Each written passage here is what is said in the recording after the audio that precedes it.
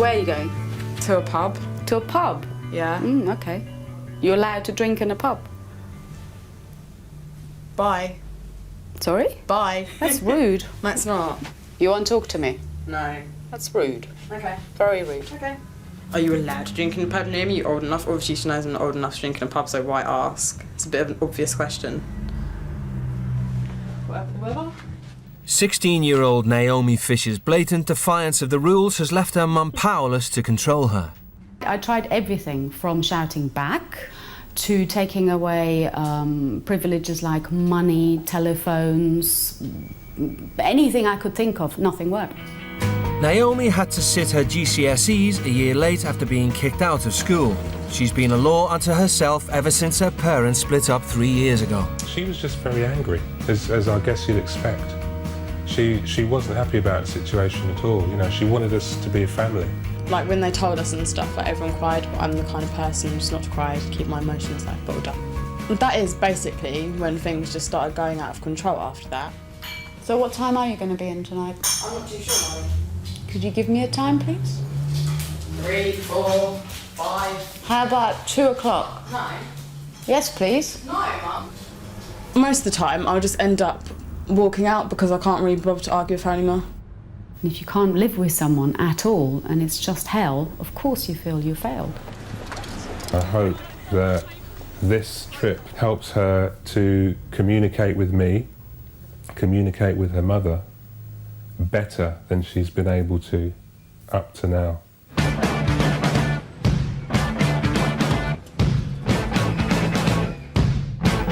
16-year-old Ross Torrey spends all of his spare time on his computer. This is my MySpace profile, and I couldn't live without it. Ross goes online every day until the early hours of the morning, and his parents are at their wits' end. Ross will gradually get more and more verbally abusive. He'll shout, he will swear. It just gets worse and worse until you eventually give in to him. A year ago, 16-year-old Ross came out to his parents as gay, but turned to the internet to meet other gay teenagers. I have found boyfriends through MySpace, found quite a couple. It's very worrying the fact that he will go and meet people who he's only met through the internet. We just have to hope that he's being sensible. Nice and sexy pants. I'd give you one. I'd grab your crutch. Despite his parents' full support, Ross has struggled to control his emotional outbursts. Who cares? Jessica is 10 years old. She is at school anyway. No, she doesn't. And why should she be subjected to continuous swearing? After he came out, it was as if all the anger came with it. All of a sudden, he had to live up to this image of being this nasty, sort of bitchy gay. I just changed myself, changed my appearance, changed everything. He'll say things like he would love nothing more than to sit there and watch us burn and die and be in pain. And then take a photo of it. Sixth former Ross refuses to lift a finger at home, but still expects his parents to support him financially. When I go to college, I expect then you to pay me £31 a month for a bus pass. It don't just a minute, shush, shut up, talking. Yes, we do pay. No, I'm talking. Bus fare for sixth form. I think he does need to find the real Ross again. I think he knows the real Ross. He knows that person because he was a happy, really loving child. Now things are about to change.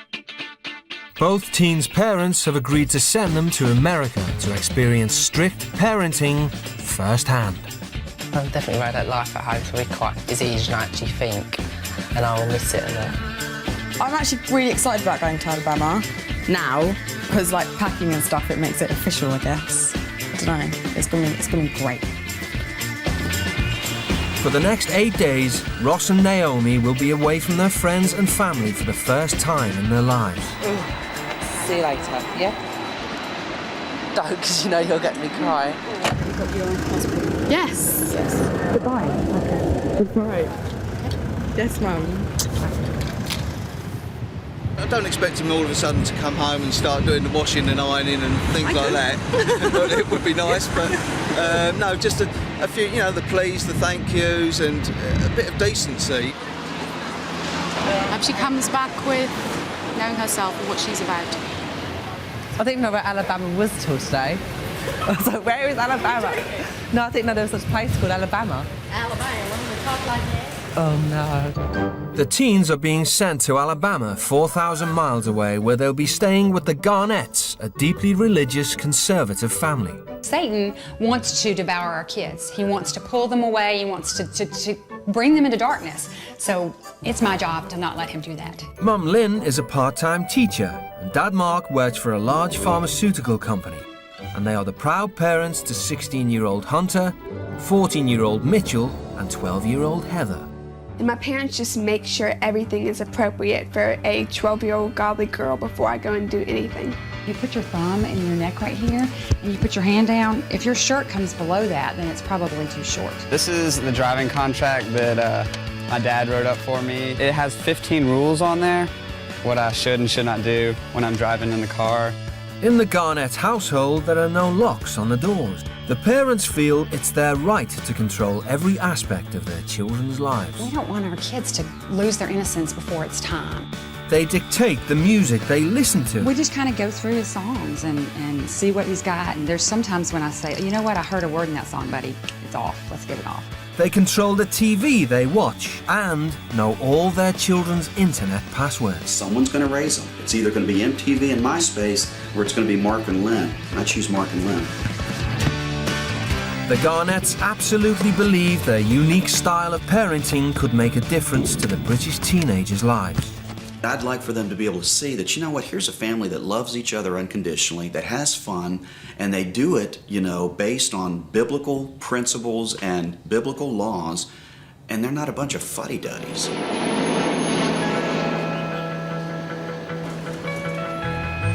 After a 9-hour flight, Naomi and Ross touch down in America. Alabama has some of the strictest state laws in America. Smoking is illegal for anyone under 19. One's heaviest. It's also a deeply religious state.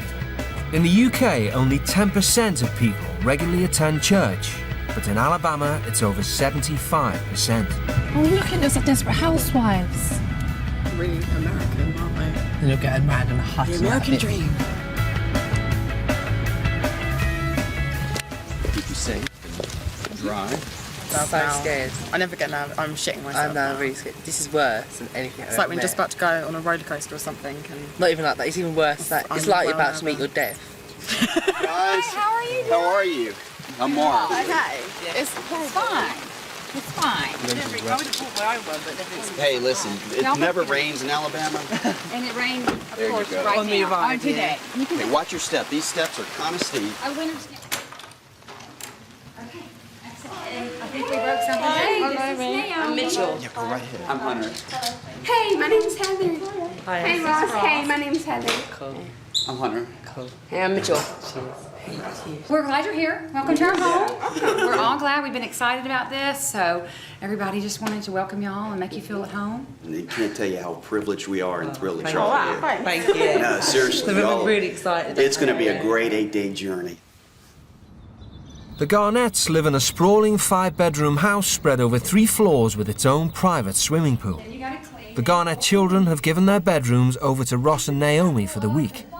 Okay, and this is Hunter's bedroom. And Ross, I think this is where you're going to be staying. You're not going to find TVs and computers in here.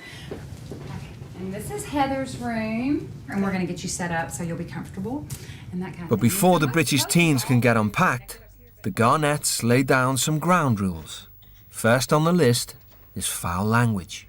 One thing that we don't tolerate in the least is any kind of profanity. No F-bombs, SH, a-hole. The nuclear bomb of profanity for us is to take the Lord's name in vain. Heather, is at an age where she would probably faint if she heard, that in our house.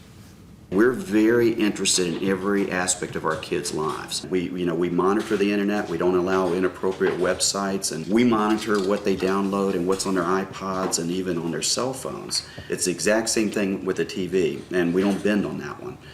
One thing that we don't allow in this home is alcohol, and we don't allow smoking. I'm going to give you an opportunity to go upstairs, and in your suitcase, if you brought anything with you that you know, and right now you know in your heart if it violates any of the things we've talked about, this is an amnesty time. It's a time for you to go get it, no harm, no foul, and bring it to us. Sound fair?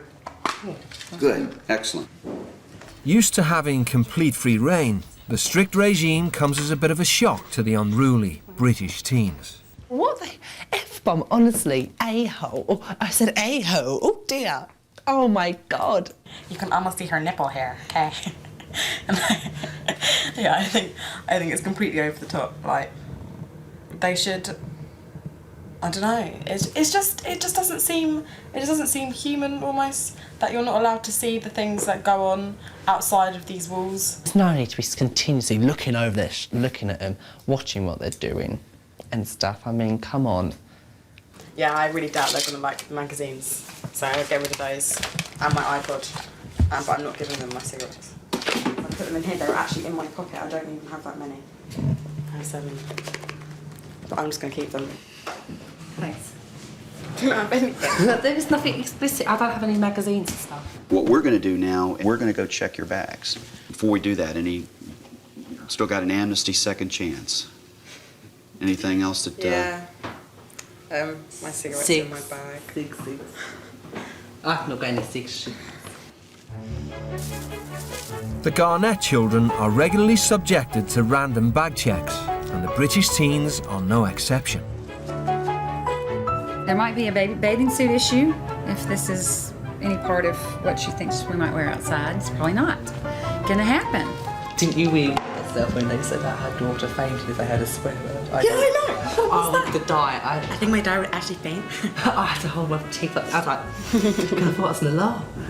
When you get, because you get them putting your head down, and I can. Just some of the things they were saying. I just wanted to laugh. You don't do it because you'll make me laugh. It's just a bit over the top. It is really over the top.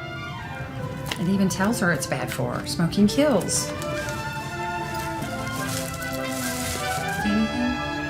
The iPod looks very acceptable.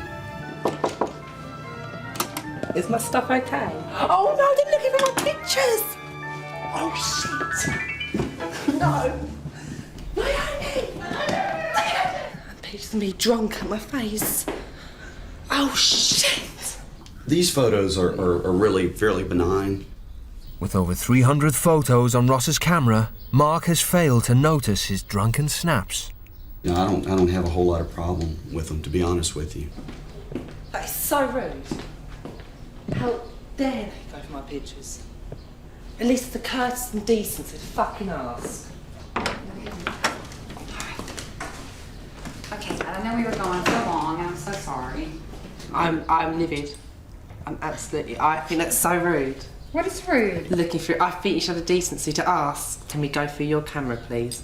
Then I would have quite happily agreed. But the fact you've just done it behind my back, I think is really, really disrespectful to me and rude. I will say this, you know, our house is very personal. And so anything that's brought into our house is open for inspection. And on this front, Naomi, on the cigarette front, let me also mention to you this. There's beginning an eroding of trust, and that's not what we want. Therefore, it's got to be earned back. I don't think it is fair at all that they've taken my cigarettes, but for now I'm feeling alright about it because I have had a couple of fags today before I came here. But I know that tomorrow all hell will break loose because I literally, if I don't have a cigarette, I can't function properly. When I was having a go about my camera, I controlled myself. But I think probably by tomorrow, latest the third day, I think I'll probably break. Despite their shaky start, Mark still believes he can get through to Ross and Naomi. They're both really, really good kids, and you can see that. It's almost like a shell, like an exterior, but it's one that's transparent, and though it's hard and it's a hard shell, you can see on the inside already, and you can see that there's so much good in there. Ross has only been in the house a couple of hours and already he's asked to check his MySpace profile. I'm pretty computer illiterate. Unlike at home, in the Garnett household, he'll be closely monitored at all times. MySpace is literally like my world.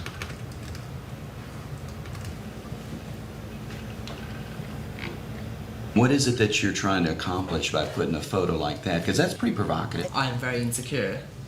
And by doing something like that, get so many good replies, it's sort of made me begin for some reason feel better. The people that reply, do you know them? Do you know most of them, or is it anonymous people? That I know just... a lot of them, and some of them I don't know. And do people ever send you messages that you find offensive?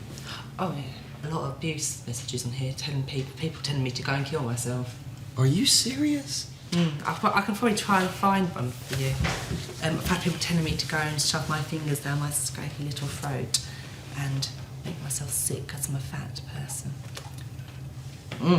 It's horrible. Well, I gotta tell you, man, that breaks my heart. People are horrible. People are horrible in here. You get some evil people, I tell you. As much enjoyment as you may get out of this, I would argue that the damage you receive from it might counter a lot of that, if not all of it.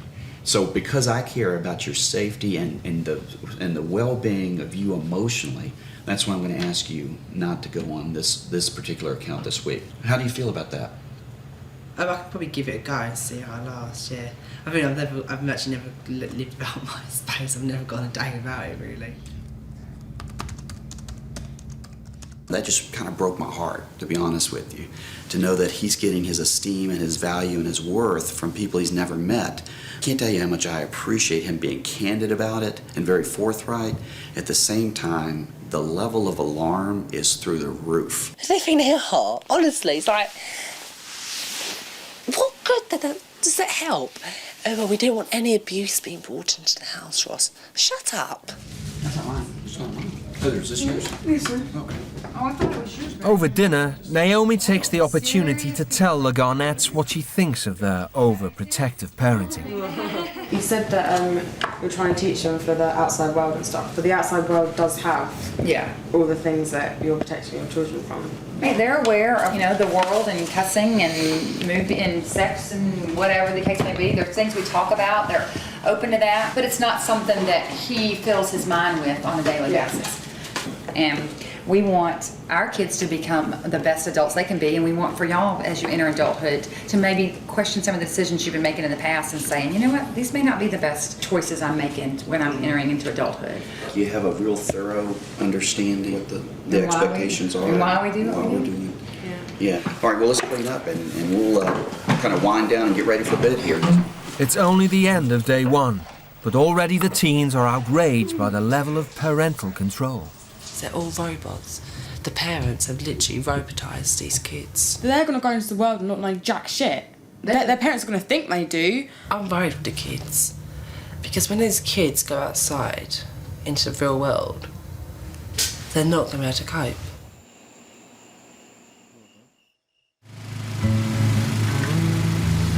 The Garnett children are on their school summer holidays, but rather than laze around, they're expected to do charity work for up to a week at a time. Do we get paid for this work today? You're helping the homeless people. It's like, okay, yeah, where's my tip? Teenagers can be selfish. We all can. But it's hard to be self-centered and selfish and caught up in yourself when you are looking at others that are less fortunate than you and realize, wow, I don't have it nearly as bad as I thought I did. Today, the British teens will be helping the Garnett's youngest son, Mitchell, who is volunteering at the Firehouse Shelter, a refuge for homeless men. The shelter is in downtown Birmingham, an area with high crime and unemployment. It's a world away from the Garnett's secluded suburbs, only 10 miles up the road. During their shift, Naomi and Ross will be answering to the shelter's manager, Melvin. Good morning, everybody. Well, they're here to volunteer. They're here to work and help out, and they want to assist in serving, and I told them that you all wouldn't mind. Far from resenting the hard work, Mitchell actually enjoys it.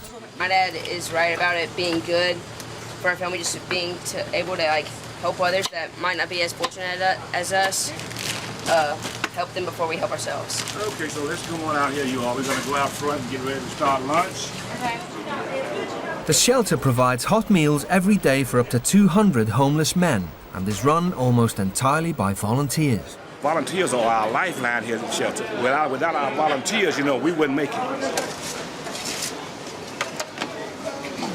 The teens are only 10 minutes into the lunch service and Ross has already given up. I've got dirt on my shoes. I've got shit on them. need some tissue. No one's getting me any. I've got to go myself.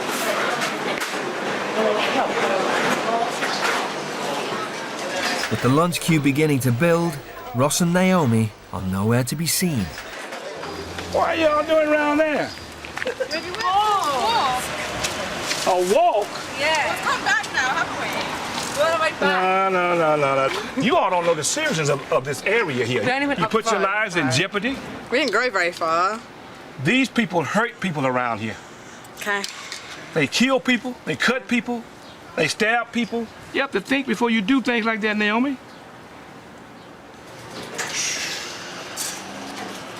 Put that bag over here and come on here. Whatever. Takes the piss! Is that gonna change it? Ross never helps out at home and is struggling to see the point in washing up for people in need. And quit using those words in here. It's a matter of respect. You may not respect nobody at home, but you're gonna respect us here in this facility. You understand that? Yeah.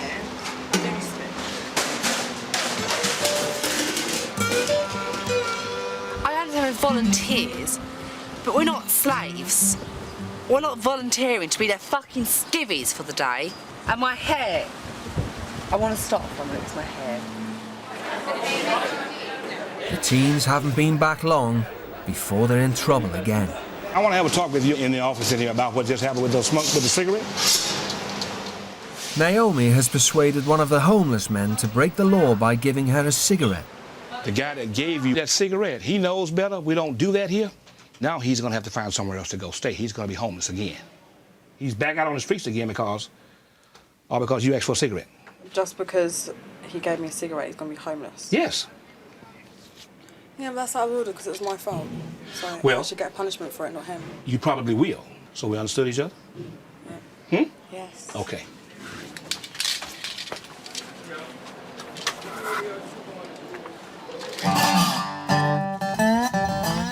It's 5 p.m. and Mark is keen to find out how the teens have got on at the shelter. I was being forced into cleaning about 1,000 pots. I couldn't cope, there was no break in between, and my shoes got dirty, and I was just so hot. Did you drop the F-bomb? Yeah, pretty hard. So you dropped the F-bomb on these homeless men? Yeah, I think so. I think they heard it. Do you have any earthly idea how offensive it is that you would be offended in doing work for the homeless? And B, how offensive it is for you to drop the F-bomb in their presence? Excuse me. Hey, excuse me, can I just have your attention for just a moment? Ross has been working here today and an incident took place that was inappropriate and there's something he would like to say to you. I'd like to apologise for my foul language, like if some of you heard today. And I'm sorry that I said it in front of you and disrespected you. And I hope that you do have a nice evening this evening. Yeah. Thank you.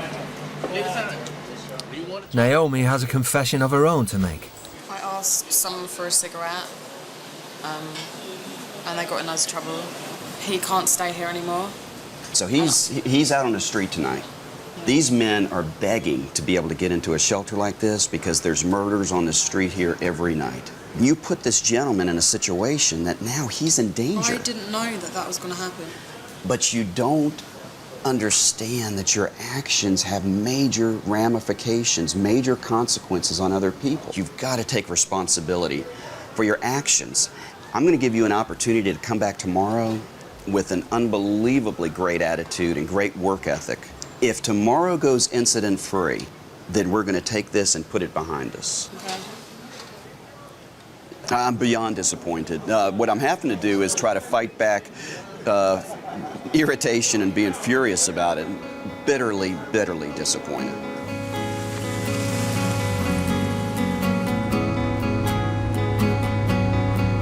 Now that man's homeless because I asked him for a cigarette. To be honest, that's completely over the top and that shouldn't have happened. And if I could go back and change it, I really would. Like, I really do feel so bad about that and I don't know what else to do.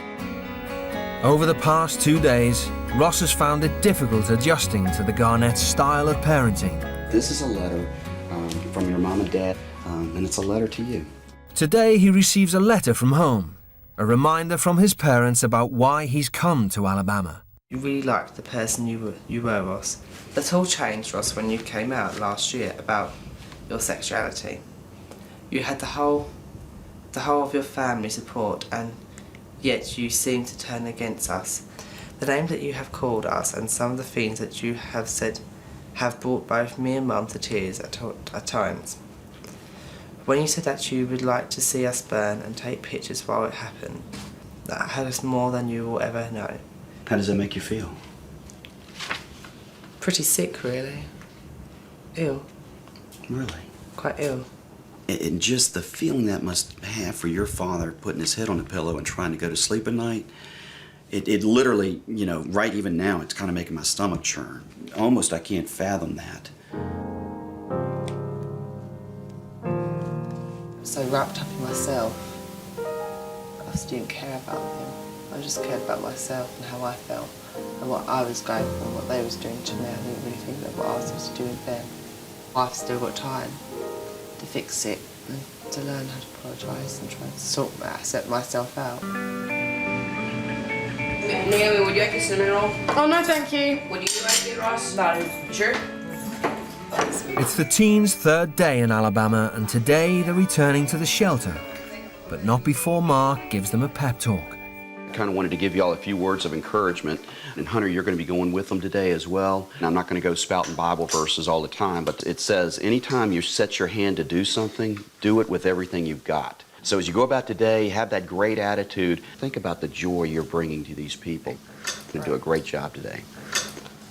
I really think I'm going to drop it. We did act a bit like sport brats yesterday. It's a bit embarrassing, to be honest. We have a lot more things than they have. A lot more things. And we still were complaining about what we were doing. Yeah. And that's not right. Like, just get on with it and do it. Let's go, let's go. Let's do this.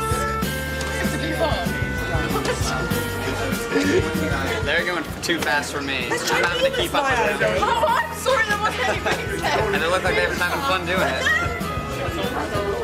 But the events of yesterday are still weighing heavily on Naomi's mind. I was just wondering if you know where that man is. That was, his name is John. And I haven't seen him, and I don't know when he'll be back here in Birmingham, or even if he does come back. But If he comes back, can you tell him why I said sorry? yes, I know. I feel like really horrible about it. Yeah. I really do. Yeah? I really do. Yeah, well, I understand. I think I would have too, if I was you. I didn't get a chance to say sorry to him, and I don't want him to like be wherever he is now and just think that I don't care, because I do care. I think you do. I'll make sure I tell him for you. Thank you. After a second day at the shelter, Mark is hopeful for a better report. So how did things go today? Went great today. Great. Yes, they were outstanding. Excellent. I just love them both. I knew y'all were going to do great in terms of your work ethic and in terms of your attitude, so y'all have knocked it out. Congratulations and thank you so much. I am so proud of you. I can't tell you how proud I am of you. That is outstanding. That is outstanding. You are awesome. Thank you. Thank you. Thank y'all so much. Y'all have done a great service today. Oh, I'm so proud of you. Outstanding. Oh, wow. Well, let's go. Y'all ready to go? Yeah. Let's go home. We're going to have a great afternoon and a great evening. Here we go, right around the left. The way he chose his words and what he said, it kind of made me want to cry. Like, not with being upset, but just with what he was saying. Like, he is so sincere and he really means everything that he says. And I don't know, like, after you've had a chat with him, you just want to like smile and jump around and be like, yay. Mark makes a point of telling his kids how proud he is of them every day.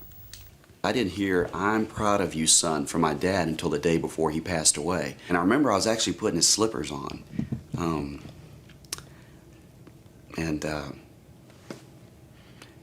I just looked up at him, and that's when he said it. He said, "I just want to tell you how proud you've made me over the years, and how proud I am of the man you've become and the father you've become." And I'll never forget that. It was great. See you later. Good evening. Bye. As a reward for their hard work, Mark has given Ross and Naomi permission to go bowling with Hunter. All right, guys, here we go. Big night out on the town bowling. Hunter, you're driving. Oh, yes. Hey, Naomi and Ross, let me just have a real quick word with you. Yep. Hunter, if you will, just go ahead and get in the car. They'll be right there, buddy. Hey, obviously this is going to be a great night. You're going to have a wonderful time. You did a phenomenal job today. We're so proud of you. But as you go out and enjoy yourselves tonight, do not forget about your responsibilities and your commitments. Naomi, I'm not going to get any cigarettes. And you know what? You're going to do. I know you're going to do great tonight. It's going to be tempting though, because really this is the first time you've been away from us completely. Where you're just going to have a chance to enjoy yourself, and I know that would be tempting, so I'm going to be praying for you. You're going to do a great job. I have faith in you. Y'all have fun. Enjoy yourselves. Yeah, y'all are going to have a blast.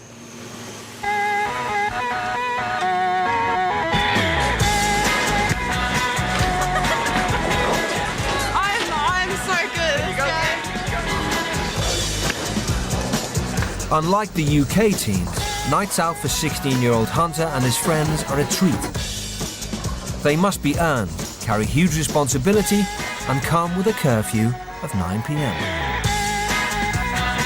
It's the first chance for the teens to enjoy themselves, unsupervised.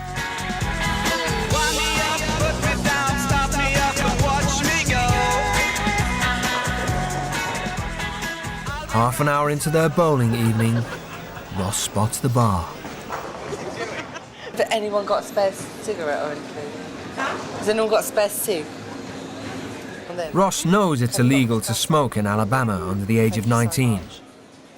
Flouting the rules is his speciality. But he's determined not to be the only one that gets into trouble. Come on! Oh my God!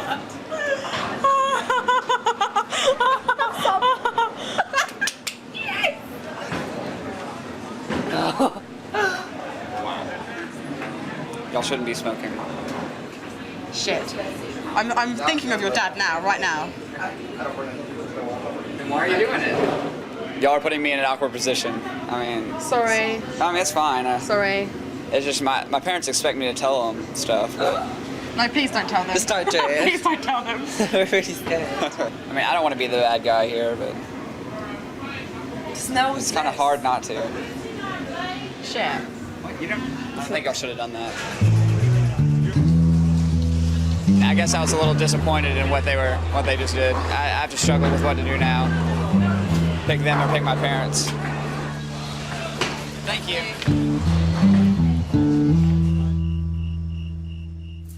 Hey guys! Hello. How's it going? Good. Tell me about bowling. I mean, nobody got in trouble? Kind of? Yeah, a little. What happened? I don't know. Do y'all want to tell her, or do you want me to? I want to hear your side, and I want to hear their side. I'll say. Okay, Ross will say. She'll get wild? We had a cig. You had a cig? Both of you? We had we both shared one. Where'd you get it? This lady. So you just asked some stranger, can I have a cigarette? Yeah. Why? You don't even smoke, Ross. What's up?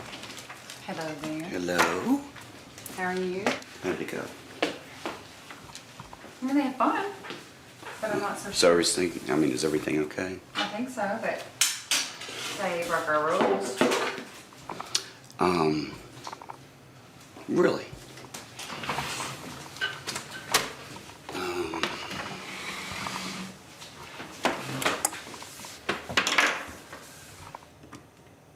Can you tell me about the conversation that took place out in the driveway? Because you looked me in the eyes, which I'd like for you to do right now, and you told me what? That I wasn't gonna smoke. I can't have you look me in the eye and tell me one thing, and then I guess, I don't know, an hour, 2 hours, however long later, just go ahead and just, drop your pants and put it in the toilet bowl. We didn't want to tell you, but Hunter obviously wanted to tell you because otherwise he'd get into trouble. So if Hunter hadn't have seen you, we would have never known. And everything would have been great, right?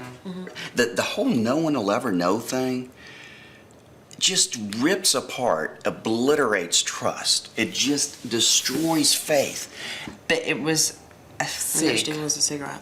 And it wasn't a whole one, it was a couple of puffs each. But that has nothing to do with it.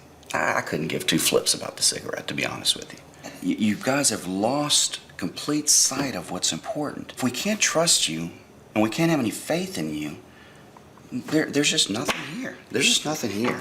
I don't see how we can lose all your complete faith and trust out of it. I don't.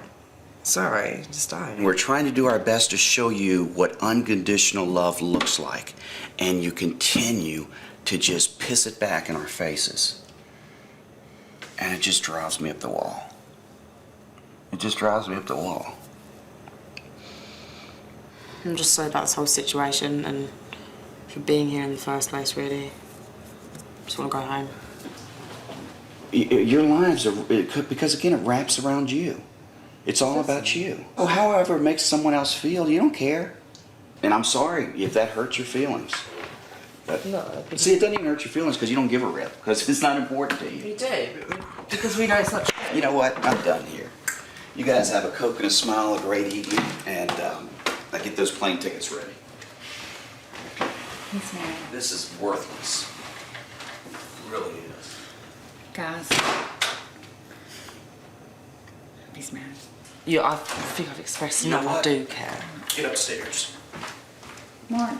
I'm dead serious. Calm Get down. upstairs. Just go to bed. And No, you go to bed. Get upstairs. That's what I'm telling Get you. upstairs, Ross.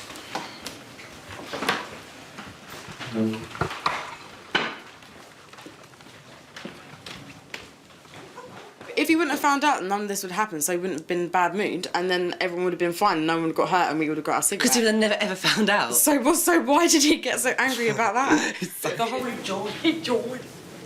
I'm sorry that he got so mad. That's what happens. He's passionate about this. I would probably handle it differently, but I also have to support him because I'm my husband.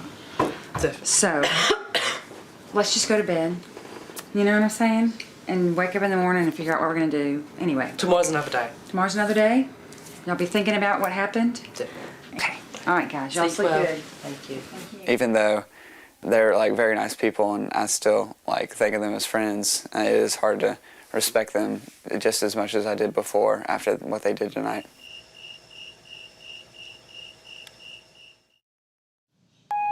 The teens are halfway through their week in Alabama. The whole experience is proving more challenging than Mark expected. Last night was bitterly disappointing on so many different levels. Where I am now in life, it takes an awful lot for me to really approach losing my temper. There was a time in the past where it didn't take much at all, but I've worked hard on that, and it really does. It takes a whole lot now. Ross and Naomi weren't on my mind this morning. It was their parents that were. As frustrating as it was for me, I realized that if I had to endure that day after day after day, I'm not so sure I wouldn't grab the white flag and start waving it as well. After a good night's sleep, Naomi has had a chance to reflect on the events of yesterday. I really shouldn't have taken it, because it was a big deal to him. Like, he got really upset about it, really upset. I just didn't really think of the consequences. It affected everyone, and it was a bit selfish, really. And I shouldn't have done it. The teenager's behaviour last night has led Mark to take action.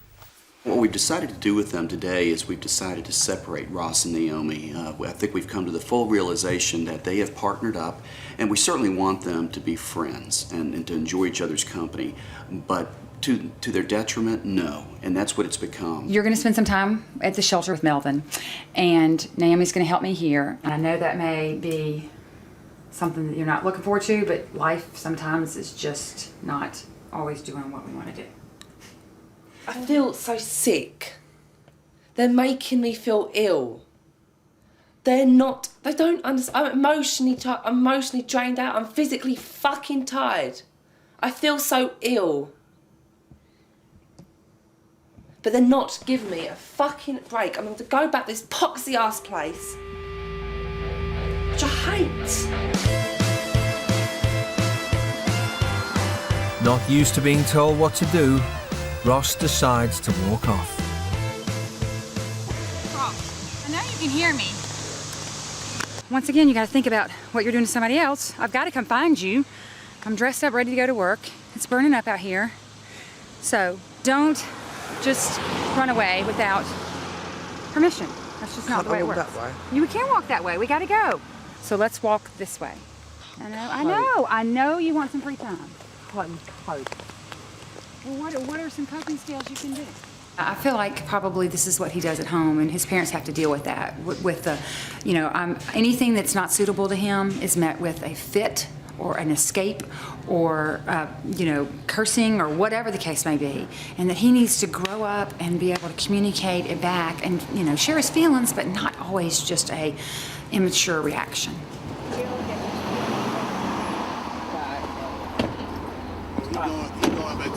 I'm back. Okay.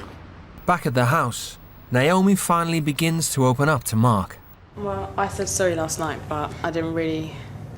I did mean it, but I didn't really mean it, and now I'm saying sorry, and I sincerely mean it, like, I'm sorry. Obviously, I got very passionate last night, and I got passionate because I care. I hope I didn't come across as being passionate because I stopped caring. No. I appreciate you. I appreciate you too. Well, thank you. Can I give you a hug? Yeah. Is that okay? Yeah. You're so sweet. I'm glad that he forgave me and that he just wants to move forward and that he's not, like, because certain people would be like, yeah, I forgive you, but then they'll just bring it up. And I know that he won't, and we'll just move on from that. Since her parents' breakup when she was 13, Naomi and her mum have struggled to communicate with each other. Today, Naomi has received a letter from home.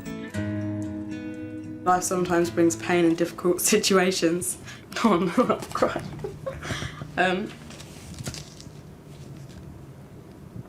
We as a family in a fair share of those. Your uncle's death, your grandmother's death, your father's illness, and your dad and I splitting up. Those were very painful times for all of us, and I'm sorry if I was not always there for you during some of those difficulties. I was in pain too, just like we all were. And then being a mum was difficult, and I might have gotten it wrong. Sorry.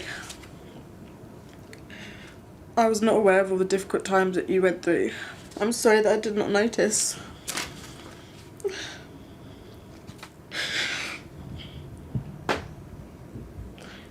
We never really, like, talk about the past and stuff, and I don't know, just because she kept on saying sorry, and I don't know.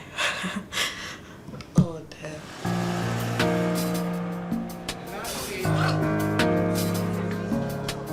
At the homeless shelter, rather than throw a fit, Ross has knuckled down. Time alone has given him a chance to reflect, and he's opened up to one of the shelter's residents. I know deep down what people are saying is true. Do you want to change? Yeah. You want to make your life better? I don't know how to change. You can learn anything you put your mind to. You learn from your mistakes. Always keeping your guard up and don't let nobody in, you're going to fall. I just learned that as a couple of weeks ago. You got to let somebody in, let somebody talk to you. You got to sit back and look, learn, and listen. That's the only way you're going to get somewhere.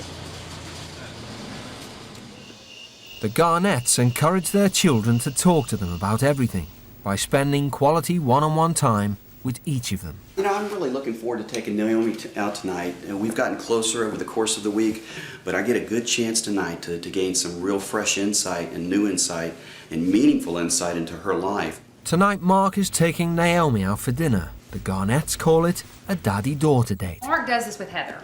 They go on daddy-daughter dates all the time. And it discusses things at the table that she may not want to discuss with me. It's just time for us to be by ourselves and for me to ask her about school, about what's going on in her life. Just really an opportunity to make sure that we're always connected. So it's always a very, very special time. After you. Y'all have fun. We'll see you guys. Y'all have a great evening. Cheers. Bye.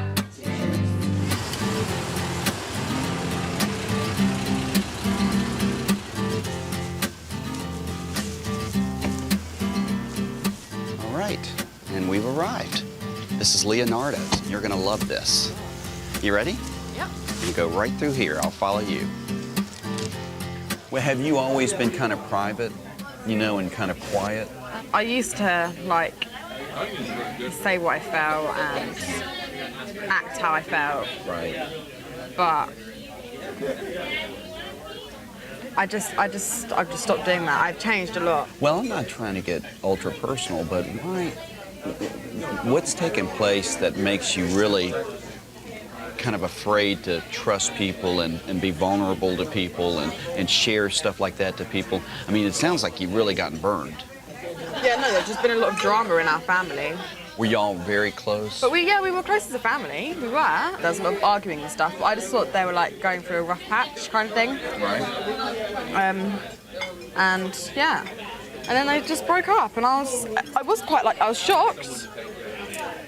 But I wasn't that, I don't know. I wasn't that upset. But I think it did break my trust for people, because my parents hadn't told me anything about it, I guess. And then I was like, well, if I can't trust you, then who can I trust? Now that your mom has written you this letter, will that change anything? Yeah, it will, but it's more just its experience, really, that's going to change things. Have you really been who you are either are or are capable of being this week? I mean, are we seeing the real you? You're seeing what I would like to be. So it's what you can be. Yeah. Yeah. When Mark asked me, Naomi, I want to go on a date, I was like, okay. I was thinking, great, it's going to be cringe, but it wasn't at all like he somehow makes it comfortable. I just can't talk to my parents about stuff, right, like that. I just clam up. It's not like natural to me. Back at the house, Ross has been doing some soul searching and is finally coming to terms with his behaviour. So full of myself that I've just not cared about anyone else out there, not anyone else's feelings. And like they say, I think everything revolves around me. It's true, and I brag about myself. It's horrible. It makes me feel horrible. It's a habit to to treat people unkindly. It's a habit to be self-centered. It's so they die hard. It's time for the little boy to sit down, and this real man needs to stand up, and he's becoming a man, and he needs to be able to stand up and do that. Mark's personal experience has taught him how difficult the teenage years can be. I drank to excess. I developed a dependency on alcohol.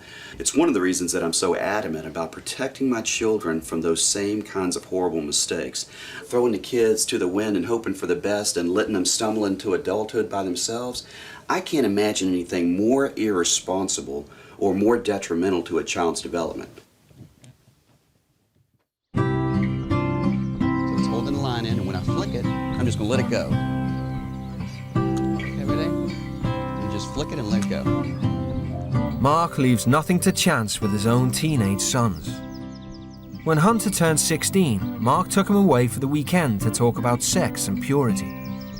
I learned so much about him when we're together just one-on-one. It builds the trust in each other, it builds our relationship, but it's also just a critical time for us to be together and get away without distraction in order to talk about really, really important subjects as they cross that bridge from adolescence into manhood. With only one day left before the teens return home, Mark has taken Ross away to have the same frank discussion. Nice. Hello, Fish. Fish meet Ross. Ross meet Fish. So there's your friend. Can I hold him? Yeah. Now, try to grab him like I did. So hold those fins so they don't come back and nip you. Ah! Ow! That's okay. We're going to put him right back in. There you go, buddy. Throughout his teenage years, Ross has struggled with his low self-esteem. I've never been in a relationship longer than about a month and 2 weeks. Have you met all of these guys on MySpace? Yep, but some of my friends knew. It's really rare that anybody makes a meaningful meeting and has a meaningful relationship through the internet. Obviously, being gay, it's not as easy as it being straight, because how often does a guy come up to you and go, oh, hi, what's your number? I'll just say yes to people because I'd feel wanted. Much like yourself, in my life, I was constantly seeking fulfillment and to raise my esteem and to boost my confidence through anything imaginable. I would chase anything, whether it was relationships, whether it was, something like alcohol. I made horrible decisions. And I was a good kid, but I made horrible decisions. You're a good kid. You're just not making great decisions. But just like me, you can make a choice and you can begin to change, and you're doing that this week.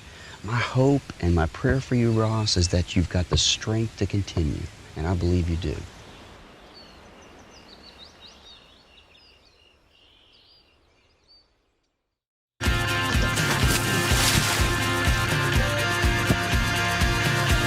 It's the teenager's last day in Alabama.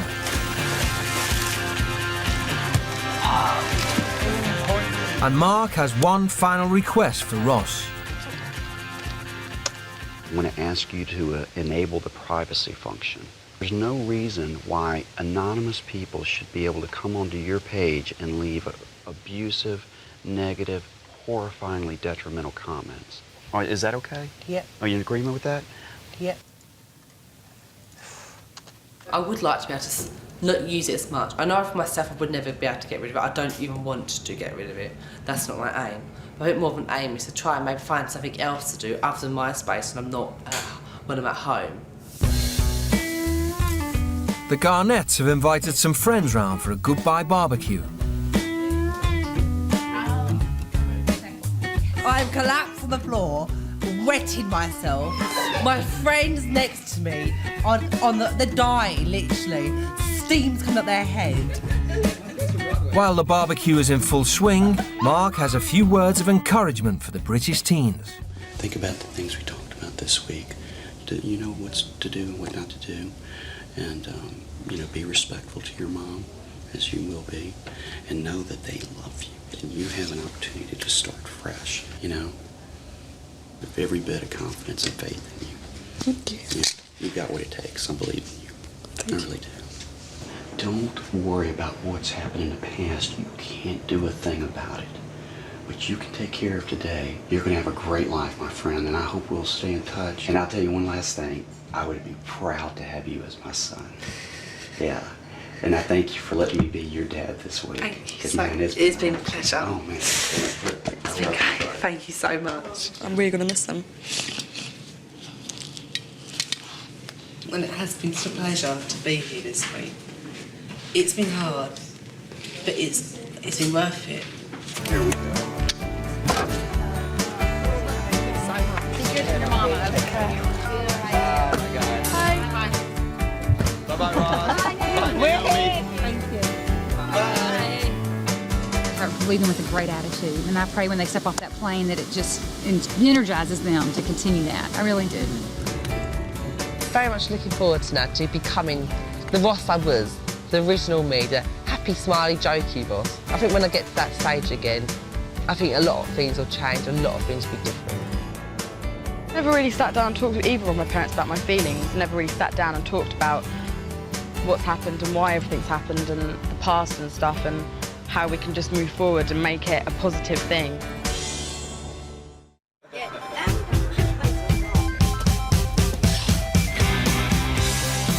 Hello. New shirt. Missed you too. Hi, Dad. Hello. My new Ross. I'm sorry for what I've obviously been like in the past. It made me realise to say thank you more for stuff. Because the kids out there, well, it's just like, I think the only words I've ever heard them say is thank you, ma'am.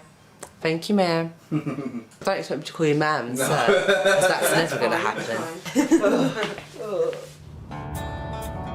First thing I'd really love from her is a hug. A hug and a cuddle, and I hope she had a good experience. I really hope she found another little piece of herself. Oh my gosh. Okay, careful. Oh, happy birthday, darling. Thank you. It's not my birthday. It was yesterday. I spent my birthday on a plane. Oh no. There you are. What have I learned? To not be so selfish, to think of others before myself. The consequence of my actions. I'm just going to try and treat you nicer and like help you more around the house and stuff. I missed you. I missed you too. Did you? Hello, baby. I still have you back.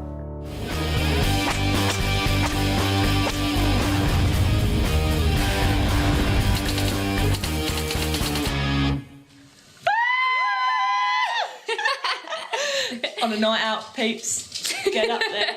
16-year-old Charlotte Hart is beyond her parents' control. She's left her food. Obviously they've been drinking because you can smell it and it really stinks.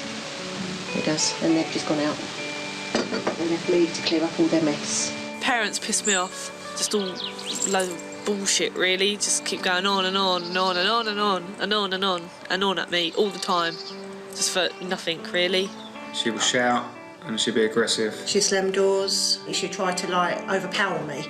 And I think she knows she can overpower me. It just irritates me so much. She's just so stupid. She just walks all over me, doesn't she? She's got no respect for me, none whatsoever. It's tiring, it's draining. Complete battle. That I'm not winning.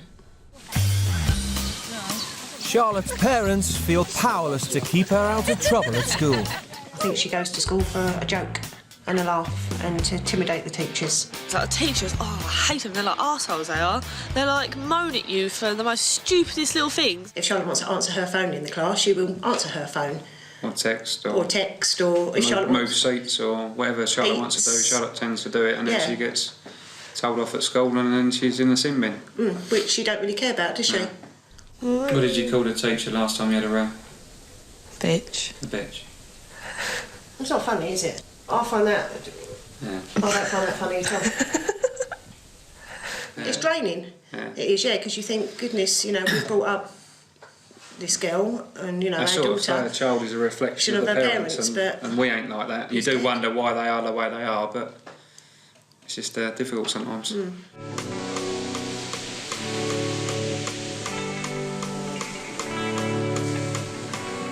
I'm the reason why everyone argues. I'm the reason why everything is bad since Dad buggered off. 17-year-old Sam Northage is an angry young man. I haven't called you a bastard. I haven't said that you are lazy. I do value you. I care a tremendous amount about you, and I am just trying to be a mother. I'm not saying I'm the worst person in the world, but I don't want to be here. I've never, ever, ever wanted to be with this place. I'm fed up with this. I just feel at the moment it's like a volcano inside Sam. He's a lot more aggressive to Mum. If Mum says no, he'll just do it anyway. I stand up for myself and I don't just bend over and take it whenever someone makes up a rule. Sam is from a devout Christian family, but since his parents split up a year ago and his father went to live abroad, he's lost his faith and his mother is struggling to control him. I have been a strict parent, but in the last year since his dad left, he's been pushing the boundaries. If I've got the choice, I will stay out pretty much every single night and, like, just don't really go back there unless I need the toilet or need food. Despite his mother's difficulties running the home alone, Sam has all but turned his back on his family. Chad, give me a lighter. Oh, yeah, got it, mate. My mates, I would consider to be my real family because they're the ones who are with me all the time. They're the ones who are always there for me. So these guys really are my real family and not the people who I just live with. I've spoken, that's the end of it. I'm not having it. I don't fucking care. He's just pushed and pushed at the boundaries. He won't take no for an answer, really. Like that. Well, I don't need that top. Now, in a unique experiment, both families have agreed to try something different. Look at that hideous mugshot. Oh, scary. That's not a good picture, mate. They have decided to send their teens abroad to live with new parents. She'll be all right for a while, and then when she don't like something, she'll go mad, have a little tantrum.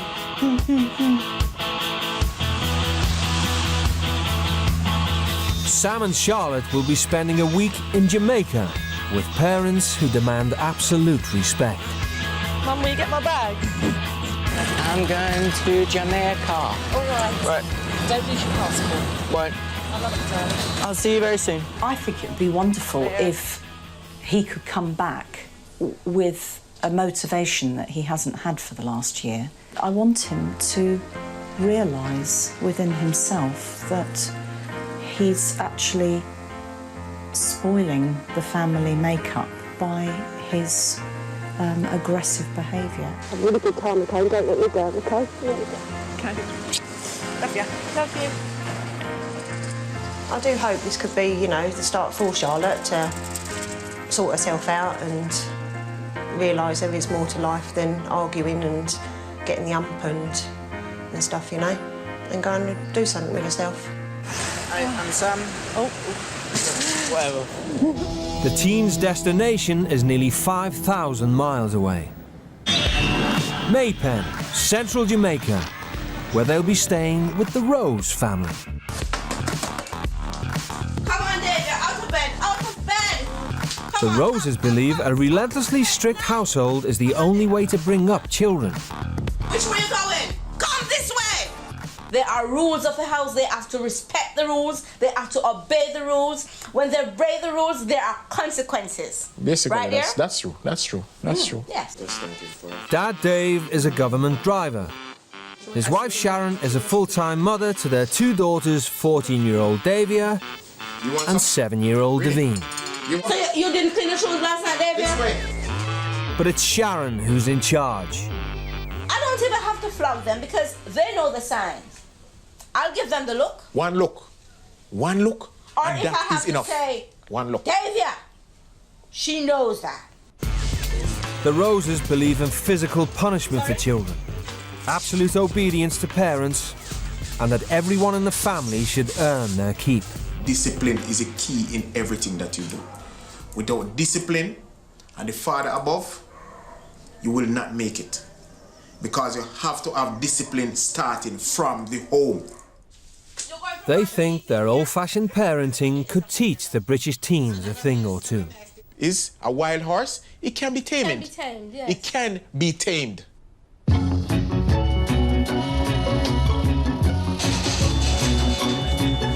Check it out. For the next week, Sam and Charlotte will answer to the Rose family and live as if they are their own children. Has it actually sunk in yet that you're in Jamaica? Yeah, it's not a holiday, is it? I know it's not a holiday, but it's Jamaica. Maypen is a 2-hour drive from the airport into the island's interior. Jamaica is famed for its beaches and party atmosphere, but where the teens are headed, there is neither. Well, well, well. Come on, guys. Come on, guys. We have been waiting. How is everything? Hi, Sam. Hi, Charlotte. Hi, Charlotte. Hello. Okay. Here's your mommy. The Roses live in a modest bungalow. This is your house. Charlotte is bunking with Davia and Davine, while Sam has a room to himself. This is your room, Charlotte. And those are your sister. The family, they seem very, very nice. And it was excellent. I was a little bit nervous about meeting them because I didn't really know what they were going to be like, but they seem excellent, so it's going to be good. Okay.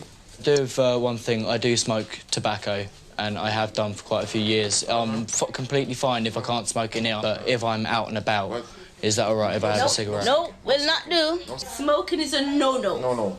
We don't smoke. We don't smoke, we don't drink. We talk about it in the morning. Well, that might be a bit of a problem. And I mean, to be entirely honest, I'm willing to take any punishment they want to give me for smoking. I can say I'm not going to be able to go the whole 10 days without smoking. The teens have only been in the house a few minutes, but already Sharon thinks she's got their number. Charlotte, she looked fragile, but she's frightened. You know, new environment. I mean, Sam, he doesn't look like a normal child. He needs to be fixed because there's no way I could have Sam under this roof looking like that because he doesn't look like a normal child.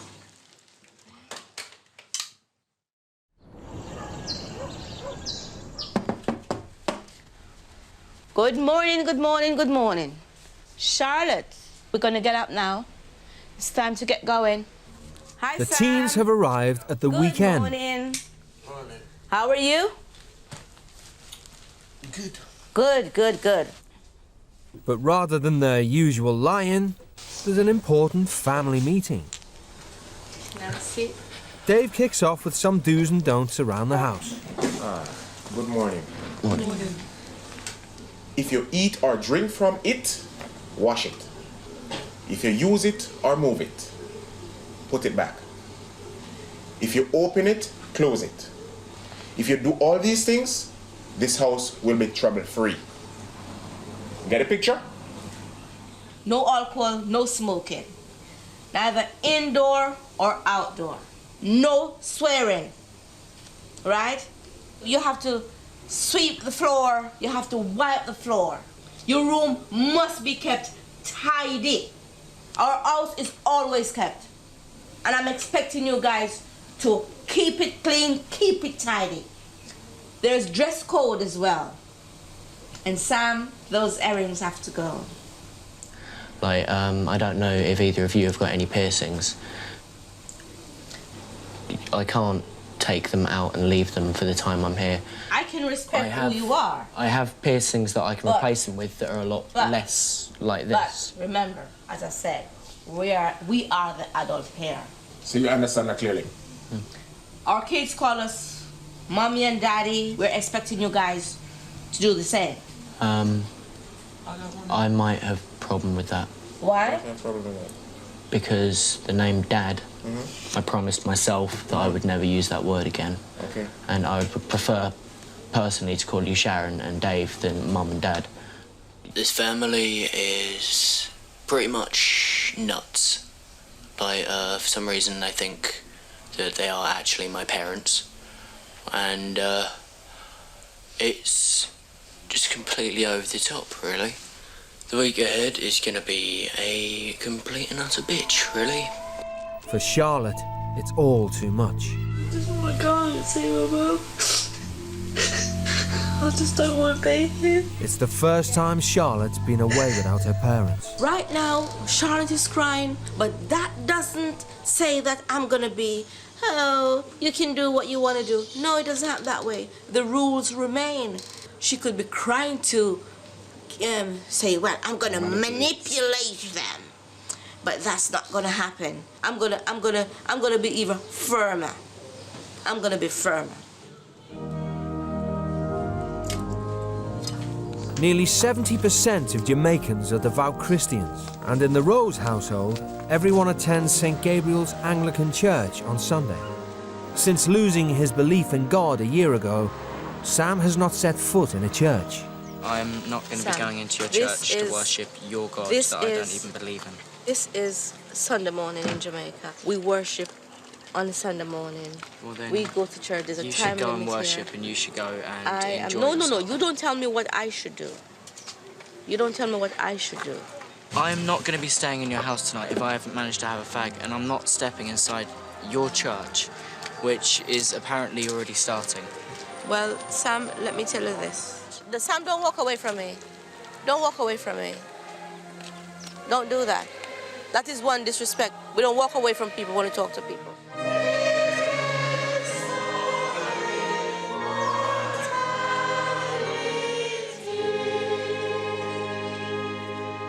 Father, Son, and Holy Spirit. Hallelujah. Hallelujah. And blessed be his kingdom, now and forever. Amen. I am not taking shit from this family. I am not being told that I'm not allowed to have my basic human bloody rights when I'm out in Jamaica because it's not in their house rules.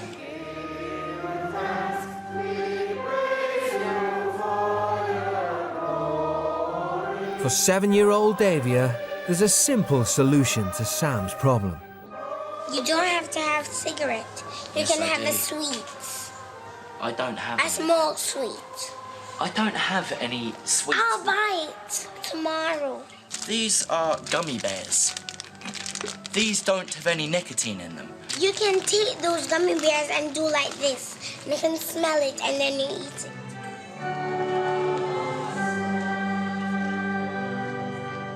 I did not come out here to visit the world of Sharon Rose. I am not here wanting to just bend over to all of Sharon's rules. Let me tell you something, Sam. Listen, if you continue like this, you'll be in bed for 7 o'clock. Please. You're acting like a toddler. You're Fine then, I'm a toddler. I'm an immature little child who is 17 years old. You don't act like a 17 years old. And this is church, and you're gonna respect church. This is place that I have worship, and this behavior will not continue here. Right. So zip it up now, and that's it. That's my final word. This is my final word. Apparently, there is not going to be any compromise. I am the silly little child, and she is the wise, brilliant adult who knows everything in the world about me. So I have no say in it. I am not smoking the entire time I'm here. I can have a nervous breakdown and end up a gibbering mess. I'm not having a fag while I'm here.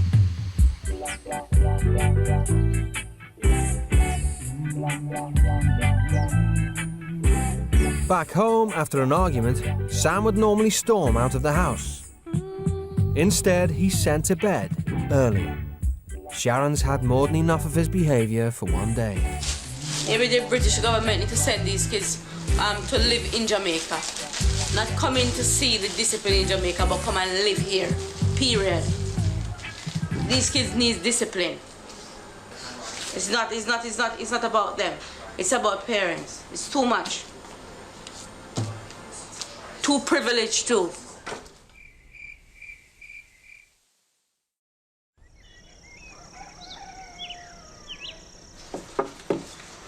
Hi, Sam. It's a school day. Sam and Charlotte have been in Jamaica for 2 days and haven't yet been out alone. Today, the Roses are sending them to school. Are you finished? No, not yet. Uniforms are obligatory, as is pride in your appearance. Well, it ain't gonna be good because you made me rush it. Every few seconds it's do the job faster, do the job faster. Sam, are you through? Should I iron the trousers as well? Yes, you have to iron the trousers. Seams must be in place, very straight. How do you think you look? Green. Green. Sam is still smarting from his run-in with Sharon. He now has a new strategy for getting through the week. I just want out, and actually trying to be a unique individual in this country is not allowed. So you need to just blend in with absolutely everything else and shut the hell up, basically, if you want to actually get by. If you actually try to be something that's unique in this country, you basically are screwed. Sorry, are you doing funny? I know I look really funny, but for fuck's sake, look at you.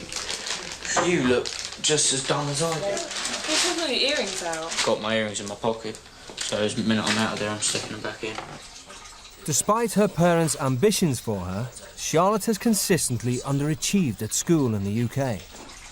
I just see schools free babysitters during the day. Like, parents will go off to work, don't want to leave you at home. I'll send them to school. But Charlotte did manage to take her GCSEs despite her negative attitude. She could have done a lot more better at school than she has done, because Charlotte just went to school really, I think, basically to be the class clown. I don't really see the point of school. If you don't want to learn, then I don't think you should. Like, some people would prefer like going to work and stuff. So, what's the point of going to school if you don't like it? She is a bright girl who could do so much better, but she can't be bothered. In Jamaica, a state education is seen as a privilege rather than a right. For Sharon, underachievement is not an option. In Jamaica, you go to school to get an education, to be a professional person, have a job. Education is a key to success. Charlotte and Sam are joining 14-year-old Davia at Denby High. It's the local secondary school and Principal Joan Wint runs a tight ship. This school has a reputation for being a strict school and a disciplined school, and also a successful school. There are great things that can happen to you, that can happen to you, and that's what Denby is all about. So we have rules and we have regulations, and the students have to abide by them, or else there are punitive measures. Do you understand what I'm saying? Yeah.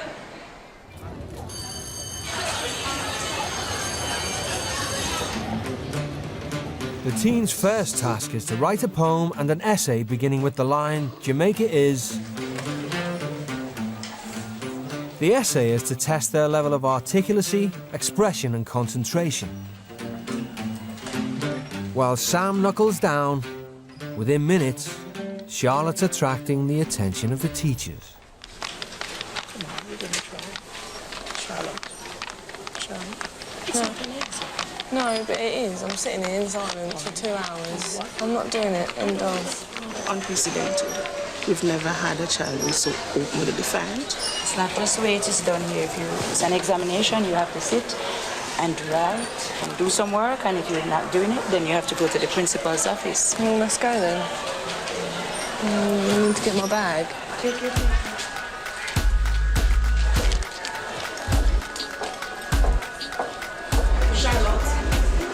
Did I hear that you are not writing the exams? Yeah. You don't have a choice. Yeah, but I've just done It doesn't matter what you like or what you don't like, is what is required of you. Why? You can't force me Listen to do me. it. I cannot force you to put your pen to paper. So why are you punishing me for it? It's not punishing. Is it something that is outside of your competence to do? I don't understand that. Is it that you are unable to do the exercise? I'm not stupid. I just don't want to do it. Exactly. So you are just being defiant. Please, let's talk in my office. You either decide to do it, or at the end of school you will sit and do a detention in which you will write the exam. Take your hand from your hips, please. Thank you.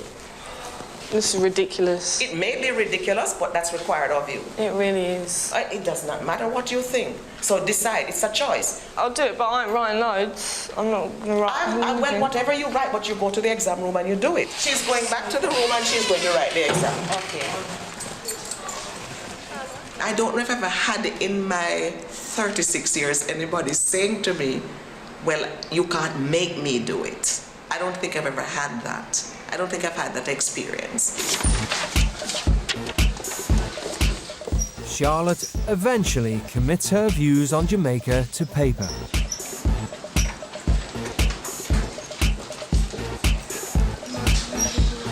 And finds that once she starts, she can't stop. I wrote well loads, actually. Didn't write what was meant to write, I just wrote about how I felt, and I feel better now for writing it all down.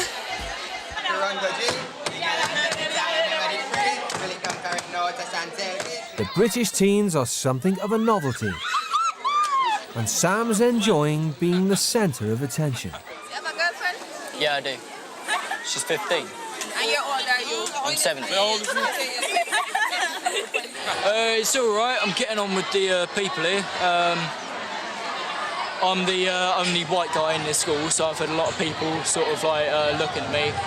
Because I'm wearing this hat, everyone thinks I'm a Rasta. I mean, when I'm back in England, I'm hardly the most popular person in the world. I mean, I've got plenty of mates and I've got all my own mates, but if I started a new school back in England, I wouldn't have all these people crowding around me asking me all sorts of different things. The teens have only been at the school a few hours and there's a problem. Sharon has been called back in by the principal. The essay that Charlotte wrote earlier is a direct challenge to everything Principal Mrs. Wint stands for. Her language. She doesn't know why children are respectful. Yeah, respectful my ass. The people back home don't take no shit, so I don't see why these children should. Today Sam looks like a total dick. And again, she's pissed off and she's not taking no shit. This whole thing to my mind is disrespectful. The fact that what she wrote was unacceptable, and the school does not put up with it. Could you ask Charlotte to come in? Thank you. Have a seat, Charlotte. How do you express annoyance? Do you think that annoyance should be expressed in appropriate ways? Like in appropriate ways? In appropriate ways. Was your annoyance expressed in an appropriate way? No, miss. Why did you choose to use inappropriate language? Because I was annoyed, really. People who use inappropriate language, expletives, filthy words, what does that tell about that person? That they're not a very nice person, really. Who does it reflect on worse? Your home or yourself? Myself. Yourself. Do you hate yourself? No. No. So why do you want to do yourself something that is negative? You shouldn't, eh? No. It's about choosing. You know what's right, you know what's wrong. And in your annoyance, you thought of hurting somebody else. But in the end, it was your reputation that got hurt. You see? So I want you to think and be more responsible as you make your choices. I think you deserve to apologize to Mrs. Wilkes. Sorry. No. Come on, a good apology. You addressed her. I'm sorry for what I did, it was wrong. You addressed her, Mrs. Wilkes. Mrs. Wills, I'm sorry for what I did. It was wrong and I shouldn't have done it. And it was unfair to the other pupils around me who could hear me. And I shouldn't have done it. You should learn something about yourself, that when you become fearful, you become easily angry. Yeah. So you know that's something that you have to work on. You know? At my school, if you've done something wrong, they'll just say, like, oh, a detention. No one would really talk to you about it. It'll probably happen again, but he'll, like, talk to you and make you realise what you've done.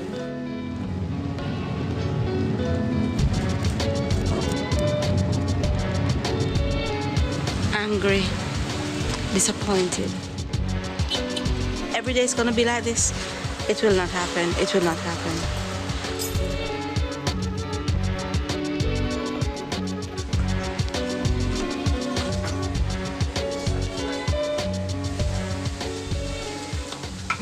This is how you do it.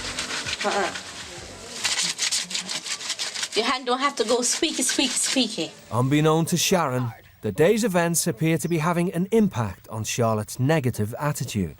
I'm sorry about today, Sharon. Are you? Yeah. Really, really sorry? Yeah. How do you think I feel today getting that phone call after we've been through all of this? Disappointed. Very disappointed. Because, you know, I knew you were nervous, but I said my Charlotte is going to go out there and represent me.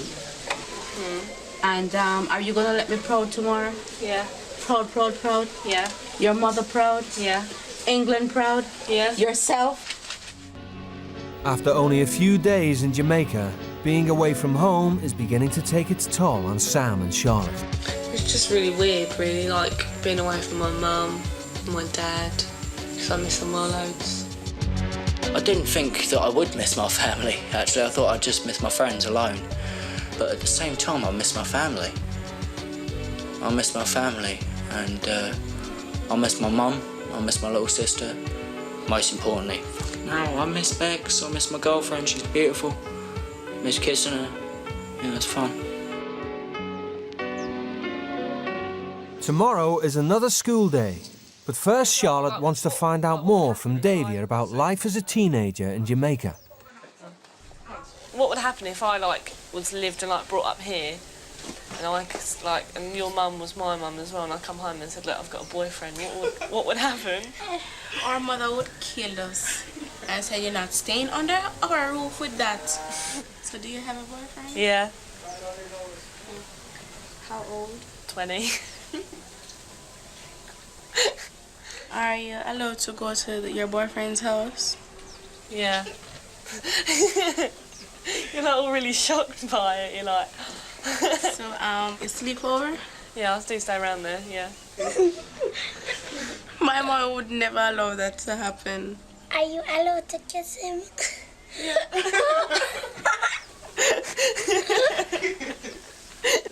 But my parents were all right with it, really. You love him? Don't know, really. That look like a no. Are you sexually active? Yeah. Yeah. Devin want to know if you use a condom. You use one? Yeah. Well, you got to. Otherwise, you get something or get pregnant. So if I was your boyfriend, I never ever do those things.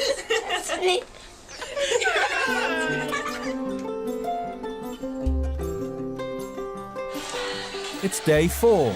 The teens are halfway through their experience in Jamaica. How are you feeling today?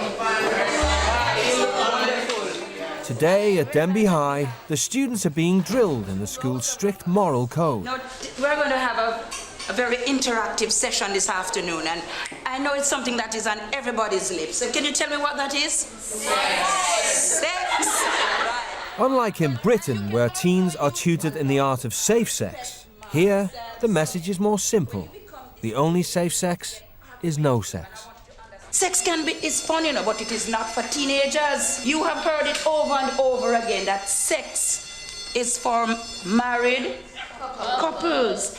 It's no to alcohol, it's no to sexual advances, and it's no to drugs. And to help our teenagers say no, the Jamaican government has come up with 101 helpful lines. Read one for me, sir. Stop now. Stop now. He's touching you. You are going to say stop now, and what you have to be emphatic about that. No means what? No. Right. Read another one for me, Sam. I want to break up until you can wait. I like that one. I want to stop that now. I want to stop sex now. Just take a look at something that I have this. Look at this. This is how our bodies can be tampered with. That's disgusting. This is a pus that is coming from the penis. His penis burns. Do you see this? You don't like to see it? Right. I'm sure you're going to go out there and be the vehicle for change and have super, safer, sexual skills. What they're teaching, I think, is absolute bull. Like, they're basically brainwashing them. if I believed what they said here, the minute anyone has the very first thrust of sex, they've got AIDS and they're already pregnant and they're already going to die very, very soon. People just say like bollocks to that. Sam has a reputation for coasting at school, but at Denby they've noticed his talent. The poem he wrote yesterday about fatherhood has been singled out for praise. I want to share with you a poem.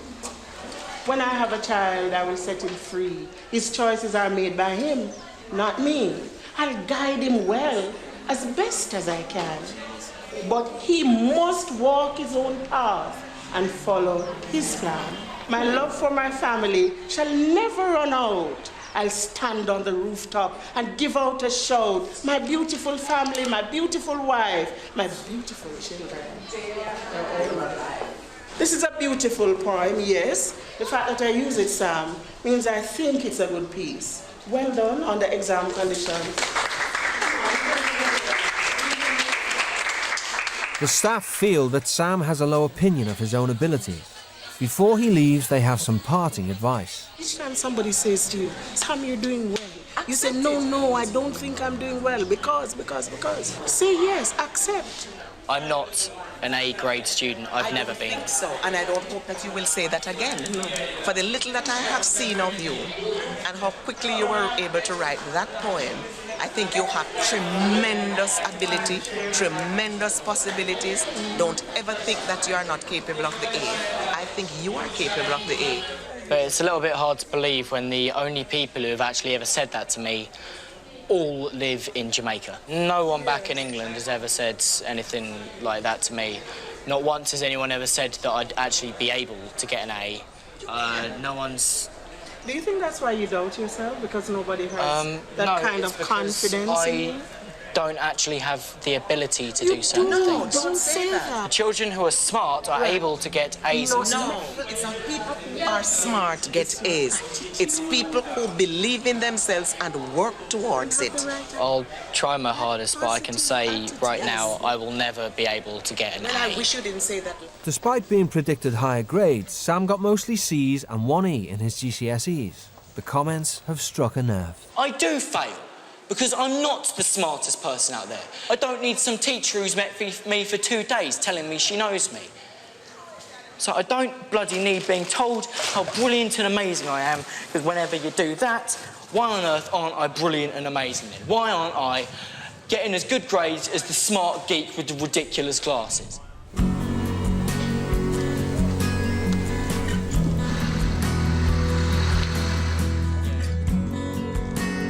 Later on that evening, Sam's in a more reflective mood. My dad basically was a genius. He was one of the smartest guys you'll ever meet in your life. And he was a complete and utter bastard. He was constantly belittling me and making me feel like I was totally stupid. It's basically led me to the point where I don't want to be intelligent. I don't want people to think I'm smart. I want to be someone who is at the lower end of things. So that way, I don't get told that I have to achieve up this point.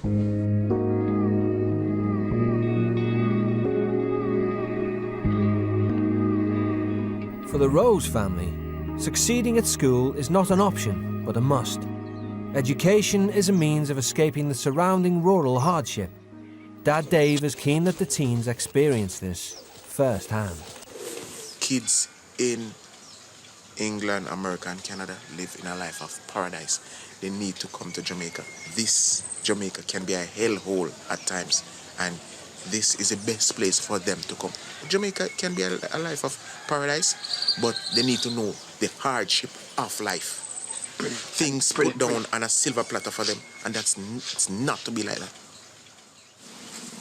The Roses may have a comfortable life by Jamaican standards, but their extended families still rely on the land to survive. Today, the teens are being sent to the farm where Sharon grew up. This is where I've worked. My family worked. This is how we gain money to put food on our table. And since Charlotte and Sam is a part of my family, there have to be work on the farm to see what the farm life is about, how we can do things as a family.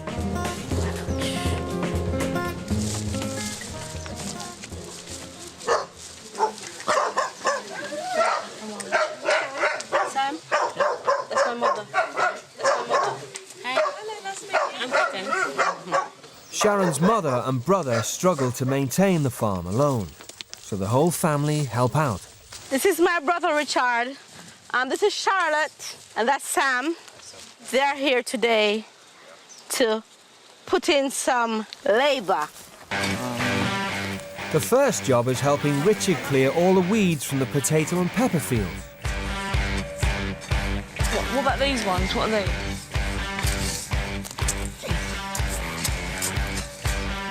Your hands are soft, Sam, and a boy hand's supposed to be hard, rough.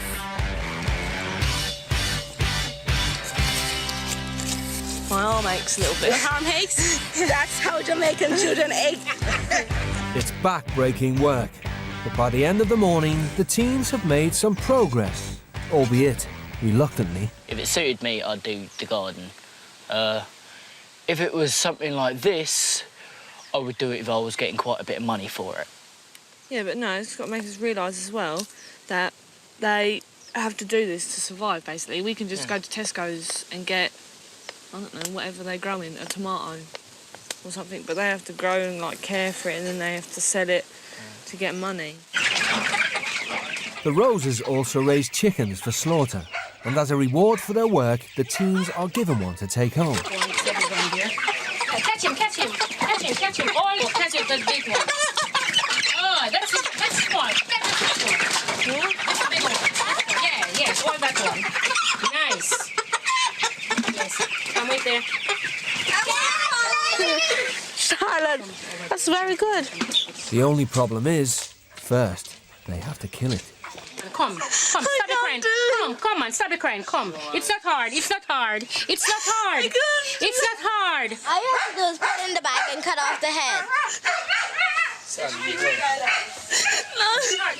Oh, what? What are you going to do? Water running? Well, I'd prefer not to hold the head. I don't want to be holding a severed chicken head.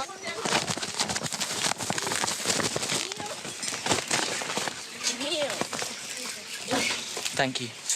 Right, where am I going with this then? It's horrible. I'm not gonna eat chicken anymore. I'll say that, I probably will. Probably go home and have KFC or something. Sam and Charlotte have been in the Rose household for 1 week and are now finally starting to feel at ease with their new family. These are just trying to torment me. I must say thank you. Thank you very much, You've guys. made this dinner possible, and you know, you guys, you did a marvelous job today. Thank you. And I must say thank you. Here you go, Sam. Wow, thank you. You're welcome. Thank you very much. Read it. How much is on it? It's 500 Jamaican dollars. 500 Jamaican dollars is equivalent to just under £4. Good chicken. Their thoughts about Sharon are starting to change too. I think she's all right. You just like talk to her and tell her how you feel and stuff, and then she understands. She's not a bad woman. She just don't take no shit, basically. And I do take back things that I said about her. She's a good woman, and yeah, she's cool. I like her.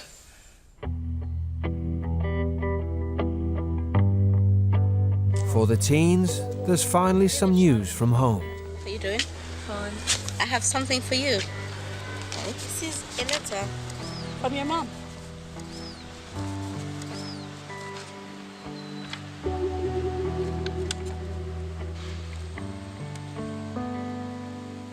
Me and Dad think the world of you and are so proud of you for what you have done and love you more than anything in the world.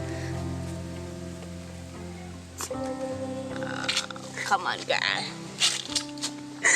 I just love her so much. Oh, that's good. That's good. That's the spirit. This is love, right? Good, good, good. She was like, oh, you shouldn't come here, Div. That like upsets me when you shout and swear at me and stuff.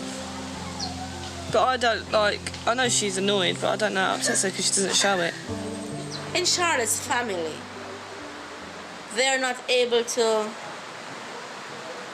have family discussion because Charlotte would just walk away. She needs to stand up, face it, say, this is what I'm feeling. She realizes that, you know, her hunger and whatever, it put her nowhere. Come on, baby. I'm so proud of you. Are you proud of yourself? Yeah.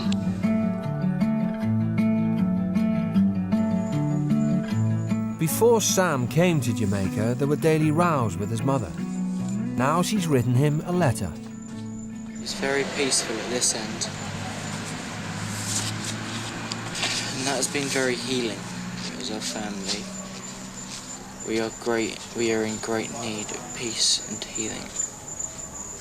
We have all been through a lot, but the only way we are ever going to get through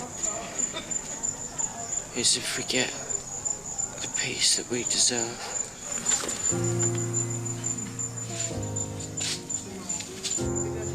It's basically just saying that she really doesn't like the way that I've been back home. And that she really doesn't like who I'm becoming.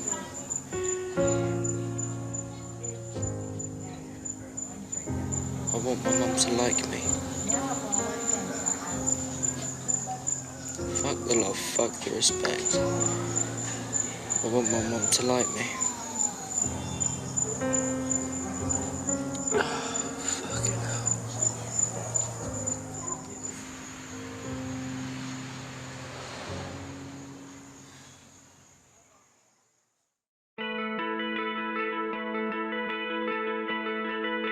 Come on.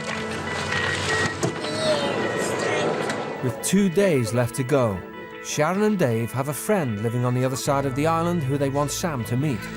His father also walked out on him, and they think Sam could learn from his example. 19-year-old Malachi Johnson lives in Portland Cottage in the southern hurricane belt. By contrast to Sam, he's shouldered responsibility for his whole family, despite facing extraordinary adversity. The Roses hope the meeting will be a wake-up call for Sam. Okay, Sam. Meet my friend here. And he's a very good person. He's only 2 years older than you.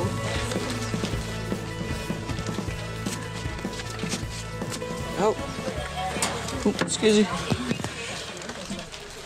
You can take it all off.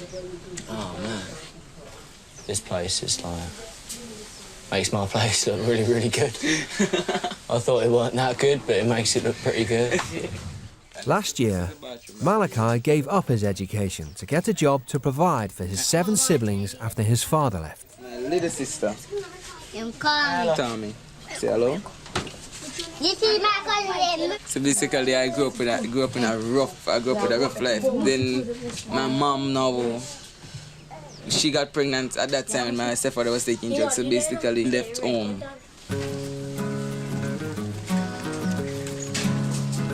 Amazing, it's so different. What motivates me the most is my family. That's what motivates me the most to get a job. That's what motivates me the most. Sometimes I feel like sorry, but sometimes I said, God knows the reason why I put me in this position.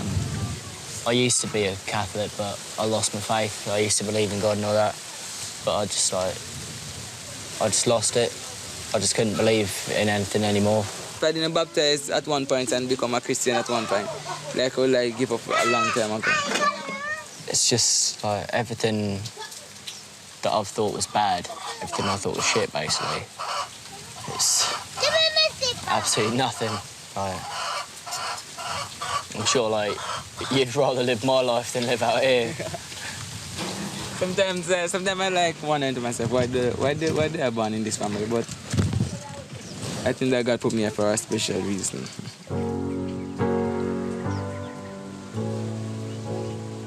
This is made fucking coming here is made like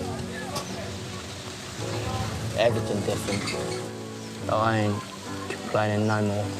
There ain't nothing to complain about. I'm gonna basically just not be such a little whining twat. I really have been, I think. Don't know what on earth to say, man.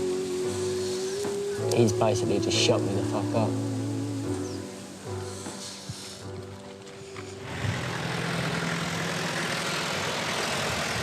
Hey there, Sam. Hello. How was it? It was amazing. I chose to give up on things and he didn't. I gave up on my family. I gave up on trying and he didn't. And yet he's got so little compared to what I do. Yet he's got the biggest grin on his face ever. He's happy. Yeah. Just being there sort of causing more problems. And I'm not doing that anymore. I really cannot do that anymore, otherwise I'm not going to be able to put up with myself.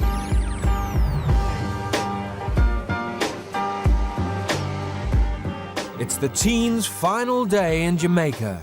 Tomorrow they'll be back home with their own families. Let us pray. Thank God for this food. Amen. Amen. Amen. Amen. I pray and I hope that all will be well when you guys get home. You can have breakfast like this with your family. And I must say a big thank you. You guys have done well this morning. Breakfast, the beds were perfect, the house clean. I must say a very thank you to you guys. Good. Let's have breakfast. Sam and Charlotte being with me, we had highs and low moments. We had laughter, we had fun, we have tears. Oh, scream, shouting. But yet, I stood my grounds and they knew what I'm all about, what I stand for. Discipline, discipline, discipline. Respect, respect, respect. And I give them a lot of love. Love, unconditional love. It's just been such hard work being here and I've learned so much and I'm really eager to get back. It's sort of end of something and start something new. For me, it really is to start something new. It's the start of a new way of being with my family, which is cool. I don't think my mum will argue. And I think because I've been away from her, like, for this amount of time, it's just like, oh, maybe I do really miss her and appreciate the things she does and I should listen to her more and stuff like that, really. Woohoo, I'm back! Lush! To mark their departure, the Roses are throwing a farewell party for all the family.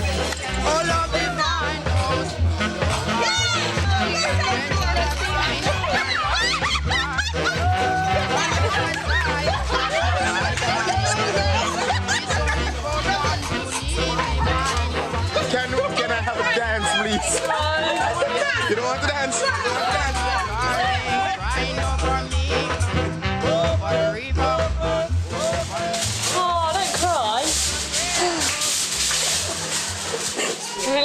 week now, crying.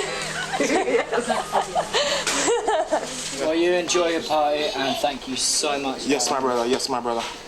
You've helped me out a huge amount, man. Yeah. What you have learned here, I hope you take it into practice and move on with your life. Things will work for you, my brother. I know that things will work for you, okay? All right, man. Yes, my brother.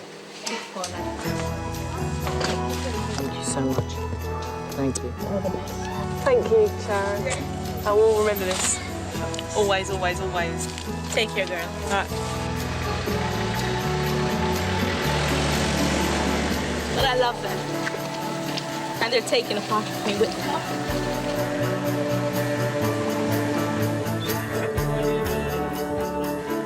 Being here in Jamaica has made me realise that I don't need to cry, get angry or just shut down like whenever I get pissed off or something. So I can open up and talk to people about how I feel and like listen to what they've got to say as well about stuff. I'm a bit nervous about going home because I went away one person and come back another person. I don't know really how they'll take me as this. I'm not going back to how I was because I wasn't happy, no one was happy, and what idiot doesn't want to be happy? I really hope I've got a new Charlotte back, and I can't wait to see her and see how she's been and how she's changed and what she's been doing and how she looks, and it just feels like I haven't seen her for such a long time.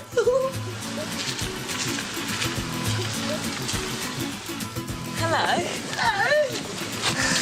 You with me? Missed you. Hello. Oh, and there's your... Oh, thank you. Oh.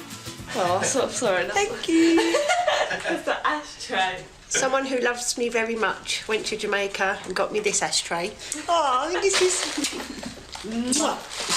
What do you see differently now you're back? Like I should listen to you more and take on board what you say. And can you see why we do it? Yeah, help me out and stuff.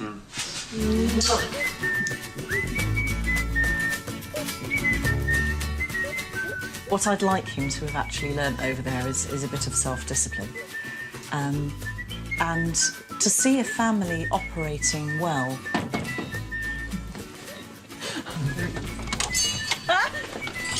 Hello. Hello. Oh, how are you? Ow.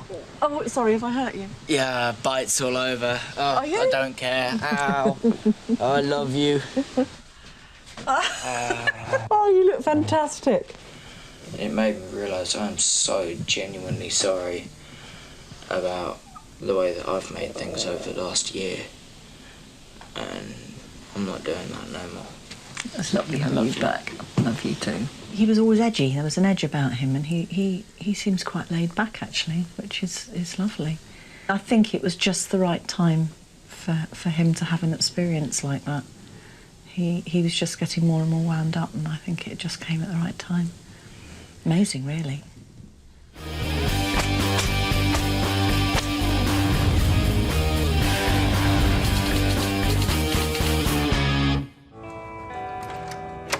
Liz,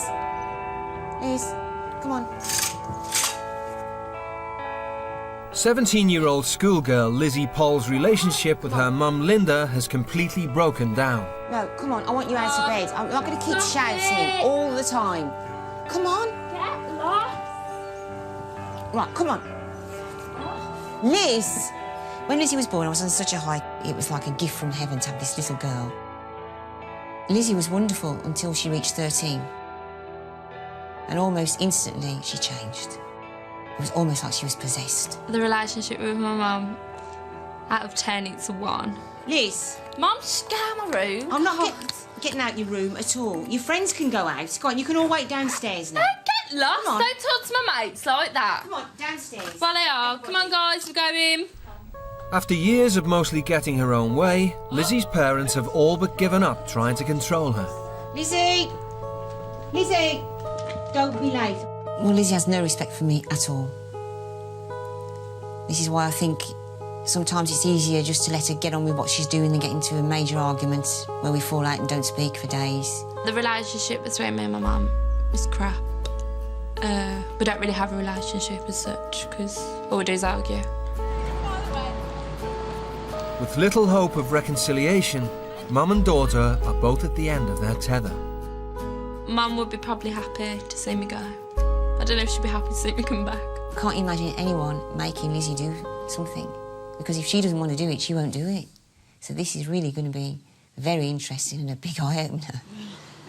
Ready? Yep. Got it. 17-year-old Stefan Alvarez is driving his mother mad. If he's asked to do something, you can ask and ask and ask and ask, and then 9 times out of 10 I do it myself because it's just easier, quieter and a lot less painful. You know, Mum does everything, that's what Mum does. I don't want to change it. Rather than make him help around the house, Mum Debs allows him to live in a shed at the bottom of the garden. I don't think Stephanie shows me enough respect at all. We're far too much like friends, so the mother-child respect isn't there. Steph, up. Come on, get up, Stefan. It's 7 o'clock. Stefan's mum and dad split up when he was 2. Recently, Debs is feeling powerless to control him. I want your washing. Come on. Give me a break. It was my day off yesterday. I did everything. You said you were going to do the washing up. You didn't. Get up. Get up. He drives me up the wall, and I'm not quite sure, you know, short of locking him up, what to do to sort out where he is. My mum's hoping that I'm just going to come back here and be a lot more helpful around the house, a lot more like respectful of her and stuff. I'm hoping to prove her wrong. Things are about to change. Both families have agreed to send their kids to live with new parents. I'd like you to come back with slightly less of an attitude. I'm just a bit, like, stunned, if you get me. Like, ugh, what's going to happen? Stefan and Lizzie will fly to Ghana and live for a week as African teenagers under the control of parents who wield absolute authority. Very, very nervous. Something else, this is. It suddenly hit that I'm sending my little baby off for a week with complete strangers, and I'm going to cry. The UK parents have struggled to discipline their children. So what will a fresh approach yield? That was horrible. I'm going to miss him. For Lizzie's grandmother, Maureen, seeing Lizzie's lack of discipline has been a frustrating experience. I blame Linda and Les for this, really. And I know this is going to go out and Linda's not going to like it, but they give in to it too easily. I didn't bring my girls up the way Lizzie's been brought up. They did it. If I asked them to do something, they did it, and they knew they had to do it.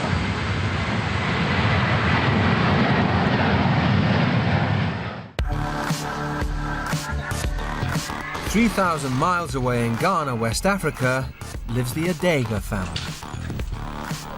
Go inside, go and get it. Go and get it. Go inside and get it.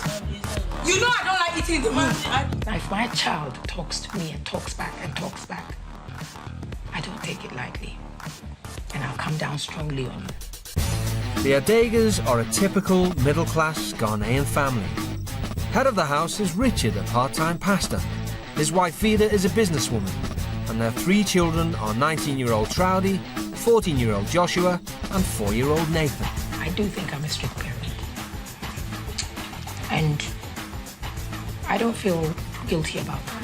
I rather feel very proud. The Adegas run a strict regime. Boyfriends and girlfriends are forbidden, children work for hours around the house, and parents are always right. Hurry. I see children answering back to their parents, virtually insulting them, walking over them. You can't do this in Africa. It's impossible. You'll be disciplined immediately. As a result, the Adegas believe their children are obedient, hardworking, and respectful. We can't let mommy sweep and do everything. We also have to do something. So I like it. That doting on your child and letting your child get away with lots of things doesn't show love. It's being strict and firm and putting them in their right perspectives of life. That is what is love.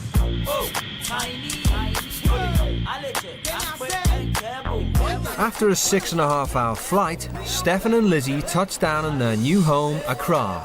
the capital of Ghana. The majority of Ghanaians are devout Christians.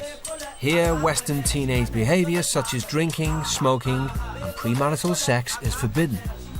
Saturday night, go clubbing. We've got to try and go clubbing on a Saturday night. We're going to sweeten them up and then say, look, we're going clubbing no matter what, I reckon. We need to go clubbing on a Saturday night.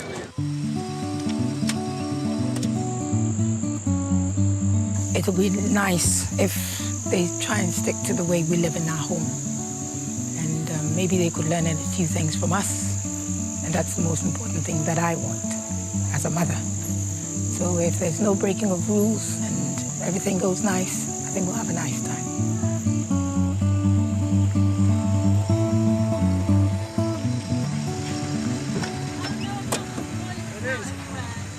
Hi. Hi. Hello. So this is our new son, eh? Hello. Hi, Stephen. Mum. How are you? Hi, how are you? I'm fine. Mum in there. Hi, Lizzie. How are you? I'm fine. I'm a bit scared. You are? You don't have to be. Why? I'm not grogging. Don't be scared.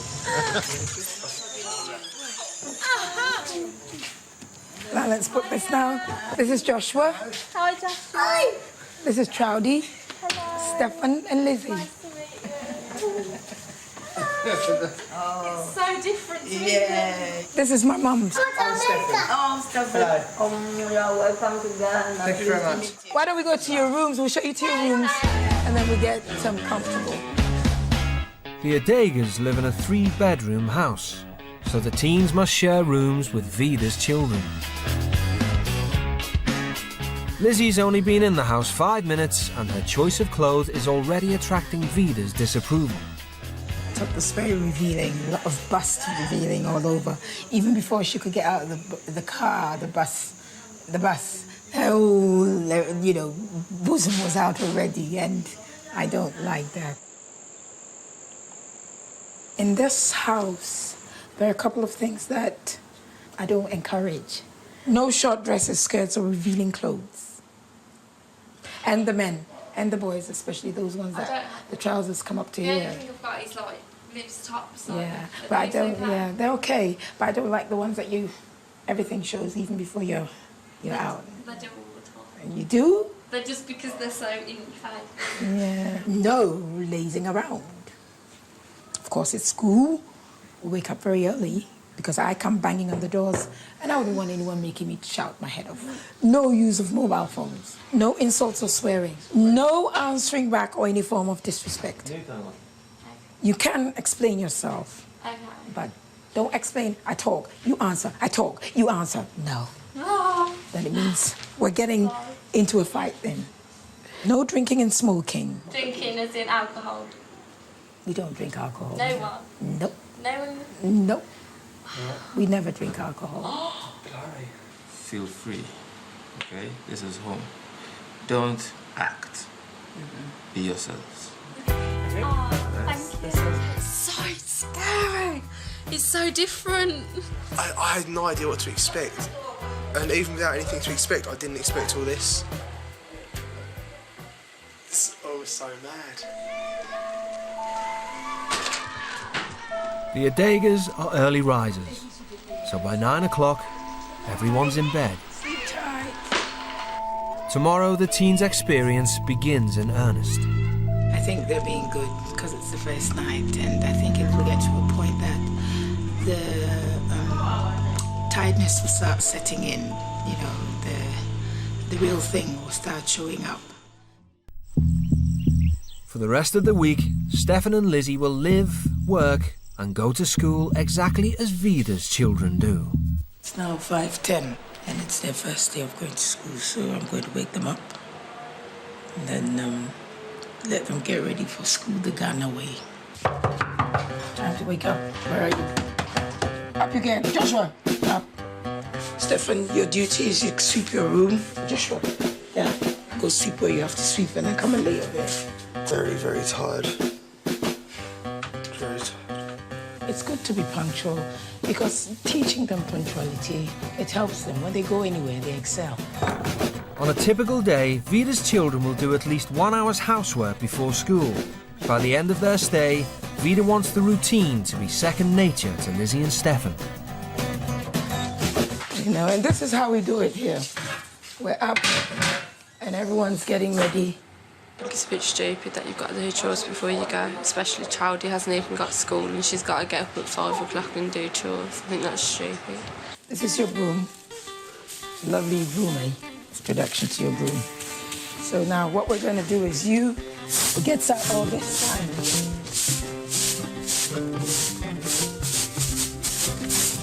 And I do out here, all out here, by myself. Today, you and Joshua are doing it by yourselves. Can't believe this. This is mad. It's like some ungodly time in the morning. I'm in the back garden with a bunch of twigs, sweeping a driveway. This is unbelievable.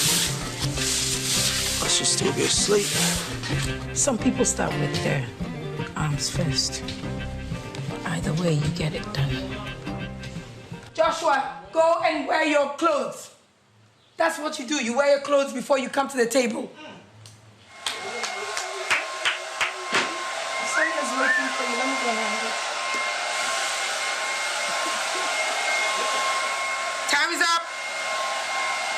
Yeah, the wind will dry the rest. Let's go. Or she'll be late. You ready for it? Let's have a look what I look like. Come on then. With the teens in school uniform, they're finally dressed to Vida's satisfaction. They do look like children now with the school uniforms here. Difference now with Lizzie. And she normally looks older, the way she dresses and looks. And now with the school uniform, it sort of brought her down to her, you know, to the saint that she is. Good luck.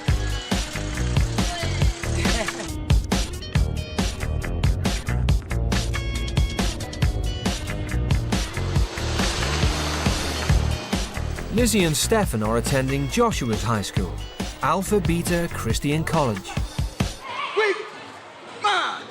Left, right, left! It's a traditional private school with an emphasis on order and obedience. Ghanaian culture itself, it values respect, especially respect for elders. Whether it's your teacher, whether it's your mom, whether it's your dad. There are certain things you're not allowed to say or do. Even if you think that you are right and the adult is wrong, you still have to show the adult that respect. If the teacher's going to treat me with respect, they'll get respect back. So when they start talking to me like I'm a little child or something like that, so I start getting stroppy. The teachers don't like me because they talk a lot and I can't concentrate on the work and I tend to get like a bit excited and go on a little bit of a rant about anything in class. Pupils are expected to be polite, hard-working, honest and loyal. We ask you to do your homework, you do it. If you fail to do your homework, we do what? We punish you. If you ask you to do your homework and you fail to do it, you become what? I did not write it. Hallelujah. Amen. It seems like it's going to be a very strict day. Oh no. Yes, again. Pupils study for 8 hours a day, often sat at the same desk. The timetable is robustly traditional, as children are expected to go on and succeed in medicine, law and business.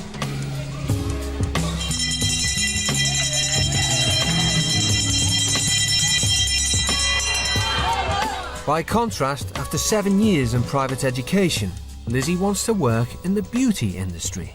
You can't have these two signs together. The plus and the negative sign should not be together. So you have to make it become one. So here it means a positive multiply a negative. What do you get? Negative. Yeah, why do you look so slow? What's it? You have a problem? You look dull. You look dull.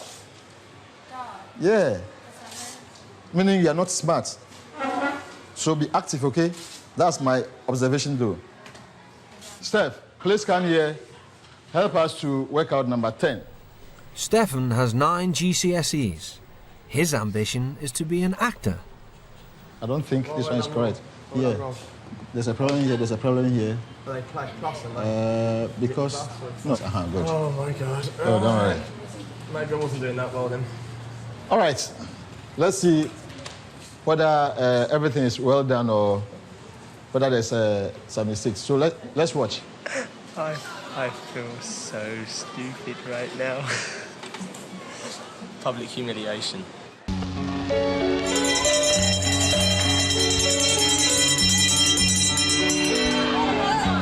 Loads of homework, every single lesson. I can do the maths, that's okay. The English is okay. We're doing it together. The science, I'm just so confused about it, it's unbelievable. Yeah, we're doing it together. With the exhausting first day of school over, at least the experience is bringing Lizzie and Stefan closer. But Vida is uncomfortable with any displays of physical intimacy. Kissing and hugging and touching, lying on each other's necks and all that.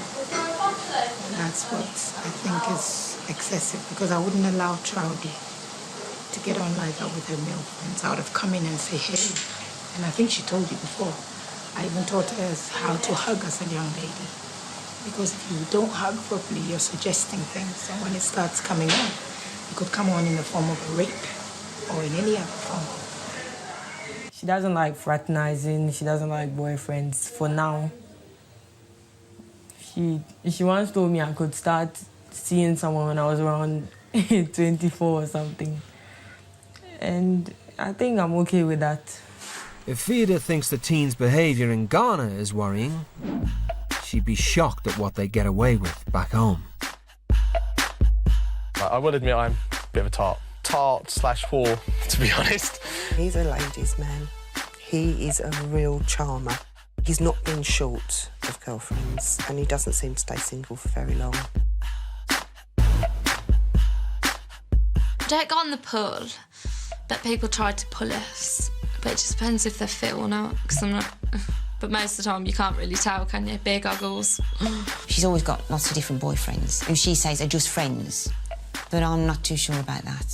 Jesus placed the responsibility to advance that talent on the servant himself. As committed Christians, the Adegas take their moral lead straight from the Bible. Everything that pertains to life and godliness, and there is life in what God has given you, and it can go forward. They attend church twice a week, with services lasting up to 3 hours. The Bible does tell us, like the pastor said, that you train up a child in the ways of the Lord, and when he grows up, he shall never depart from it. I believe this level of community, church, fellowship is not as strong in the UK. And I bet you that's why there are a lot of problems.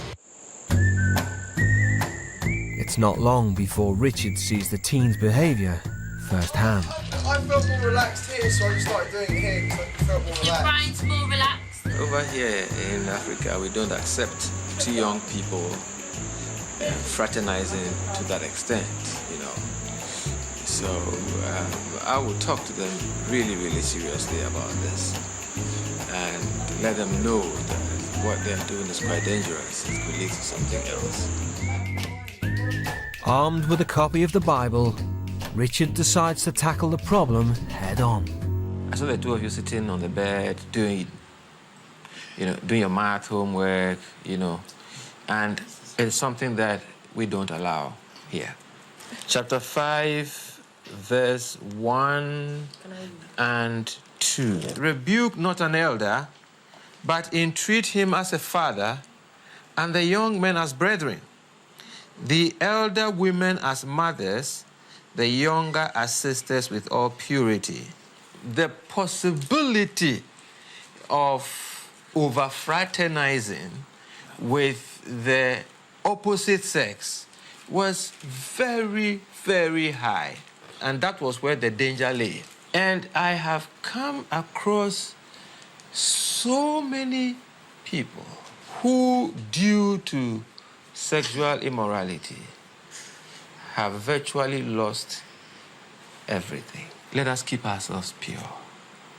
It's very, very important.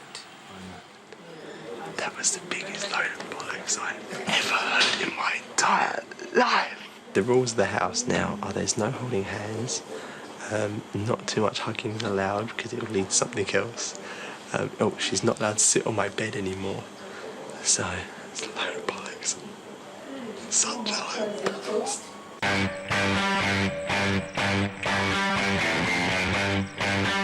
It's Stefan and Lizzie's second day in Ghana, and there's no respite from Vida's regime. As a working mother, Vida can't afford to let anything slip. You know me, I will box you into the car with your foot hanging. Hurry! Her relentless pressure is starting to get to the teens. Here, it's like whatever she says just goes without a thought. And I'm finding it really hard to adapt to the fact that we've got to just drop everything to do exactly what she wants like this. Hurry! Ryder is probably the strictest parent that I've ever met in my whole life, because her kids don't have freedom. Her kids have to do everything for her. If you're not out of here in 1 second, the car will leave you. Okay. Have a good day. Today at Alpha Beta, it's compulsory PE. Not a subject Lizzie normally excels in. That won't fit me, by the way. It will. No, it won't, honest. Yeah, not that fat. No, it won't fit me. Yes, it will. It won't. Yes, it will. It actually won't fit me.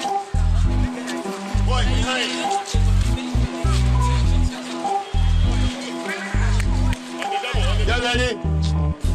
Go! 1, 2, 3. Let's go down, baby. Come on, let's go. Lizzie's lack of effort is starting to show. Faster, move. The week has barely begun, and she's falling behind in academic subjects as well. You are supposed to present this so that I mark. Where is it? It's not there. Oh, sorry. I didn't know we had to finish all the questions off. You didn't know? No. So you think you can just do parts and leave the rest? You have to do it again. If you don't do it, I'll punish you.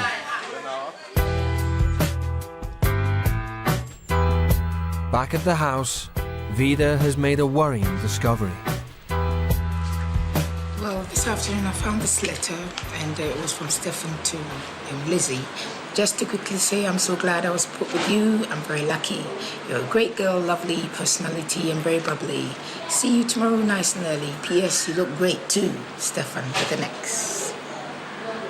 So that tells me that what I was seeing is what I've seen. And it's quite a suggestive letter. It could end up in any way.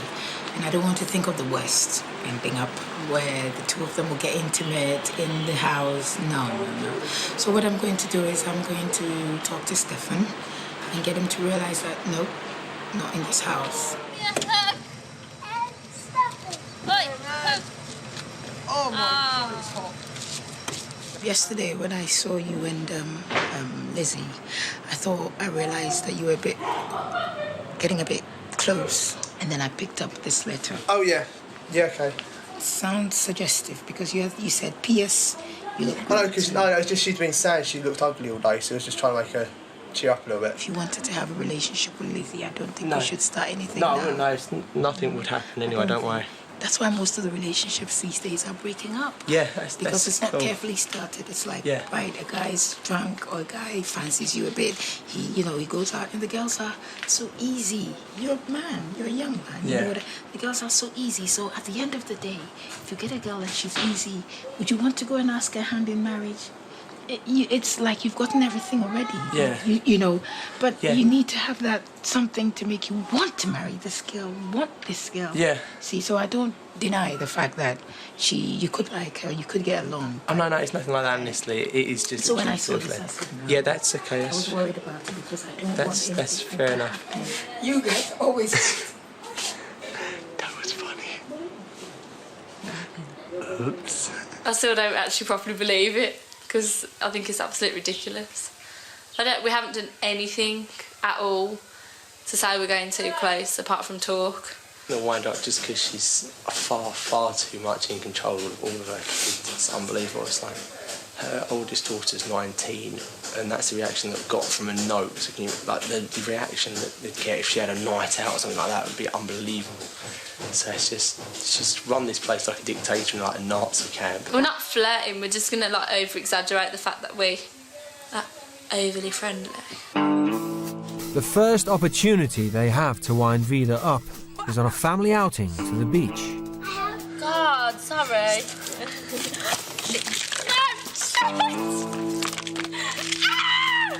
Lizzie and Stefan are playing a dangerous game.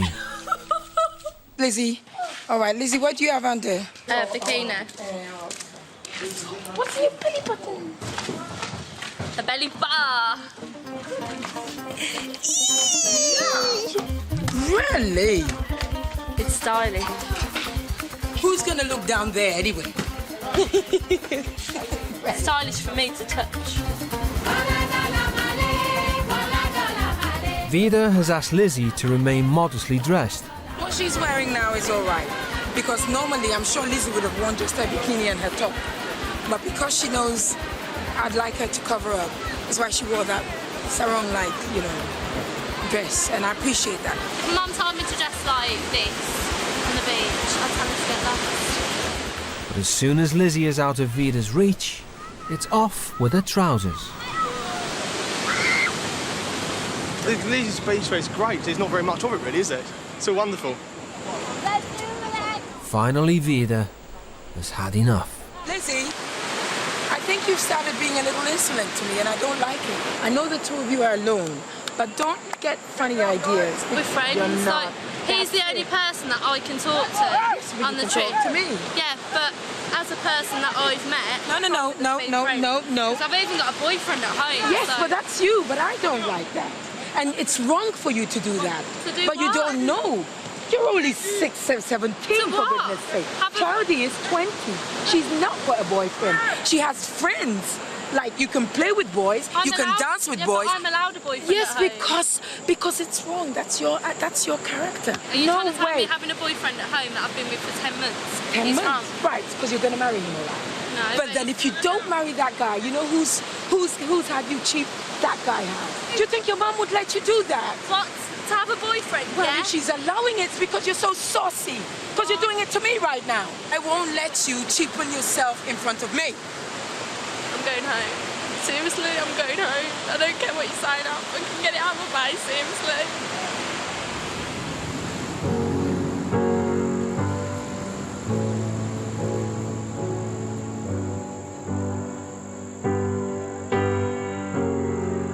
She thinks she can walk over me and that's it. But I'm not taking that. Maybe that's the way they carry on in the UK, but that's not the way we carry on in Ghana. And if some kids do in Ghana, that's some kids. But in my home and in my boundaries, I do not allow those things.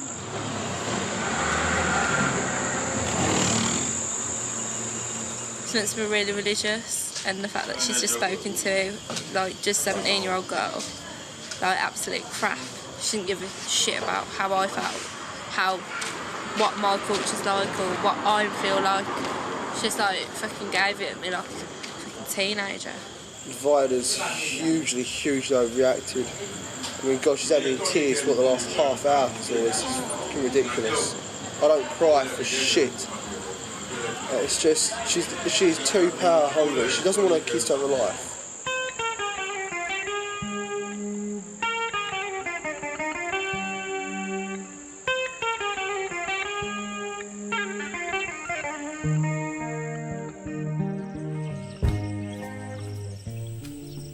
In the Adega household, mother is always right.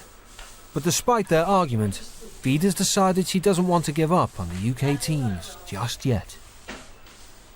I'm not sorry for it blowing out, no. But I owe it to these children to help. I owe it to their parents who have left them all these miles to reach the children for their sakes.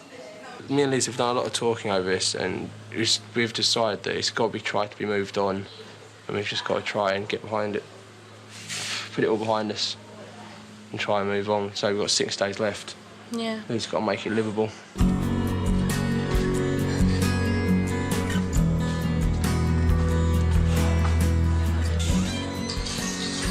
Can I talk to you in the room? I think something happened yesterday, and it put all of us in a very bad mood. But at the same time, it got us all to know the very bad side of every one of us. You, Lizzie, the part that I said that if you had a boyfriend and you didn't marry him, and I'd find that very cheap, I meant it from my heart. in that I wouldn't want anyone to just come and mess up with you and leave you along the way. So I want us to try and let the rest of the days work. Not because we're acting. I hate acting. I'm doing this with a passion. Because I want to impart something into you that you can always once say, hey, I remember Auntie Bida in Ghana. Could you remember she said this to me? My mom has never said this to me, but she did. She had the guts to. And she had the guts to, but it's made an impact. That's what I want. With everyone making an effort, tension in the house slowly begins to subside. Now, where are you? Clean and stack before you go and pack them. Clean, and if you break a plate,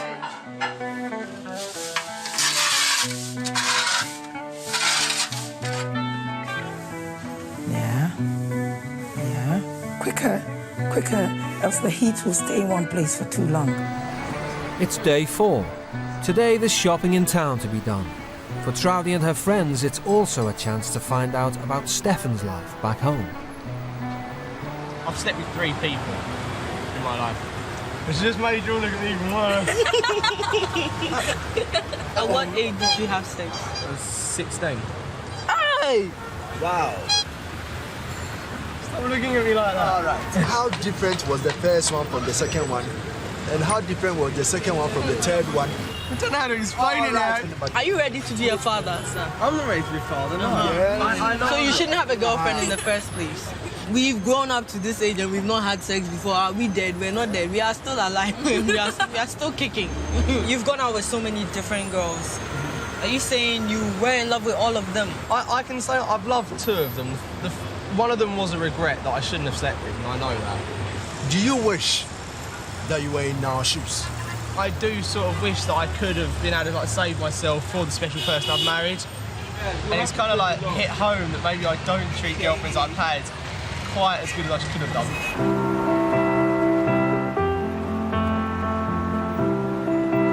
I feel so bad for the way that I've treated girls now, listening to them and their stories about how the girls should be treated.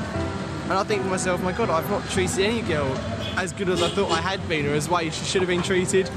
So I was like, I'm going to go and try and find every one of my exes and say sorry to them now, because I just feel like such an arsehole. I think Stefan is changing, growing and changing. I'm really happy he opened up, told, even though he didn't know my 2 friends, he told them everything.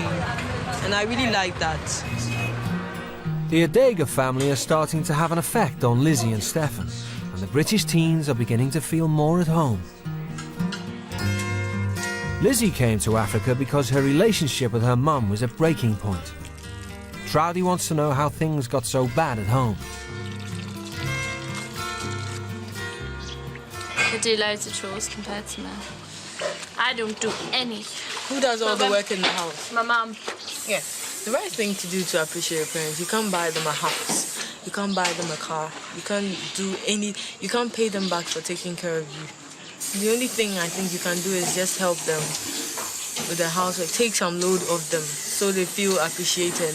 How do you show appreciation? I do wash up every now and then, and I do put stuff in the dishwasher, but it's the way my mum talks to me. It really, it's really rude. I also never used to get along with my mum, but then one time we sat down and we talked, and after that we became best friends. I think she should sit and talk with her mum. Tell her everything she doesn't like. And listen to what her mum also has to say. Maybe her mum does that too with some pain because of what her daughter does to her, because she wouldn't tell me what she does that her mum doesn't like. She will only tell you what her mum does she doesn't like. That's what we all do, and make ourselves look good and the parents look bad. But talking to her mother is the last thing on Lizzie's mind. I don't like talking to my mum at all because I know everything that we talk about just ends up in an argument. But I just block it out and have fun with my friends rather than carrying on being like, oh, blah, blah, blah, this and oh, it's upsetting. So I don't like thinking about upsetting stuff because it's not good. Lizzie doesn't want to talk to me. She doesn't want to talk to me. Not at all. I have half given up, really. We gave her too much rope and we should have pulled her back in way before now, really, and I've probably left it a little bit too late. Being in the Adega household is giving Lizzie plenty to think about. I don't not like my mum, but the fact that we argue all the time, and it's like I don't actually bring the arguments on. I can actually say I do sometimes, yeah, but most of the time it's my mum being stupid. Like any of my friends, I like do anything for, but my mum, it's like, why should I want to do stuff for you when you're like that to me?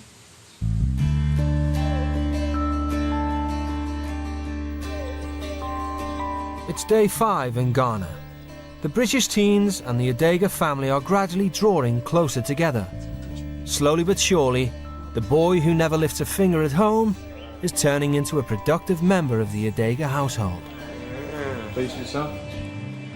They look quite snazzy, don't they? I've done well. Let's check your dishes. Okay. Yeah, squeaky clean. Actually squeaky clean. I didn't think actual squeaky clean existed. Wow.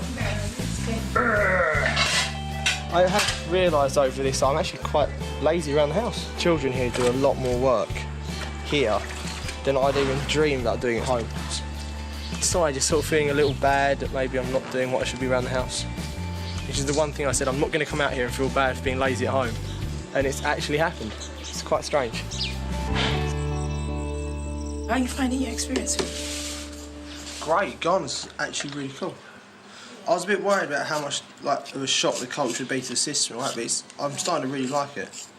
And also, how do you feel about back home? Seeing how much the children respect you, it's made me realise that I don't really respect my mum as much as I should be. It's going to be weird going back now. Why? It's like going back to all this new knowledge of what I've been like and what it should be like. It's going to be really weird. There's something that has really snapped in you, changed, you know? So go and wash your hands then. Okay. Great, so you're running, you're in a hurry. Vida was basically just asked me how I'd found about Ghana, how I'd found back home, the differences and all that. And it actually got me really emotional because it really did hit home just how different over here is to home and how much different people treat their mothers and fathers over here to how I do back home. It just made me feel quite bad actually about how I do treat mum at home.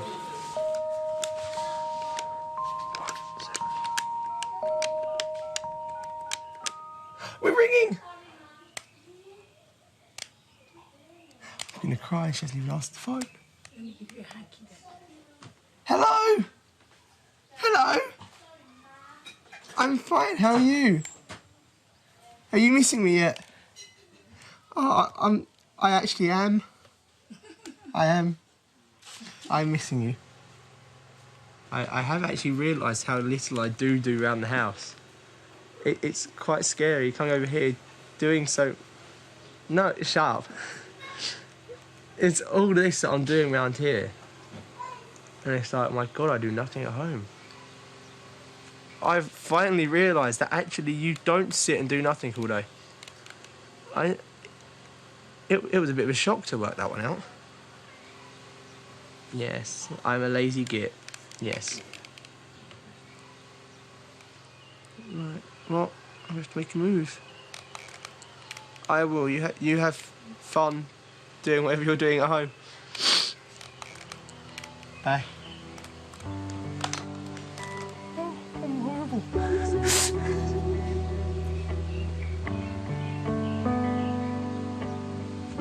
Oh. It was great being able to talk to my mum again. That was great.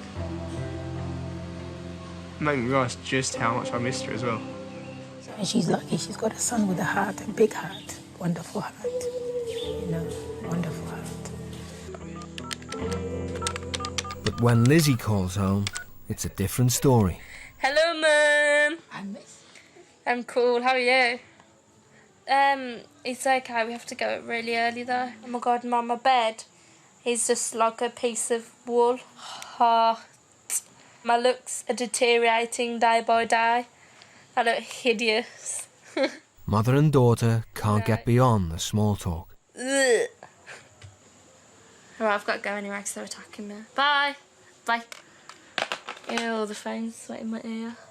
How did you feel? Good, yeah. How was your mum's response?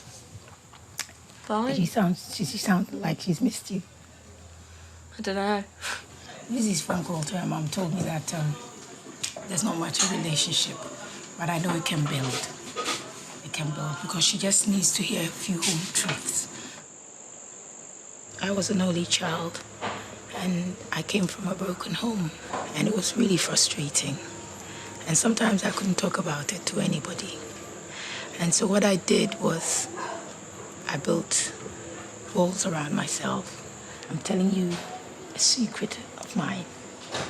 And I'm telling you that secret because I know perhaps you share the same sort of emotional imbalance in you. Sometimes our mums are at fault, you know? Sometimes our mums are really at fault. She doesn't really talk to me at all. It's like, and if she does talk to me, it's all about her and how she's had this and this has happened to her. And it's like, she never talks about anyone else. I've kind of built a barrier up against it all. It's not all lost. You can still work it out. Lizzie and her mum have to let go of all the hurts inside both of them and start again. It's a new start. It can work. It can really work. The next morning, Vida sends Stefan to school without Lizzie. Now these are some stuff. I want you to take them along to the orphanage. Ah, cool. I'm sure the kids will love them. Through her church, Vida regularly helps with Christian charities. It's something she also encourages her own children to do. Today, she wants Lizzie to drop off donations for the local orphanage. Soul experience hasn't really reached Lizzie yet. You know, the experience about her home with her parents, her mum and dad.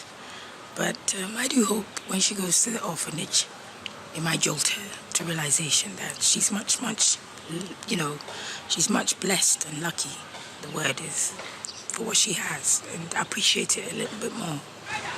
You're welcome. Hi. I want to give you a hug. This is Peace and Love Orphanage and Academy. It's an orphanage.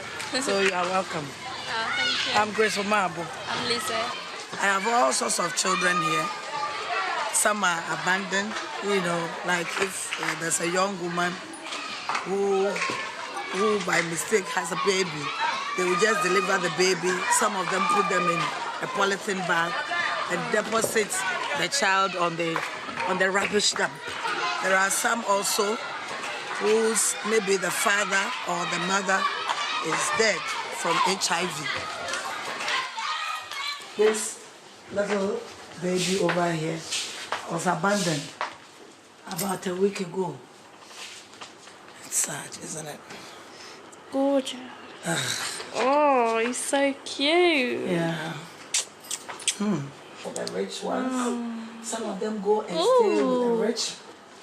They must be really desperate to leave something this gorgeous. Across town, and Stefan is saying a last goodbye to his classmates. We would like to invite Stefan Alvarez to come and speak to us. I'd like to thank you all for making me feel really welcome in your school. That's both the teachers and the students.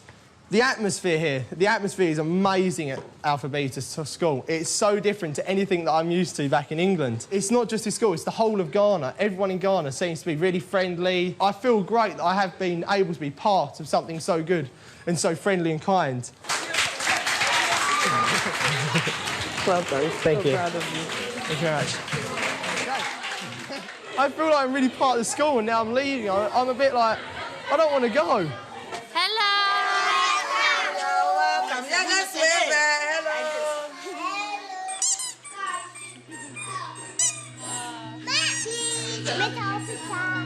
Lizzie is also relishing her experience at the orphanage. And just as Vida predicted, it's making her think about her own mother back home in England. I really don't remember the last time she gave me a hug and said I love you. I really don't remember. ages ago, years probably, because I really don't remember. It feels like she doesn't understand anything I say to her.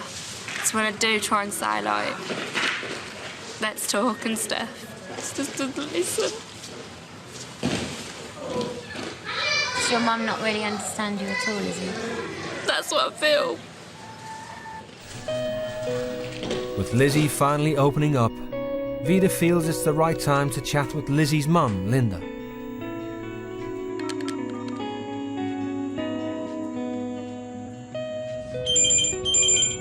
Hello? Hello, how are you? In the beginning, I did have a bit of a tiff with Lizzie. Yeah. You know, she wasn't ready to let me in, and I think you experienced a lot of that as well. I did. Yeah, she always builds up barriers around her. Well, that's right. There's like a big tough shell there, isn't there? Yes. That, you know, you would never be able to get through to straight away.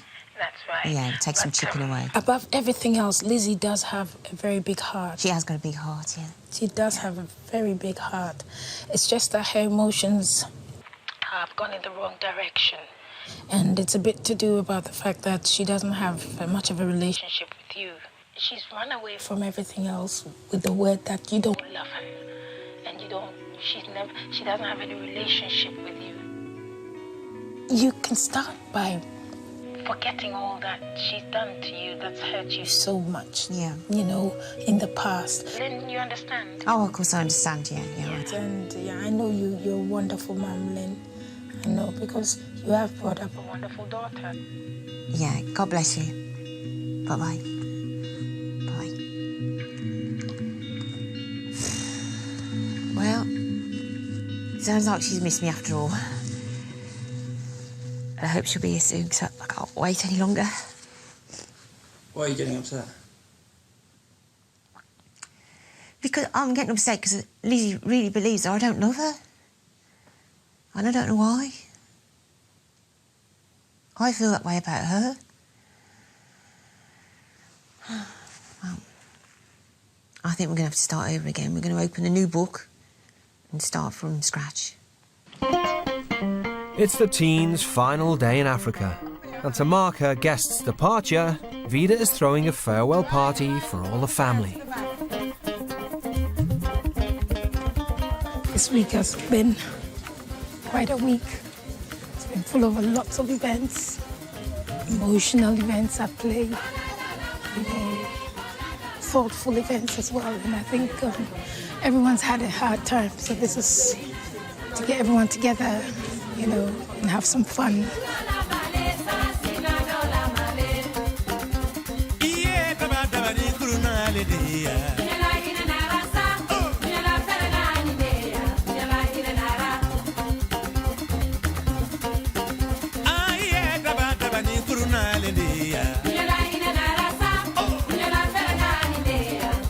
If I could bring all my family and like the friends I know, if I could bring them all to here and live this life, I probably would actually, because of just how wonderful the experience is over here in Ghana and how wonderful Ghana is itself. I've learned so much from everyone, from every single person and every single thing. I've learned so much.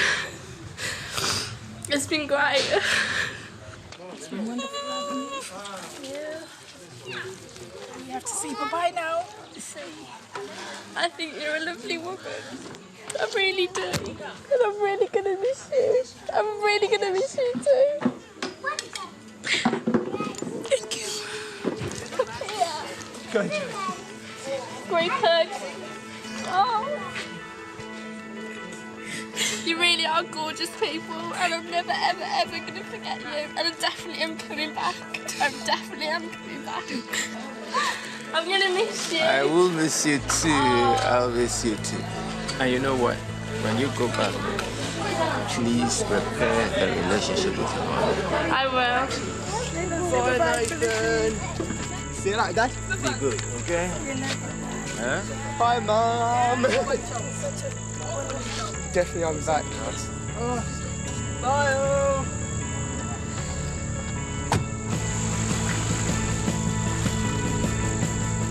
It's like your own children leaving you now. There's been so much bonding. There's been so much you've taught them as a mother. You know, even though they weren't your own children, they that now they've gone, it's this little vacuum. You feel a part of you, a part of you has gone out from you. There's one thing left to do. Vida puts in a call to Stefan's mum. Hello. Hello, good morning, Debs. Hello, good morning. How are you? Fine, thank you. Good. You too. How's been your week? Oh, it's been so peaceful. Yeah, it's been extremely quiet. You do have a very wonderful son, Debs. Oh, thank you. And I think this past week he's learnt a lot. Oh, he's learnt fantastic. a lot of beauty. He's learnt a lot. Actually, he was crying and he told me that he's realised after being here how much of an advantage he's taken of you. Yeah, because I do give in for the easy life. So I've let him get away with far too much. And I only want you to encourage him with what he's learnt. Well, that's it. I know it's there. It was just getting it out, yes. And I know it's going to work because, Stefan, well, you'll see it yourself. I know it's going to work.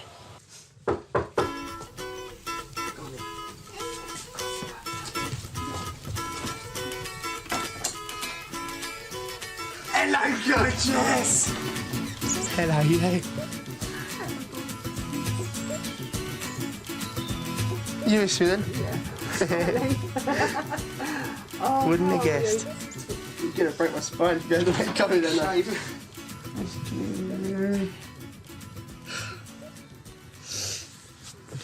I hope I've got a changed man. He was... I am. I'm a man. I'm no longer a little boy anymore. He was fantastic before he went away, don't get me wrong. He was brilliant and he was wonderful, but he was a lazy little sod.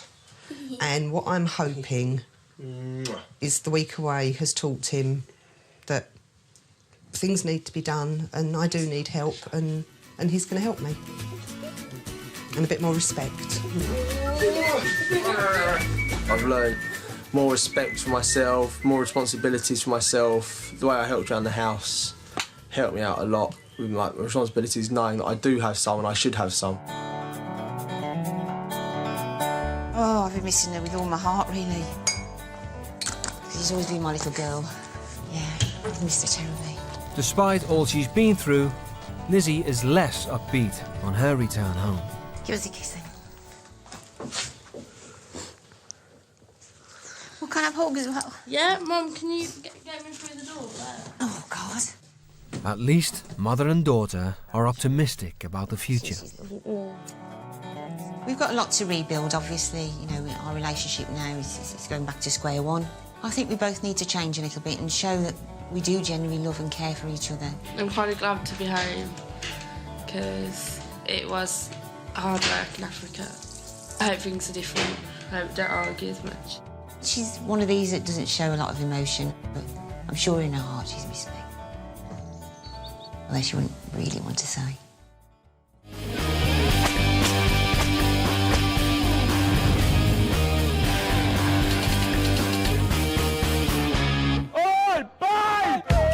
Cocky 17-year-old Josh Breslin is driving his parents mad. I rule the roost in my household. Whatever I say kind of goes. I'm just worried about Josh. He comes and goes at will, and he appreciates nothing. Always out with his mates, he never lifts a finger at home. He does nothing. Absolutely nothing. I've got it absolutely sorted. Absolutely tied up. Mum just does everything. He doesn't tidy his room, he doesn't empty his bin, he doesn't bring plates down, they sit there and fester. If he's late for college, it's our fault because we didn't get him up. He does nothing. Josh also wants for nothing. His brother and sister both call him golden balls. I mean, they are well aware of how spoilt he is. There's my laptop there, my TV, my Xbox and my iPod and my camera. Mum and Dad bought everything, apart from the TV. Which my nan bought. Never had a job. My dad funds everything, you know, going out on the weekends or my school trips. He's even got a car and he hasn't passed his test yet. Yeah, I'm not too happy about it. My mum and dad both drive Mercedes. I just can't hide the shame. So we've obviously made mistakes as he's growing up because he appreciates nothing. Yeah, I think I've got a really easy life, but at the same time, it's the life I've become accustomed to. I'm a responsibility that they took on, and it's their duty, really, to give me the best they can. Fed up with his attitude, Josh's mum and dad are desperate for things to change. He needs to acknowledge what he's got. He needs to understand how lucky he is, what a great life he's got, and it's there for the taking. I don't want to look in here. I don't know why we came here. 16-year-old school dropout Charlotte Abrahams is at loggerheads with her mum. Ow! Don't hit my hand. I really don't like spending time with my mum. I really don't. I just don't know what to do with a child like Charlotte. I just feel I've lost total control over her. Well, what are you going to get then? I don't know. Can you stop acting up, for fuck's sake? It's pathetic, Mum. It really is. Their relationship has hit rock bottom. I wear smart trousers and a top or whatever. I don't care, but I'm not wearing a fucking dress. So. I didn't ask you to wear. Well, you obviously are because we're all in the bloody dress shop. They've got trousers as well. If you would stop. Oh, no, Mum. Okay, well. Generally, I'm a psycho bitch. If I'm cross with her about something, the reason is because I'm just a psycho bitch. Charlotte, it's driving me mad. I don't think me and my mum have a particularly good relationship. Like, she's done the basics. She's ticked all the boxes. Teach a child right from wrong, feed and water them, blah, blah, blah. But you can't just turn on respect now. Like, I don't think that I would ever give my mum, like, full respect. Charlotte's parents divorced 10 years ago, something she's never got over. Charlotte always wanted my ex-wife and I to get back together. When we didn't, I think that caused her quite a bit of upset. She now lives with her mum, but rejects any efforts to maintain a family life. I think she blames me for her father leaving, and always has done. But I think sort of 10 years on, she should have moved on a bit and realised lots of families are split families and we can do things together. But she just doesn't seem to want to. She just says, oh, it's always horrible. Charlotte's parents are at their wits' end and things have got so bad that Charlotte is moving out in 3 months. When you get to a certain age where you can start making decisions for yourself, they should respect your decisions. And you think you know everything? No, I don't think I know everything at all. I'm not saying that. I'm just saying you don't. Compared to me, you know nothing. Christ. I hope that Charlotte might realise that I'm not a complete ogre wanting to spoil her life, but I just want the best for her. But it's all about to change for Charlotte and Josh. Both parents have agreed to send their children to India to experience strict parenting for themselves. So I'll get your luggage this bit. There you go, son. It's all yours now. Get something at the airport for you. There you go. Cheers. Make sure you look after yourself. I'm feeling quite nervous, but more excited now. Now we're kind of just here, just about to go, just about to get kind of on with the mission. Right, and then have a lovely time. See you in 10 days. I don't really get homesick much, so it should be a problem. I just nearly cried a little bit. See you later, Charlie. Bye. Have a great time. Lots of love.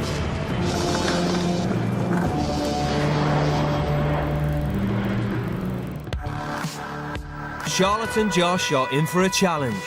For the next 8 days, they will be living with a strict family in Jaipur, India. Meet the Sharmas. They won't tolerate disrespect, laziness, or teenage tantrums. Discipline is the way of life for us. How much time have you studied today? 2 hours. Only? It's already 7:30. Now you better go. Yeah, I'm going. It is ultimately one person who is the boss, and that is to be known to everyone. And you should know what is your place. The Sharmas are a strict Hindu family with 3 generations under one roof. Dad Sanjeev, a High Court lawyer, rules all his children with a rod of iron. I'm scared of my father and I'm scared of my grandfather. I can't do anything wrong in front of these people. If I'm going against these people, I know I'm going to get my spanking, hard spanking. A-grade student, 15-year-old Ankita, never questions her father's authority. There's nothing to rebel, you know. I don't feel like rebelling. Discipline is one thing that should be there in every child, every person, every human being. Discipline makes your life. Sanjeev believes it's not too late to instill his values in these two British teenagers. In order to bring them to adulthood, where they are able to take right decisions, till that stage, one has to be strict. One needs to be strict with them. After a 15-hour journey, Josh and Charlotte touch down in Jaipur. And the culture shock is immediate. Look at him! He's absolutely mental. 50 years ago, Jaipur was at the heart of the British Raj. Now it's the bustling capital of Rajasthan, home to over 2 million people and famous for its culture and charm. It's a really, really horrible place. There's litter everywhere. The roads aren't tarmacked.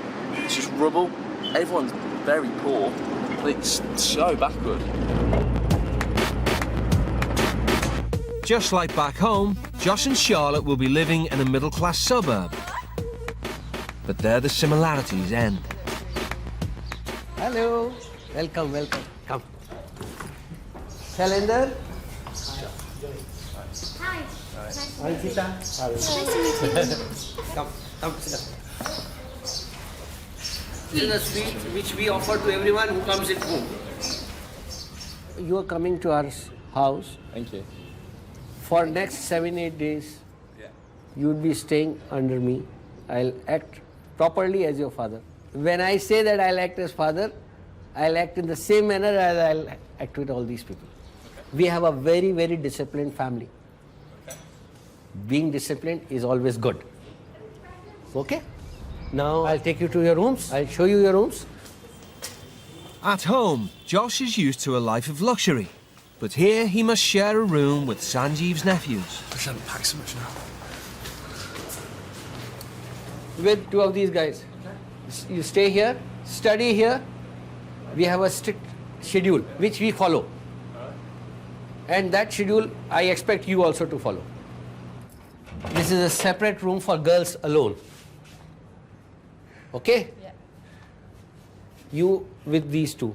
Treat them as your younger sisters. Charlotte, who spends no time with her own family, will be bunking with 15-year-old Ankita and her sister. So you like hanging out with your friends, right? Yeah. So do you kind of drink? You drink? Okay. Yeah, I do. I go out. I hope you don't smoke. Yeah, you do? Okay. So keep all your cigarette packets aside. So you have a boyfriend? Nope. No? Nope. You're single? Yep. You're beautiful. Yeah, but boys are twats. Oh. She have all kinds of bad habits. She's very nice. She's like, for me, she's like a sugar cube. You know, just white from outside and so sweet from inside. I just love her. Their family is just massive. I'm seriously doubting whether I made an informed decision. I don't think I'm going to be able to keep level-headed, no way. I expected to have my own room, at least. I did not expect it. That is just mental. And we don't know them at all. And it's just kind of like chucked in at the deep end and share a bed with two of my daughters or so. I'm really taken back with like how they're just expected to just kind of get into it as well. It's just like, well, hang on. Treat me as your father and treat these as your sisters. It's like, like that. The girl was like in the blue top was like, as long as you don't drink, as long as you don't smoke, as long as you abide by all the rules, you'll be fine. I was thinking. Yeah, she said, do you drink? And I was like, on the weekends, yeah. And she was just like. She said to me, did you drink? I said, yes, heavily. If Josh and Charlotte are to live in this house, they must follow the strict house rules. We have certain way of life in our house. You have to follow the rules very strictly. No smoking. Do you smoke? No. You don't? You smoke? Oh. I would request you not to smoke at home. No smoking, no drinking, no talking about sex. That's the third thing which I am very clear. We have a very, very strict family in our house, so far as these things are concerned. So far as you're wearing this thing is concerned, you must wear a t-shirt. I don't allow mobiles at home. You must be very punctual at all times. Even if you are late sleeper, you'll have to wake up early. If you have to go out, then you must ask permission and you must go along with somebody from the house. Any other questions which you want to say? She's crying? Yes. What happened? Is she afraid of me? It's not you.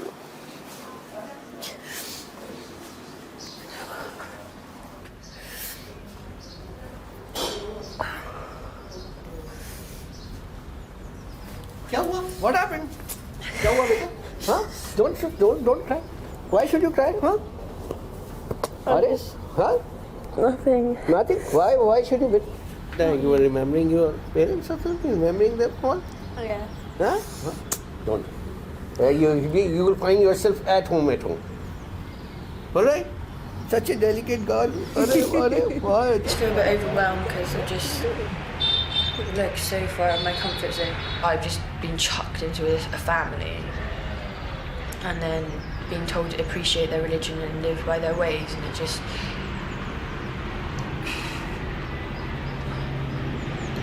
I just feel physically sick. I really do. The discipline's pathetic. Basically, anything that you enjoy in England is banned. See, we don't have any such strict rules that they will not be able to follow. But they will find it very difficult. For them, it is very difficult. Let us see. It's the first day. By tomorrow, I expect better result from them. Day after tomorrow, it will be much better. Before lights out, Sanjeev gives the teens a letter each from home. Oh, it's from my mom. It's to remind them of why they're here. I've got some pictures. One's of my bed, one's of my TV and PlayStation, and one's of my city. My mum knows that they're the kind of three main things that I'll be missing. Yeah, there's not much I wouldn't do to be there at the moment. Just in bed with my PlayStation and my TV. It's kind of like a life guidance thing.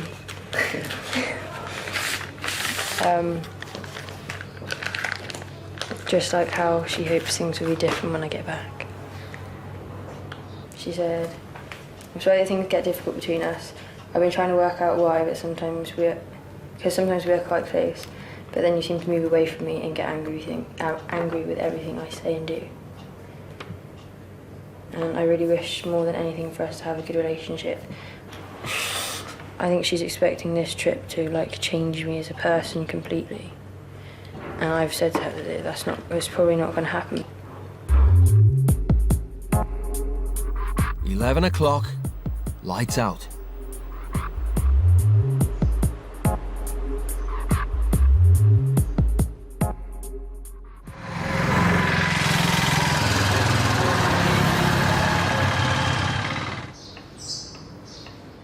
Good morning.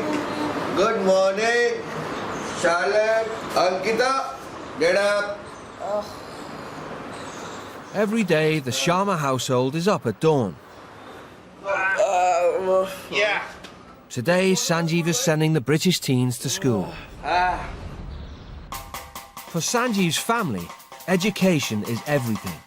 Anything less than a university degree is considered a failure in every generation. Education is very, very important. I did my MA in 1956 and I was the topper in my college. I love my school, like anything. I love studying, I love to gain knowledge. You can't earn your life without studying. Back home, Josh is studying 3 A-levels, but rarely makes it into college before 12. Charlotte's been suspended 9 times and expelled twice, despite her parents' best efforts. When I was first told that Charlotte had been expelled, my heart sank. I actually felt physically sick. I could have throttled her. I took the piss for 5 years, and then finally they expelled me. Well, Charlotte's attitude has always been that she can do what she wants, really, isn't it? Charlotte's not going to say anything, she's just going to make faces all the time. No, Mum, I didn't set out intentionally to get expelled. Do you really think that No, I know that was you like didn't my set- aim in school? You disrupted the class all the time. Christ. You have absolutely no idea. You had lots and lots of chances and you could have helped yourself, couldn't you? I know. But you didn't bother. Charlotte's now at college, but she's dropped her A-levels and is studying just one AS level, photography. If you're not care about your school, you can be called a moron. You can be called a moron because, you know, you're not caring about your school, you don't care about your life. Ankita goes to St. Saviour's School, one of the top private schools in India. Founded by American missionaries, St. Saviour's educates Jaipur's elite. Stop talking, please. Good morning. Today I welcome you all to this fine morning's assembly. You are with me wherever I go. Every moment your life in me flows.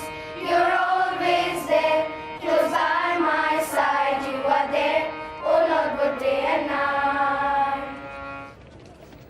For the next week, Charlotte and Josh will be in class 11C with Ankita.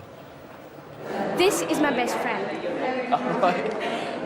Josh, Charlotte. Hey. Just being fake to everyone, it's just like trying to be friendly to people that I've got no regard for. Are you enjoying it? Yeah, it's really nice. It's very hot though. It's not that hot. Yeah, but actually for you it's hot. Yeah, you in actually England have temperature in minus degree. It's just been constantly been like, really, you know, about everything. It's just it gets really tiresome.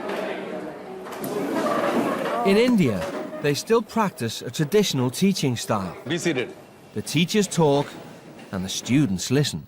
Westernization and urbanization have led to the degradation and erosion of moral and cultural values. And erosion The first lesson should be a breeze for Josh and Charlotte. cultural, It's English. social have led.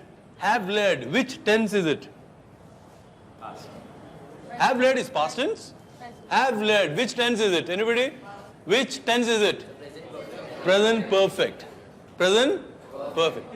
Past tense is different. I saw a movie yesterday.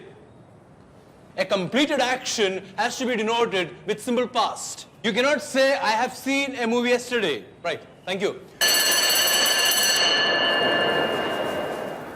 The lessons are fucking shit.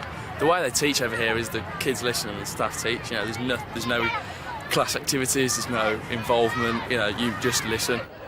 Josh is missing the point. School isn't there to entertain for the Sharmas. I personally feel that a person up to the age of 20 or 21 is still looking for a particular line, looking for a particular right path, and he needs guidance there. So education has a very important role to play. Unless you are educated, you cannot be civilized. 11 o'clock. It's double chemistry. Josh and Charlotte are nowhere to be seen. They're bunking them. My dad will obviously scold them a lot. The school principal is hot on their trail. I came to know that two of our students have escaped without permission or they have gone out of the campus, so I need to find out what is a serious offence. Can I have a large Diet Coke? It was nice to get a bit of freedom. I feel pretty good at the moment. What can he do? He can't do anything. He's not going to like hit us. Not too bothered.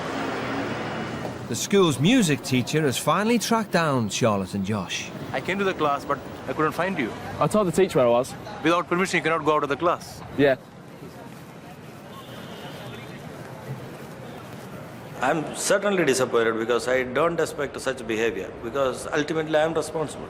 So this kind of behavior is not at all acceptable. No, well, we appreciate it's wrong in your society now. In ours it's not, but we appreciate we shouldn't have broken the rules in yours. Take that out, please.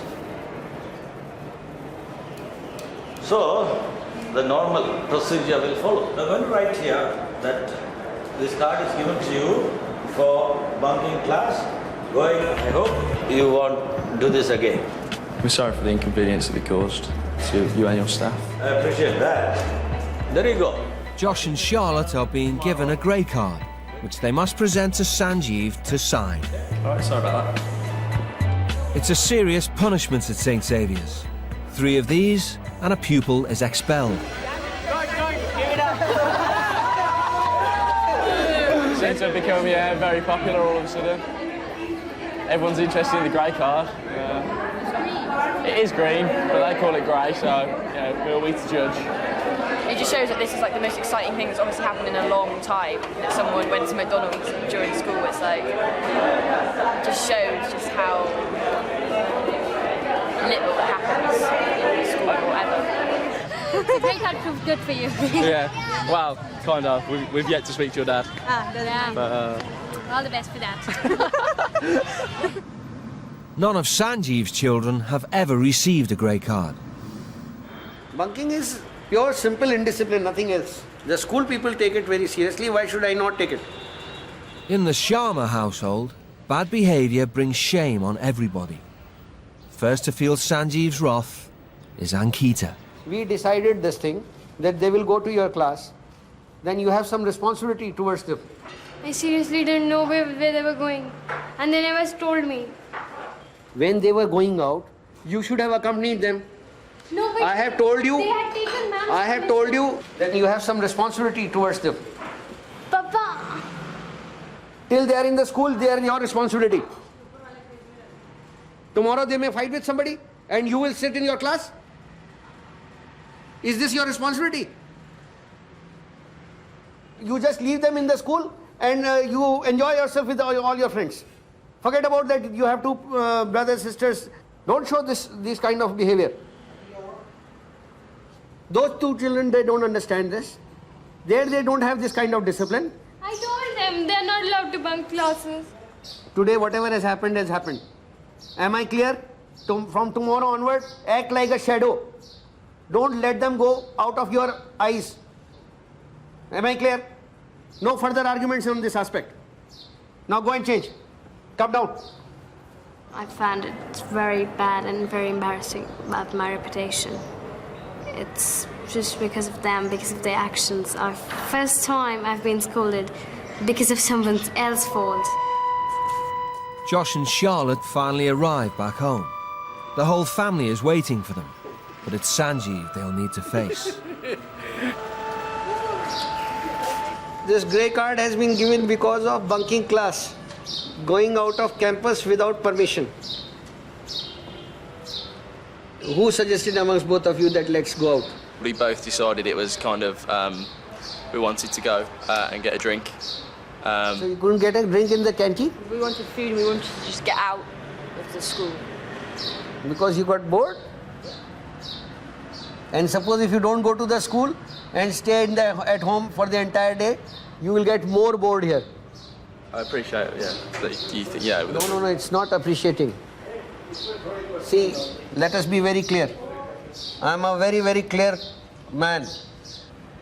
This is a very big embarrassment to me, to the principal, whom I had taken a special permission. For your information, before you had come down here, I spent the entire day talking out that yes, allow these 2 kids to stay with you in the school. I said I want that they should understand what is an Indian school. So please, and you promise me this, nothing of this kind will happen tomorrow. Second thing, both of you will not sit together in the class. Sit differently. See, you have come here to meet Indians. You are not meant for 7 days to stay together. This line is very clear, should be understood. If you're not understanding, sorry. I have a very different way of treating you then. I'm a very good friend if you are good friends with us. Am I clear? Any questions? Any problems? We've apologised. That's the end of it, really. Yeah, we've said we're sorry. We literally can't do much more than that. Like, they just made it perfectly clear that they just don't understand that we wanted to be by ourselves. It gets too much after a while, living under their roof and being with them at school, and then coming home and eating with them as a family, then going to sleep with them, and it's literally just constantly 24/7, they're in your face all the time, and there is no way you can escape from it. The teens are reluctantly getting to grips with their new life. Well, what am I to do all day? 6 a.m. start. Fuck's sake. Early morning exercise. Good start to the day. And a relentless timetable of academic lessons. One angle is A and another angle is C. The teens are well into their stay in India. But Sanjeev feels they're missing the point. He wants them to understand why he's such a disciplined parent. I know I'm a very strict man, but why I am, you will understand from all this. He's taking Josh and Charlotte to one of the poorest districts in Jaipur. I just wanted to show you what are the discrepancies, you know what is in society in India. You have seen the good part. There are many poor people also. India has more people living in poverty than any other country in the world. 320 million men, women and children live on less than $10 a month. Lack of education has resulted in creating more of a poverty than you can think of. How do you find it, Josh? I'm not getting out here. No. It's unbelievable. I don't see how they can survive. That's why I wanted to show you how lucky you are. I thought the rest of Jaipur was quite poor, but this is people just living in like 2 metre square boxes and it's just rubble. I bought my camera. My camera would probably feed about, sold it, probably feed about 400 people for like about 2 days or something. So this is what, you know, makes you work harder. I've never really kind of experienced anything like that or seen anything like that at all before. You can't argue against that kind of, no one wants to live there, no one wants to live like that. So, he's dead right. It's not us that needs the point proving to, and we're not the ones that are going to be living in cardboard boxes if we don't do well here. At the end of the day, it really isn't going to affect me and Josh either way, whether we've seen that or not. I mean, it's really awful to see, just like mentally, it's awful to see, but it's not changed how my attitude is going to, it's not going to change how I'm like, how I feel when we go back to school tomorrow.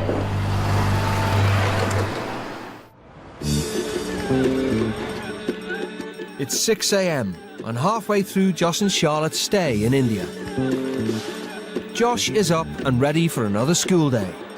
Charlotte is still in bed. Charlotte, do you want to come to school today? Good morning. What happened? Not well? Eh? Charlotte's ill today. That coincides with our PE lesson, which she's been worrying about since we got our timetable.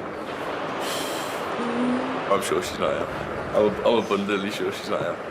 It's really, really coincidental that I have to go to college on my own, and it's the one day that you kind of talked about not going in. I'm not prepared to just sit in that fucking classroom again. So, can you piss off with the camera? Charlotte is used to staying all alone as per her own wishes.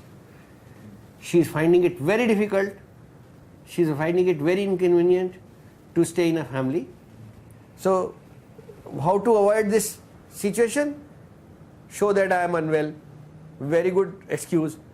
Show that I am not interested in anything, very good excuse. I am feeling sleepy. These are all excuses, lame excuses to stay away from the family. She wants to stay in that room, make her stay there in the room. Josh goes back to school without Charlotte. Okay, all the best. Thank you. Stay put. And Sanjeev's hoping to see a change in attitude. Today we'll be having a debate. For the debate, the class will be divided into 2 groups. So, would you like to be the leader of one group? Right? One group will be led by Josh, and the other group will be led by Ankita. Who is Ankita? Okay. So I've shortlisted a topic. Westernization and urbanization have led to the degradation and erosion of moral, religious, social and cultural values. Having hosted two Westerners for the best part of a week, Ankita should have something to say on the subject. Good afternoon to all. It's because of Western culture and urbanization in India that today, growing teenagers have started smoking, boozing, and adopting all sorts of bad habits. They do not respect their elders anymore. The West was the first area of the world in which technology took massive steps forward in the modern era. So from this point onwards, the East is always having to play catch-up. This is not an issue of a nation losing touch with their past traditions. It's about improving the sphere of knowledge and to make a nation as great as it can possibly be. True to form, Josh is relishing the argument. Back at the house, Charlotte is finally up and about. I'm looking for Matt. Her craving for a fag has got the better of her.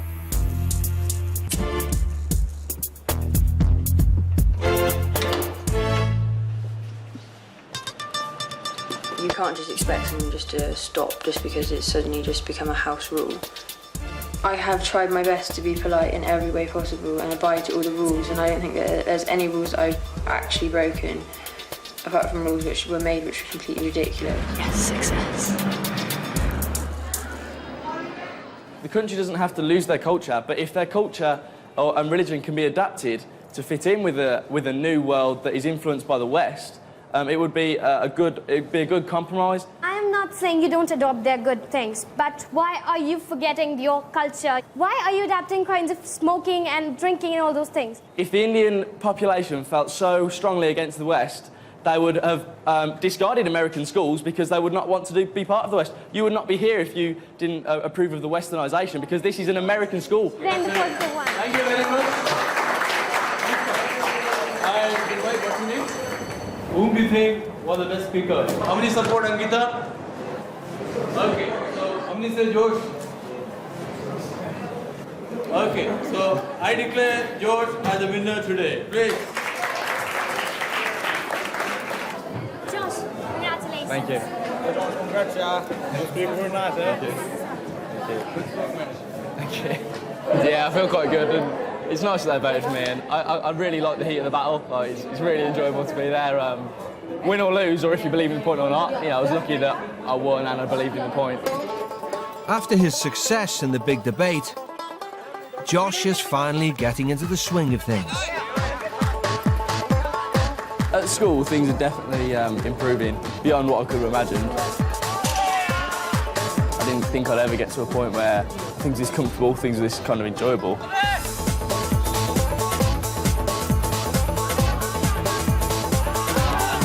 1-0. I've been accepted, I think. They're all so willing to want to get to know me, and they really want to try and become friends now. So it's really nice.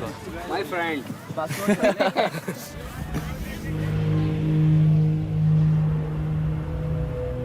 I think Charlotte's still at the feeling very intimidated stage. Has not yet become comfortable with everyone. It's a shame that you come to India for a week and she spent a day in bed.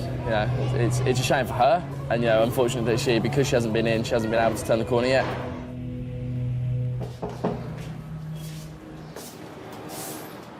You're right. Yeah. School's actually all right. It was the debate. I won. Everyone loved it.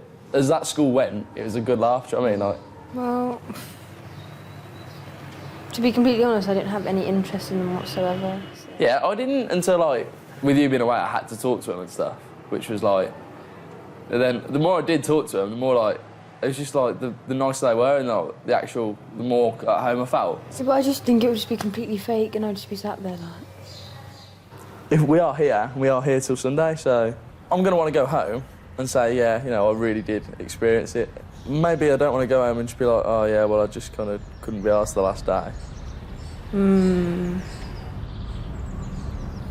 The vice principal was appreciating you. He said that you did well today, and all the children were very happy about your debate. And you participated well, and he was very happy about it. So I am also very happy about it. You want to go somewhere out in the evening? Yeah. Today, because you've done well, I'll give you that. All right, thank you. As a reward for Josh's success at school, Sanjeev has given him and his nephews permission to go out, a rare treat in the Sharma household. They're taking me to their local pub or bar or whatever, where everyone hangs out. So I'm quite curious and interested to see what it's like. They're off to a local cafe where smoking fruit tobacco is allowed. Did you suck it? Smoke it. You know how to smoke. But boozing is a no-no. You're a good smoker. And they have to make sure they're home by 9, not the usual Friday night out for Josh. Just drink too much. My parents so much to do, I ain't going home. Well, I just want to have a good time, you know. Whether it's just with my friends or pool or whatever. Mate, what's my nickname? The Babe. The Babe. Me and Kirsty are having a great night, we're having a good time, we're having a good laugh. My beer goggles are extremely strong. I mean, really strong. And worse off different drinks. Off vodka, everyone looks like Paris Hilton. But sex and booze are strictly forbidden for the Sharma boys. Does your dad let you have like girlfriends and stuff? Yeah, I do have a girlfriend. Yeah. But we have some limitations. Yeah. To some extent, kissing is all right. No change. So we don't do it.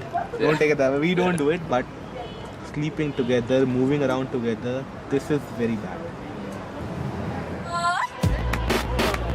On the other side of Jaipur, the Sharmas have finally managed to get Charlotte out of the house.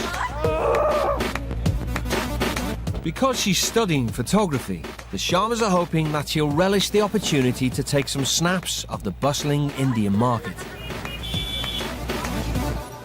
Oh, this is disgusting.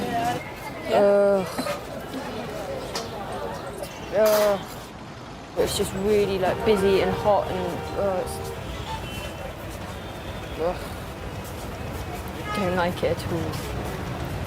In Britain, we have like supermarkets with like chilled food and stuff. There's just like literally rotting fruit everywhere, and they're selling it to people, and people are eating it, and there's just swarms of flies. And it's surprising how people aren't like dead from disease. It's absolutely disgusting.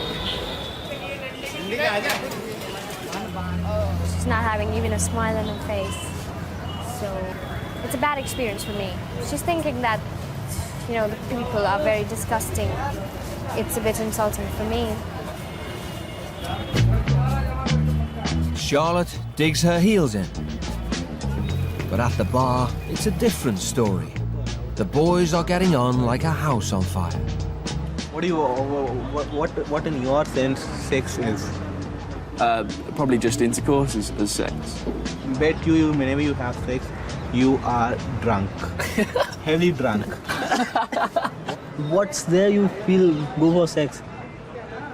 Just physical attraction, really. Boobs.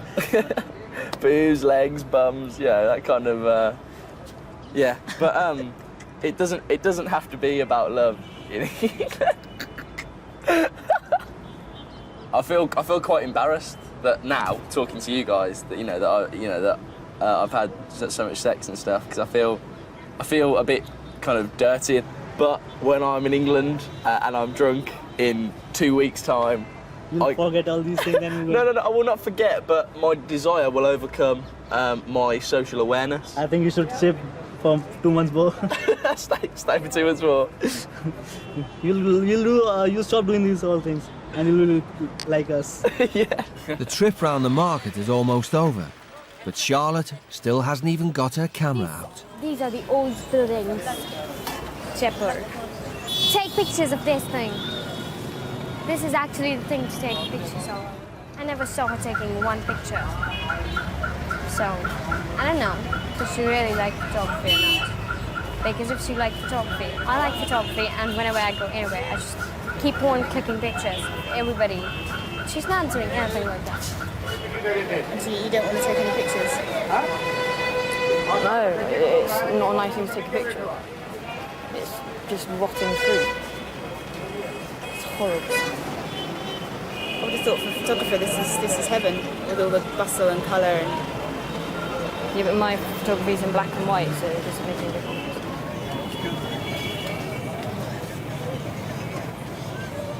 You want to go home? Mom, she wants to go back home. Charlotte's attitude is starting to concern everyone. But in Sanjeev's house, problems are tackled head on. We'll have a little bit of chit-chat.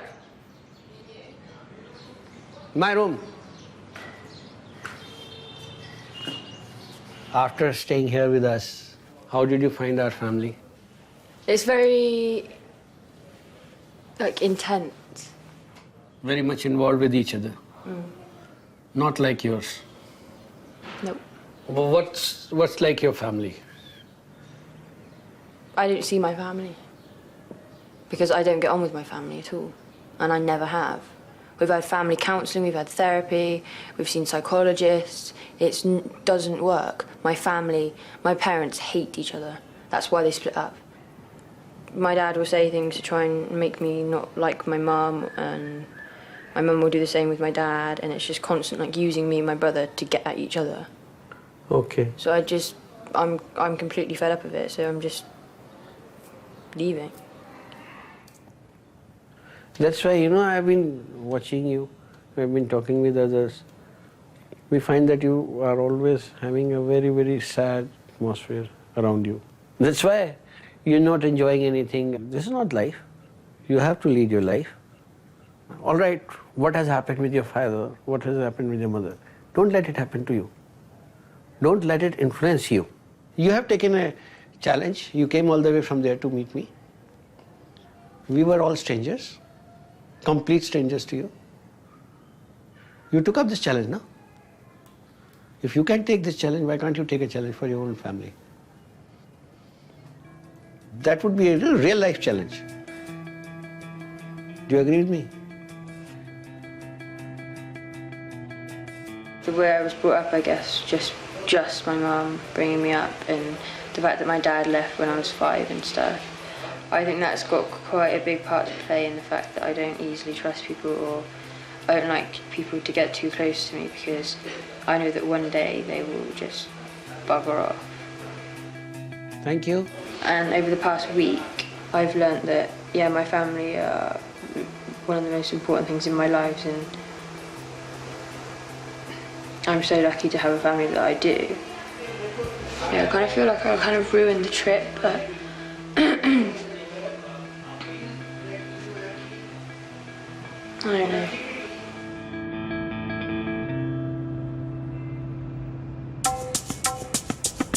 The tight-knit Sharma family are gradually drawing Charlotte out of her shell.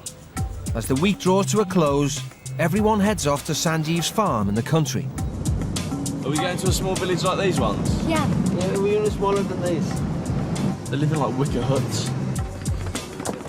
It's a place to connect with traditional India.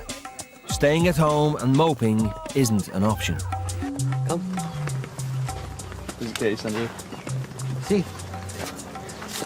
See, this is how people live. In this heat, you get inside the pond and you'll be tanned. Oh, is that the pond? Yeah. Josh is basically naked, and I have to wear a full outfit. Oh, I've got bites all over my.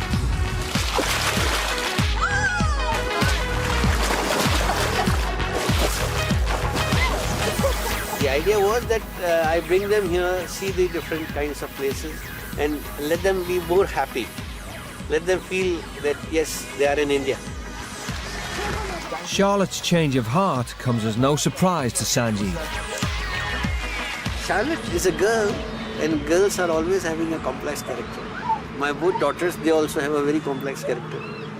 Sometimes you find them in a very, very off mood. They're down. Then I have to talk to them. You can touch. I'm very happy she's smiling, she's enjoying herself. She's a wonderful girl. Today's been I think it's because it was his day off and he could take us out and stuff. It's really showing that he doesn't really want to keep his kids in the whole time. It's just that he doesn't really have time to take them out himself. And he's just been showing us around and explaining everything, and it's been really nice. Open.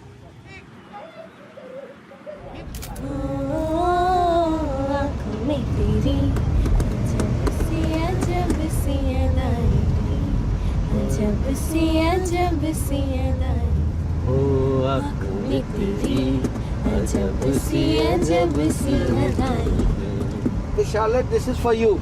Give me a smile I can keep all the while in my heart, all the way. For Charlotte, there's just one thing left to do. An apology for the sister she rejected. Yeah, when I first came here, I just felt like I was being kind of rude. I was just in tears and not really talking much. I just feel like your efforts weren't appreciated, and they completely were. It's just, I just like to take my time. Do you know what I mean? You worked through that all the time. I just wanted to let you know. We perfectly understand what you were feeling, right? It would have been the same with me. So I don't think you were rude at all. Okay. So now are you okay? Yeah. Yeah? It's all cool now. Okay. It's the end of the teen's stay in India. And the experience has given everyone plenty to think about. You stay in India.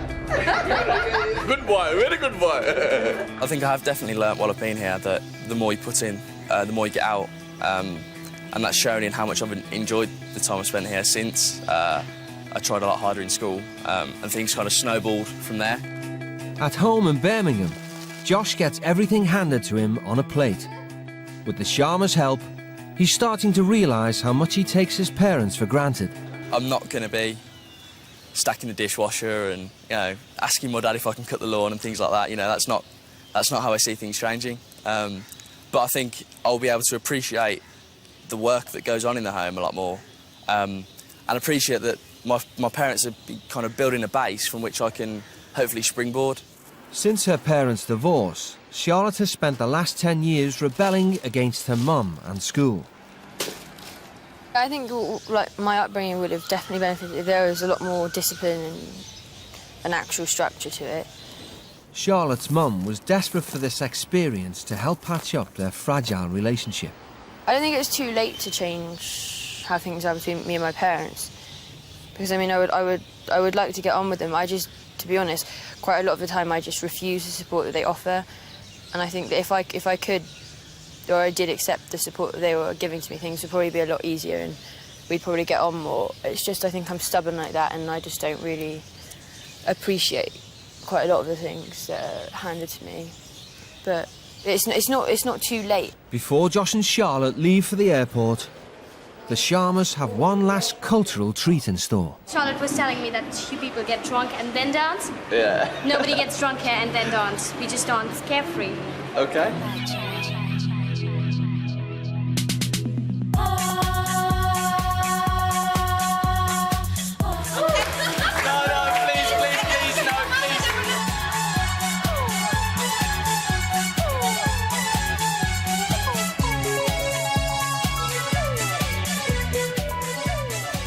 It's really nice they put it on. Me and my family would never do this. I would enjoy myself watching, but I just don't really want to dance. There's no alcohol. I feel really kind of appreciated and really liked here.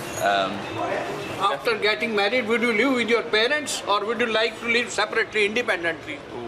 I think for the purpose of the question, I'd like to live with the family, yeah. For the purpose of the question, it's going to have to be that answer, I'm afraid, yeah. Definitely with the family. Cheers! Cheers! Best of luck!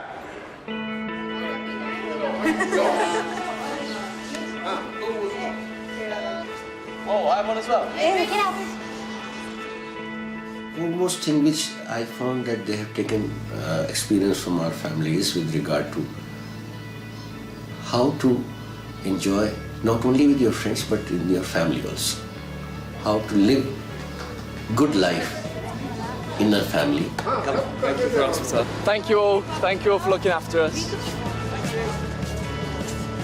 Disciplined family, happiness comes to it naturally.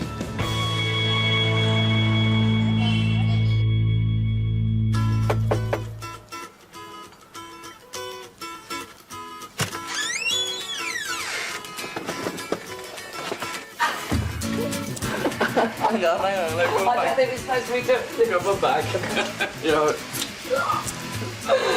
Oh, Josh, lovely to see you. Yeah. Have you put on weight, lost weight? God, you've lost weight. Yeah, I haven't eaten. How's it going, mate? All right, how are you? I like your shirt. Good to see you. Welcome home. Oh, it's freezing. Can we shut the door? I'm really cold. Literally, it's been like 40 degrees everywhere. Look, your shorts are falling off you. I know. I haven't really eaten. So how was it? It was different. Are you glad to be home? I'm really glad to be home. It's so nice to see you. Get off. Get orange lipstick everywhere. You've missed it.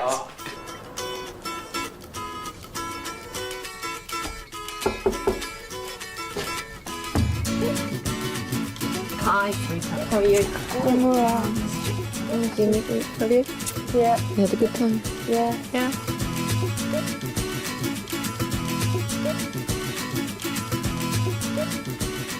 I think she realises now that the world doesn't revolve around Charlotte and that people do lead different lives and it's not all bad sort of being with your family, but maybe now we can make a bit better of a go of it and just try and get along a bit better now.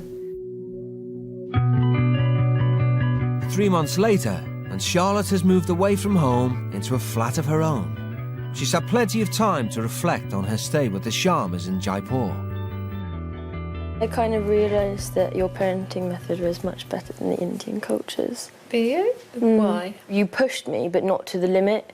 You pushed me and said, look, if you don't do this, this is what's going to happen. I'm going to leave you to do it, and if you don't do it, then you know what's going to happen, but it's your choice whether you do it or not.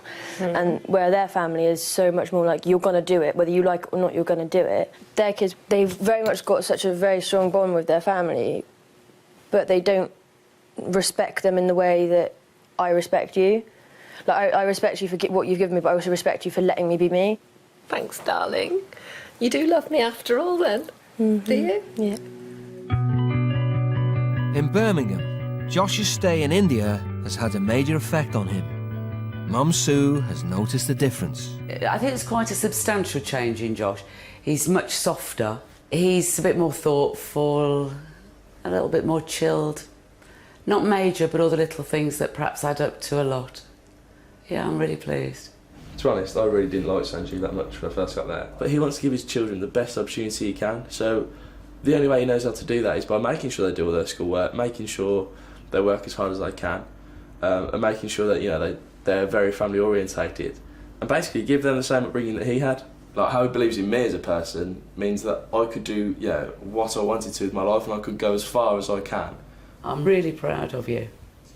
The way you've analysed it all, the way you understand it, the respect that you've got. Sanjeev, on his own back, kind of took me under his wing and really showed me that, life is what you make it.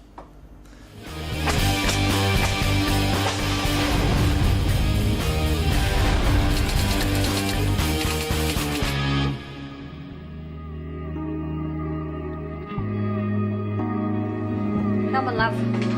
It's 11:15 now. Get out! Fuck's sake!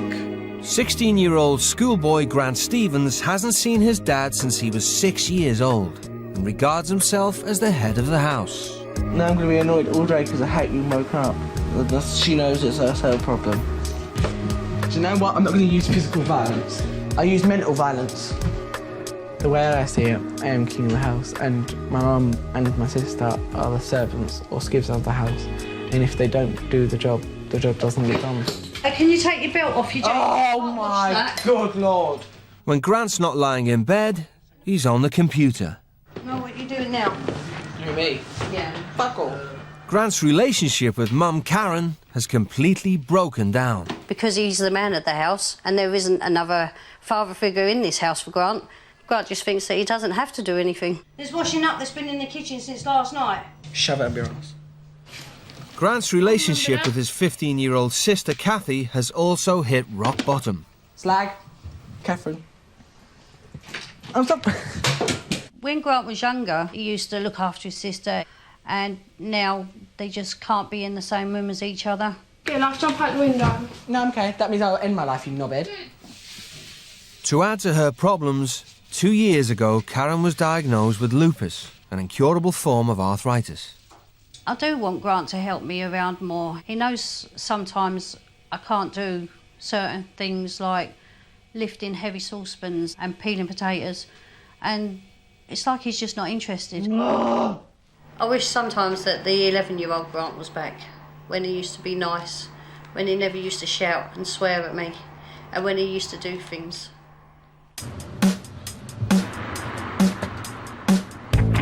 Tonight, who's coming round? Just some few things. Yeah, but it's not a party though, is it? No, it's not a party. 17-year-old college student Lucy Dodds is driving her parents to distraction. Come round Lucy Dodds, she's got a free house. Oh, come, bye. Yeah, be good. No spirits, alright? Mum Sarah and Dad Michael are sick of Lucy ignoring all her house rules. I don't think Lucy respects us enough at all. I think we're more like Lucy's mates than her parents. Because I'm turning 18 and everything, 18's like classed as an adult and everything. I don't feel like an adult because I feel like they're not letting me grow up, sort of thing. Like, not letting me do exactly what I want. And all Lucy wants to do is have a good time drinking with her friends. No! I needed that. Where's my straw? My mum did say don't drink spirits because she knows we all get fuck-a-lucked. So, we drank the spirits and we're really out of it. Right, who's smoking the weed? Have you seen the state of it in there? Oh, do you know what I mean? Come here. Come here. What's this? Yeah, that's for fags. What, king-size fags with Yeah. bits ripped off of it? She just tries my patience so much. It's so frustrating. You wouldn't accept that behaviour from anyone else, would you? Tidy up after yourself, do you know what I mean? Dad, I didn't Well, know that you was... weren't tidy, was it? I didn't know you was coming home, did I? So Lucy's thoughtless behaviour is putting a huge strain on her parents. I'm hoping by her going with a family that is obviously going to be a lot stricter than us, it'll be a life-changing experience for her, you know? Mm. She realised we're not that bad after all. How long it And will that last. And she might just willingly be the girl we want. Yeah. Mm. In a bid to get their home lives back on track, both families have agreed to send their children to live with new parents on the other side of the world. Do as you're told. I'll try to. It's the first time Grant and Lucy will have been away from their parents for so long. Love you. Be good. Hopefully she'll come back more grown up from it, I think. Going on her own like this, you know, Yeah, I think without it will. me and you to help all the time. For the next 10 days, the two teenagers' new home will be here.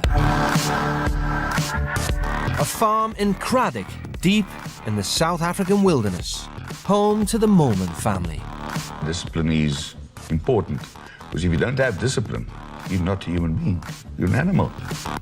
Dad Hannes oversees the family's 7,000-acre farm. Mum Alma looks after the house, and they are the proud parents of 17-year-old JJ and 15-year-old Lieber. For what we are about to receive, O Lord, make us truly thankful. Amen. Hannes is an old-fashioned disciplinarian who believes sparing the rod only spoils the child. Put in the wheelbarrow and take it home, please, man. Okay. Thank you. If they don't listen, what else should I do? I would give them hiding. But a good hiding. I'll take my belt and give them hiding on their backsides. My parents are very, very, very, very strict. You've got to do it their way, by their rules, otherwise it's not going to work. Everyone is expected to pull their weight on the farm, and the Molmans are proud of their Afrikaans heritage. We were all brought up in quite strict houses. You were expected to do certain things, and if you didn't, you got caned.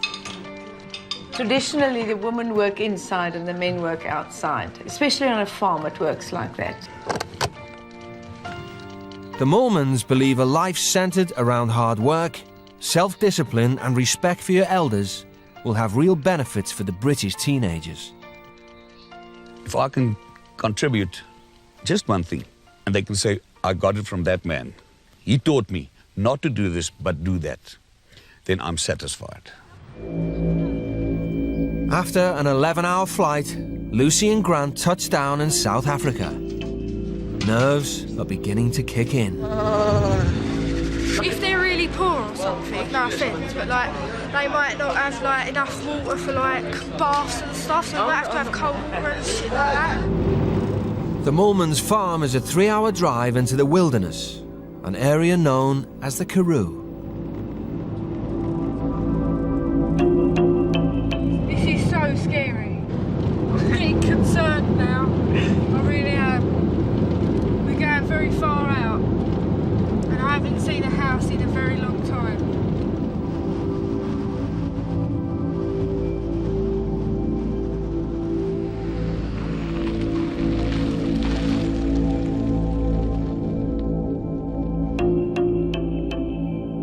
As long as the teenagers just listen to my parents, I think everything will be just fine. If they don't, I think they'll get into a bit of trouble, I think. For sure. Oh my God, it's a house. Is that it? Is that it? Is that it? It has lights. Oh, fucking hell, it's got lights. I'm all right if it's got lights. I feel a bit better now. Welcome, Lucy. Hi. For the next 10 days, Grant and Lucy will live exactly like the Mulman children. At school, around the farm, and at home. Arm in arms. Welcome here. Let's get inside. You carry it up the steps, are you done? Drag it up. Grant will bunk with JJ, while Lucy shares Lieber's room. Thank you. 5 minutes time, the UK kids down the dining room table. Let's just sort out the rules and regulations of this house. Thank you. Oh, he seems well nasty. He's like, get downstairs in 5 minutes and all that. I'm like, hold on. Listen, kid. We want you to be part of the family for the following 8 days. No alcohol or tobacco. If I find you smoking, you'll have to eat that packet. I'm telling you now straight. If I find you drinking, I'll give you enough drink to drink for the rest of your life. You understand me clearly on this point. Your hair would not be acceptable for school, so we'll have to quickly do something about that. What do you mean, do something about it? We'll have to cut off a bit. Oh. Because I don't even let my mum cut my hair. No, I don't care whether you want your mum to cut it or not even, but yet you go to Craddock High School, your hair will be cut according to rules. Okay. Right, thank you. Right. Thanks. Ron doesn't really go for the fact that he's got to cut his hair, so he'll have to do it according to school rules. So whether he doesn't like it or like it, I don't care. His hair will be cut tonight. I'm so scared. I'm really scared of him. I want to go home so badly. He's only cutting my hair as well, but still. Resistance is futile. The local barber is also a senior police officer and a personal friend of Hannah's. How old are you, Grant? 16. 16? Yeah. A regulation haircut for a boy in Craddock is sure back and sides. At my school, when our hair doesn't get cut, we get caned. What? Yeah. You get hit? Yeah. You'll always wear your hair like this now. Because it's nice. It's nice. I like it, Grant. I really like it. Oh my. Oh my water. Why does my hair have to be a certain length to go to school? My hair is disgusting. I hate it. Really? Look at Grant, how beautifully he's without hair. The Mulmans are sticklers for presentation, and it's not just Grant's appearance causing concern.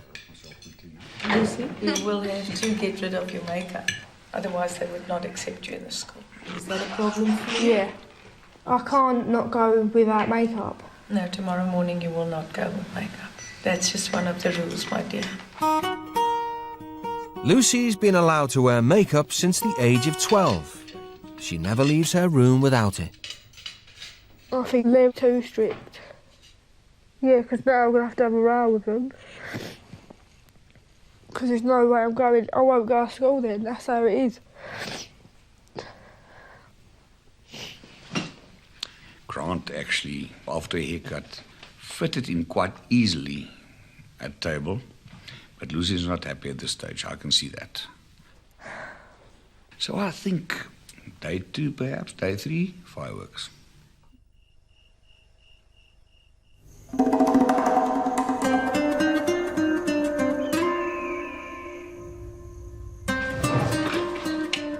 Wake up time, Lucy.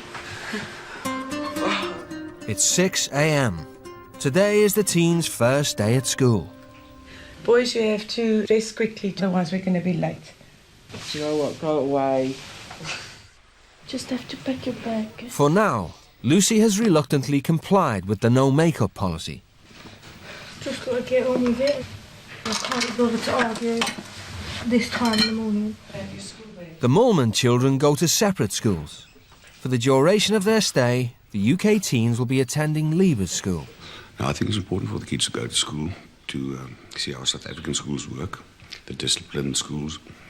And I think it's important that they meet other kids in South Africa, not only my 2 kids. Nationale Saletspiel! Craddock High is a state school 10 miles away in the nearest town. Its motto is, nothing without hard work. And the strict code of conduct is enforced by the head teacher, Mr. Bonzaya. To a person who's not used to this type of discipline, it might look army-like. I believe that you should, for every child in this world, you should set boundaries, and then you must leave them to operate in those boundaries free according to their potential. Morning. Mr. Bonzaya, your name is? Lucy, good morning. I go right through to my office. I would ask you to properly tie your ties. Thank you. Lucy, your hair is far too loose. I'll ask one of the prefects just to guide you how to tie your hair properly. Our main purpose is academics, but we also have a sporting side. I don't do sport. Do you have a medical certificate for the reason not to... It's a personal reason. I didn't do it in school for 2 years in my previous school, so... My boy, you're now in Craddock High School. No, but I'm sorry for you. I'd rather sit and write lines, but I don't do sport. You will be there this afternoon. I'll be there, but I can't be taking part. You will take part. Any other questions? Thank you. Then you are 2 ordinary kids in an ordinary school in South Africa. Enjoy it.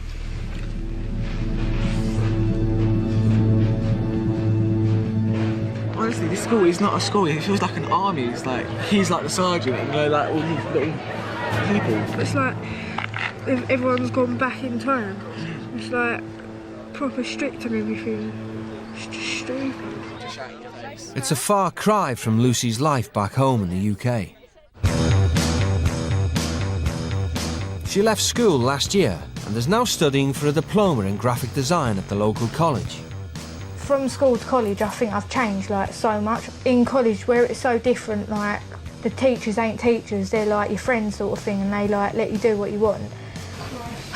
Just before she left school, things started to take a dive, didn't it? Yeah. You know, a little bit of laziness started creeping in with Lucy, you know, not getting up in the morning. We all just do what we want in college, but we get the work done.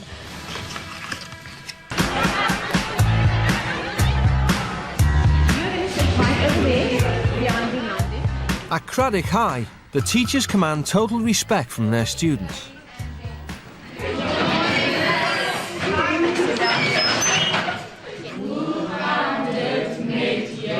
Grant and Lucy's first lesson is Afrikaans for beginners, one of the 11 recognised languages in South Africa.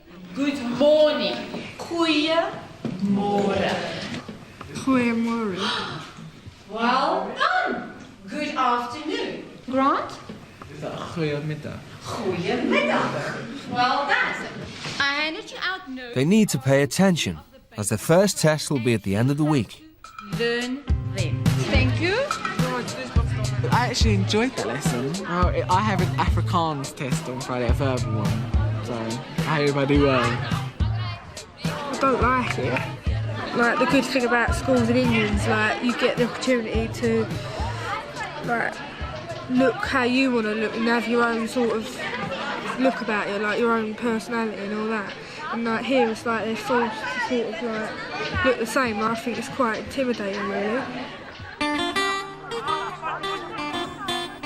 South Africa is a country obsessed with sport. After lessons finish at 1 o'clock, everyone looks forward to competing, particularly on the rugby field. I think the last time I played sport was like in year 11, and that was me playing tennis, and I think that was the last time I did it. It is mainly down to self-confidence. It's just like I don't like people to watch me when I'm playing sport or like working out or exercising. PE teacher Mr. Weitz isn't used to malingerers. Listen, Grant, you will play on the wing. Listen, let me just finish. Let me just finish. I would like you to participate, to get a group feeling in our school. No. You can see it, there's a lot of guys, they are small, they will not. No, and I promise you, they will not tackle you. No, I'm not doing it. No attitudes. No.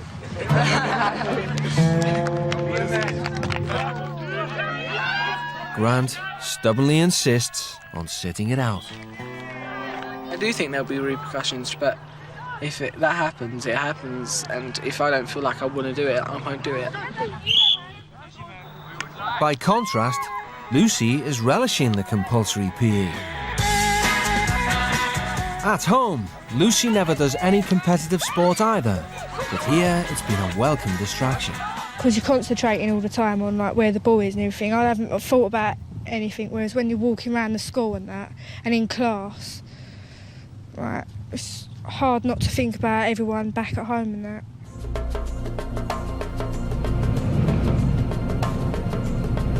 It's the end of the teens' first school day. News has reached Hannes of Grant's complete refusal to take part in school sport, and he's not impressed.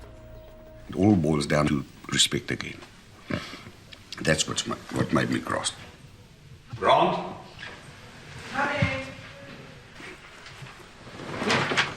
Listen, I've asked you very nicely this morning. I don't want a bad report from school. Grant, you know, you're so lazy, you're so arrogant. It's so in you to do nothing. And you've got no respect towards any other person around you. It's time you change your mind. After you've studied, you write me an essay of 300 words. What? Why I think I'm the macho man. Why I think I should... Wait, I'm talking to you. No, Come here. Come here, I'm talking to you. You're running away from me. I'm talking to you. You are not running away, I'm talking to you. You're welcome to talk to me. We're not running away. Come back, let's finish it. I can't. Where are you going now? I don't know where I'm going. Well, in any case, you've got your chore that I want from you. I want it tomorrow. Thank you. I'm finished with this now. I don't like people running away from a conversation. It's just another sign of the weakness of the guy. He wouldn't accept being confronted about things he did wrong because he's spoiled. I just can't believe he did that, like, had to spoil it. I didn't know, obviously I knew he was going to talk to me, but to shout at me like that, no.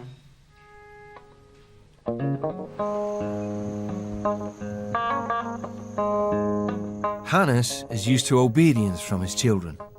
Liba and JJ do 2 hours homework every night, and the British teens must do the same. Am I allowed to say that, or is that racist? No, you can say white farmers. It's fine.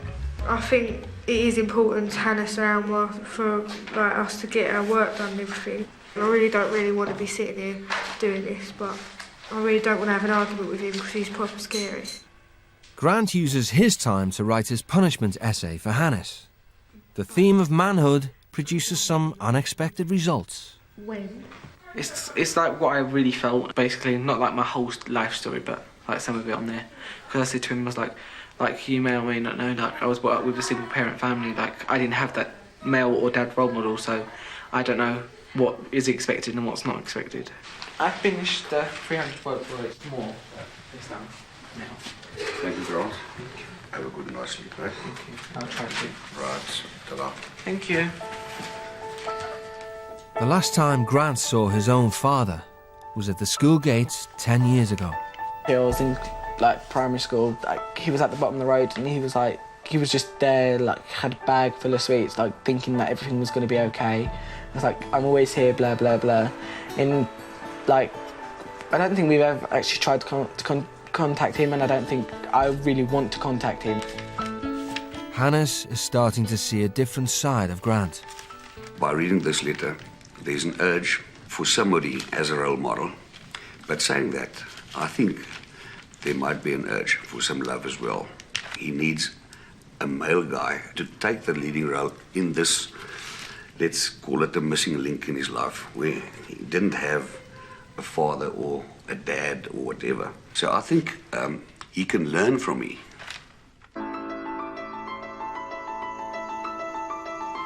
I'm turning it back in 5 times. It's the teens' second school day in South Africa.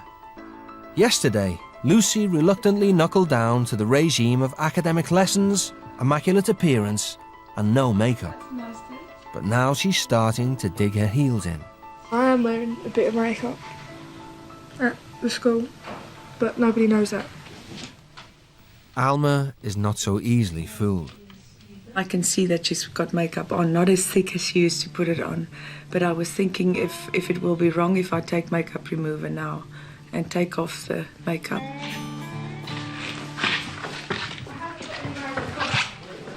No, I'm not doing that. I'm allergic to stuff like that and I ain't having that. In England, Lucy normally runs away from confrontation. On an isolated farm, it's not an option. No, you just ruined it now because we was getting on time and now I'm pissed Listen off. to me No, and stand still. No. Obey me. Obey me and stand still. Thank you very much. Listen to me now. Listen to me now. I understand your makeup. No, you don't. I don't. But I'm so scared that you would get into trouble, my dear. I would rather get into trouble. Okay, then it's great. Then we get into the car and you take the consequences at school, is that right? I can't believe what I just saw. The way she talked to my mother, I would never do that in my whole life because it's not right. It's just dead down wrong.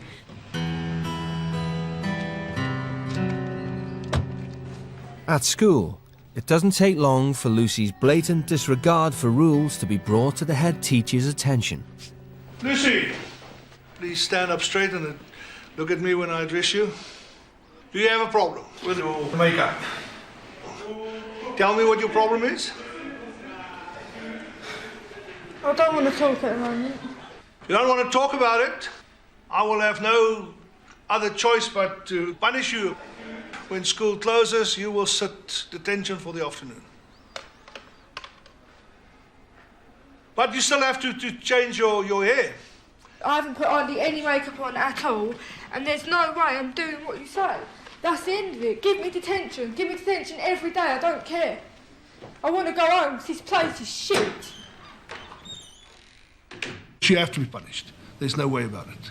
I've been a principal for 22 years, so somewhere along the line I've had that sort of attitude, but it's been a long time since I had it. Fucking stupid place, I swear to God. They've given me a hard time, made me cry. I'll fucking give them a hard time now. And then they won't forget me. Idiots. Grant? Yes? I know. By contrast, Grant is starting to enjoy being the centre of attention. How's your behaviour in the School of England? I do get told off quite a bit, like get sent out of class, just because I am talkative, because I love to talk.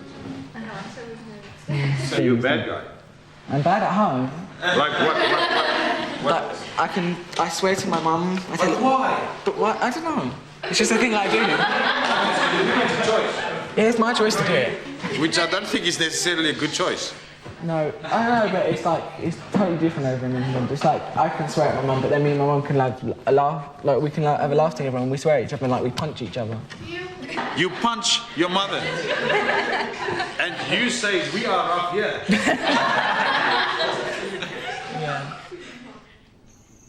For Hannes, Grant's behaviour is no laughing matter. He's keen to find out from Grant's mum just what has gone wrong. Good morning, Karen. Oh, hello. Good day, it's Hannes Moorman speaking from Cradock, South Africa. How are you? I'm fine, thank you. How are you? I'm fine, thanks. Tell me a bit more about Grant, Karen, please. Is he a cheeky child? He does swear at me. and he's rude to other members of the family, my sister and my mum as well. Yeah, yeah. And he starts arguments with them as well. Yeah. And no, he's just not very nice. So he's swearing terribly at you. How do you discipline him, Karen? Well, I tell him that he's not going to get any pocket money. Yeah. Until he's done what I've asked him to do. Most of the time I just give in to him because I just can't stand around. Listen, Karen, don't worry about him. He's fine. And I hope to send you back a more behaved child. Oh, good, brilliant. I'll look forward to that. All right, we'll speak again during the week, eh? All right, Karen, have a nice day. Regards. Thank you. Thank you. All right, bye. To be rude to other people is a way of trying to be a man. And I think if you can get on top of him and just let him understand, but listen, you're only a boy still, you're not a man. You're still behaving like a boy, worse than a boy. I think we might change his mind. Back at school, there are further developments. Lucy's found a way to calm down. I asked them boys over there, because one of them was smoking, I said, have you got a spare cigarette? I don't feel as stressed now. Her fellow students are appalled by her behaviour. They see you without school uniform, they so much generalize everyone. But the people are driving by in their cars, they see you. It gives our school a bad name. I don't care. School's out, but as Grant and Lieber head home, Lucy is kept behind to carry out her detention. I'd rather do this every day than tie my hair back and put makeup on, to be honest.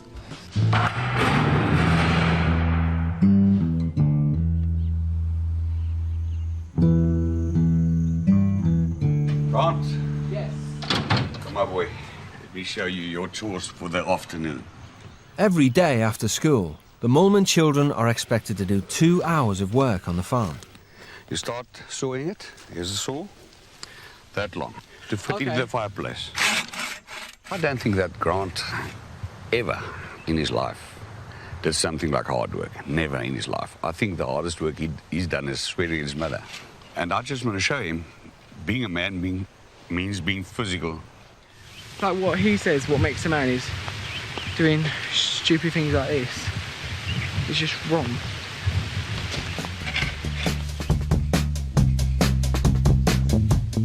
For the next hour and a half, Grant does his best to meet Hannes's demands. Oh my God, I totally missed. For Hannes, it evokes memories of his own tough upbringing on the farm. My father was a tough man, very, very tough. He was a hard man. Hard on you, hard on his work, hard on anything. And you know, if you grow up like that, you'd like your boys to grow up like that as well. And you wish that same thing would go on. Nobody would tell him to do this, because he would swear at them, because he's the only man in the house. Now, he can't swear at me. I mean, he just has to do it. I swear, if any drop out, I'm gonna cry. Grant, tell me, when last did you have 1 hour and 35 minutes of practice? I cannot remember the last time. Or is it in total as much you had in your life? Yeah, most probably. Thanks, Grant. It's okay. Congratulations. Well done. My hand, look at it.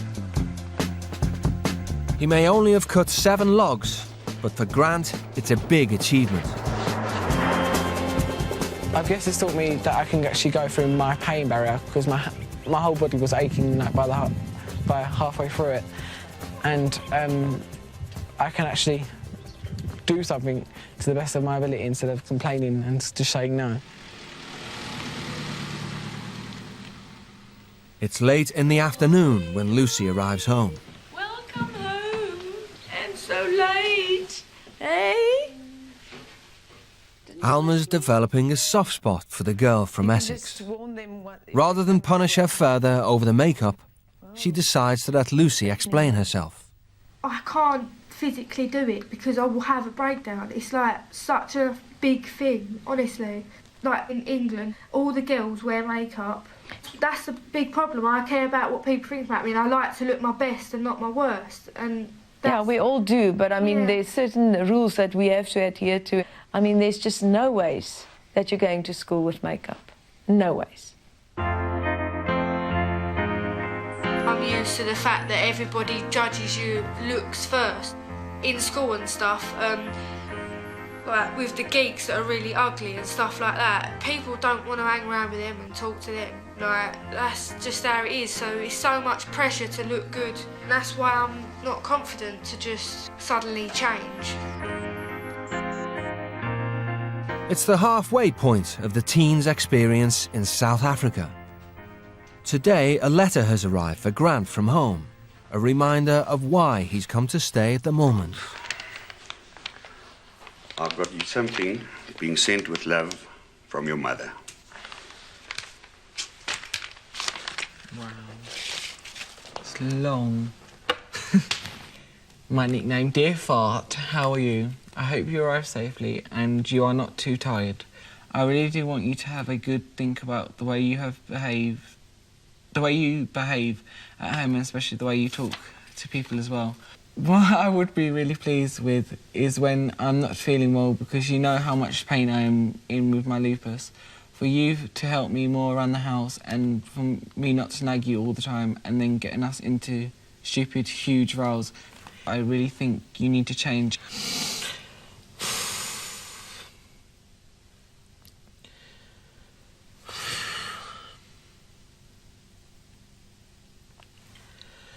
I'm going to go now. I hope you take some brilliant photos and take some of the family you are staying with too, because you never know you would keep in contact after you get home.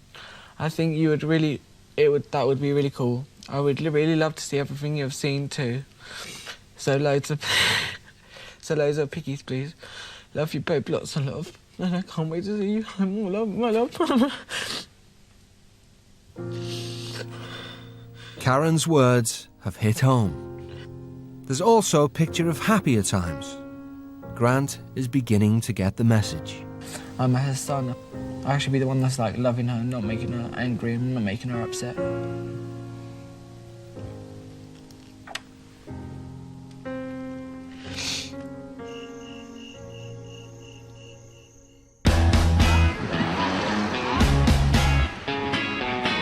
It's the final day of school. Lucy decides she'd rather clean another classroom than spend the day without makeup. I don't care anyway, I'll get detention or whatever they want to give me. Unbeknownst to Lucy, today is Craddock High's weekly inspection parade. Morning. After Khaled has brought you to attention, we will have an inspection. So everybody just stand where you are.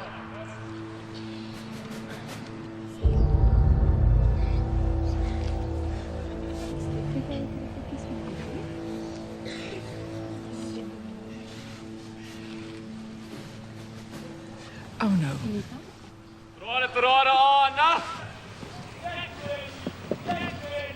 Once again, Lucy is marched straight to the head teacher.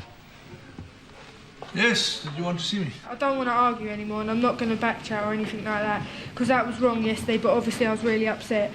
But I'm not going to tie my hair, I know it's wrong and everything, but I'm still not going to tie my hair back or take my makeup off, and I am sorry, so I'm going to have to take whatever consequence you give me. You did a terrible thing yesterday by smoking in your school clothes right in front of the school. That is damage to the school I cannot repair. As sad as it is for me right now, I've given you an order, you refuse that order, so then you're not welcome in the school anymore. Thank you.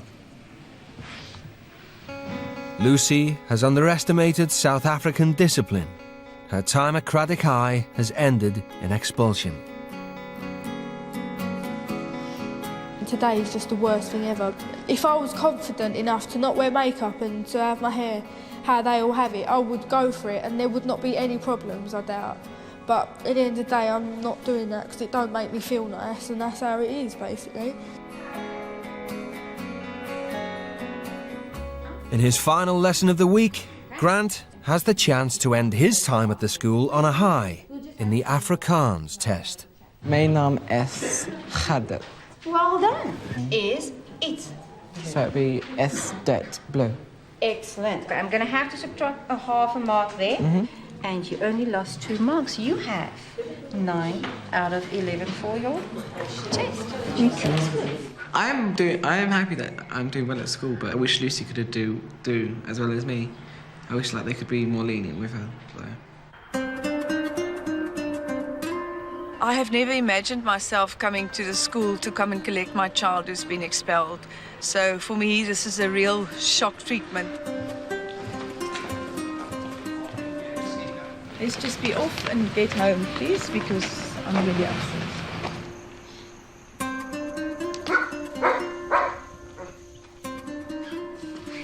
Lucy, look at me. You know what? You just succeeded in making the biggest mistake in your life by getting me into this whole shame of being expelled from school. I've never been insulted like this in my life. Now listen carefully. If you were my daughter, you can be glad, because you don't want to know what would happen. I'll try my best, that's all I can do, so there you go. Right, thank you. She just keeps on being stubborn. Look away from me. She wouldn't hand over or put down her makeup. She keeps on being stubborn. And that's it. I was feeling she's almost like my own child, and now she's let me down. And I'm cross with her, and I'm really, really annoyed and really sad. As punishment for being expelled, Alma sets Lucy to work cracking thousands of nuts, hoping she'll use the time to reflect on her bad behaviour. Could have given me a nicer chore where your hands don't hurt. If we give you something to do, it's not out of spitefulness. It's because we want you to become a better person, to learn by it. You finish what you have to do. I'm not used to this shitty job. It's just pissed me off so much. I'm really angry. The work doesn't end there. Hannes has been remodelling the garden in front of the house for the last few weeks. Today, Grant is expected to help. I want to take away this whole thing. What? Why? Except the fish ponds and the little island there. But I want all these stones removed. They're heavy! But pick them up. I can't pick them up, they're too heavy. No, but Alice, if I can't pick this up, you cannot expect me to do all of this. pick it up. You can, There you are. It's not that heavy. Okay, right, Grant? You made me proud yesterday. I want you to make me proud today as well. Right? Despite his progress, Grant reverts to his usual whining. This is like slave work. I'd start liking Alice, and as soon as he asks me to do a pathetic job like this, I hate him again. It doesn't take long for Grant to give up. Where's Grant now? What's happening here? What do you mean? You were picking out all the small ones. Yeah, but I told you I couldn't pick up the big ones. But how would you... If I can't pick up a pathetic rock like that, how do you expect me to do stuff like this? You know, Grant, something you don't know. I spoke to your mother. Don't run away. Come here, Grant. You're big enough. Grant, I'm not running after you again. Come back to me and talk to me straight in my face. I spoke to your mother 2 days ago already. Your mother told me you were a very good boy. Till 5 years ago, you turned bad. You got more lazy and more lazy and more lazy. Now, Grant, all I expect from you now is those rocks you've dropped in the gate. Take them, throw them towards the fence, and open the gate towards that side. Understand? Right. You do that now. Thank you. Hannes has touched a raw nerve, and Grant can no longer cope with the guilt of his behaviour back home. It's like, I feel like I've actually contributed to my mum's illness. Like, if I would have helped out more, maybe she wouldn't be as ill.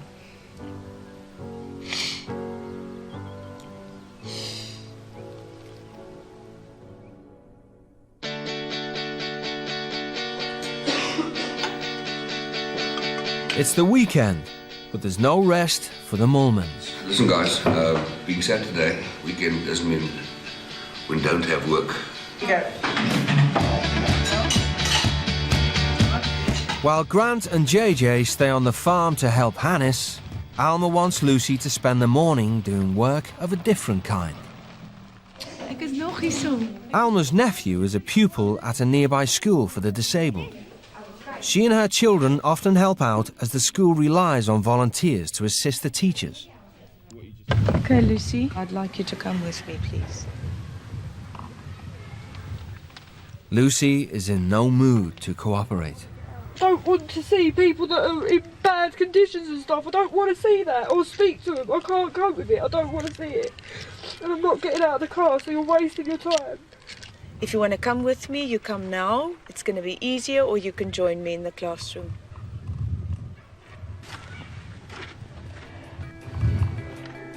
I'd hate one of my children to be like that. It's been part of my life and my children's life for so long, and she doesn't even want to get out the car for an hour. Never had to do something so hard before. Like, I'm sitting in that car and I'm thinking, I want to do it with all my heart. I really want to do it. I really do, but I don't know, something's just, I ain't got the guts to go in there and do it. I can't go in there. Lucy's attitude is in contrast to Grant, who is doing his best to keep up with JJ. I just think you work extremely hard. It's so hard to keep up to your standards. For you? Yes. Hey, why are you so slow? Talking too much, working too little. Huh? We're getting to know each other. We're going to be brothers. Huh. Then the two brothers should work. I think Hannes is just trying to see that what my mum asked me is trivial compared to what he's asking me to do here, and making me see this is hard and what my mum asks is easy. After nearly an hour, Lucy finally plucks up the courage to help out at the disabled school. Hi! I'm so glad to see you! Oh, I'm so glad to see you! Lucy. Hello for Lucy, Kenneth. Lucy, signora. Lucy. Ik ga voor Lucy's hand. Tell her your name. Andries. Andries. All right. Well done.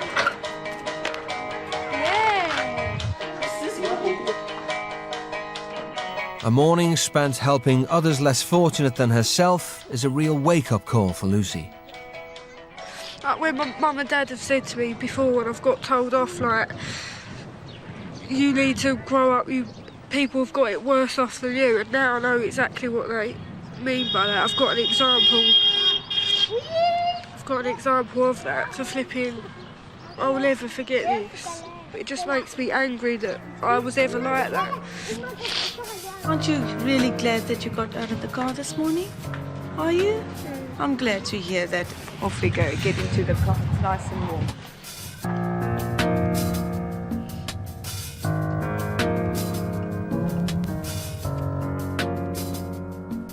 If you hear the squeaking sound, you know you're doing it well. As the weekend goes by, Lucy finally begins to get into the swing of things. Where the jobs are at home are so easy, I wish that I could have just done them now without complaining about it and making my mum and dad feel guilty about asking me in the first place. And I know my mum and dad would definitely appreciate it, because obviously I don't have time to do that. I'm always out or busy with doing something I want to do. By 5 o'clock, Lucy has cleaned every window in the house. I think she did great with the windows. She took great pride in having them shiny on both sides, and I really thought that was a good thing. Hey, why are you sitting? Finished. Have you finished? Hey, where are you underneath this? You see me doing that to Liba all the time, hey? Listen, Lucy, I'm really proud of what you did today, hey? And I think you're proud of yourself. Even though I don't agree with some of the rules, the way Alma's reactions are, like, it is quite praising. That's why it's made me feel guilty about like how I've been acting at home and that. And it's making me want to just go back and show them that I can be better. In 2 days, Lucy turns 18. When her parents write to her, it's with the hope she'll finally leave behind the bad habits of childhood. Hey, Lulu.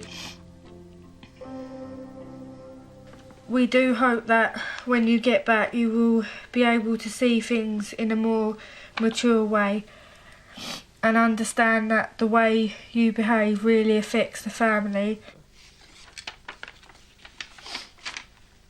18 kisses for 18 years.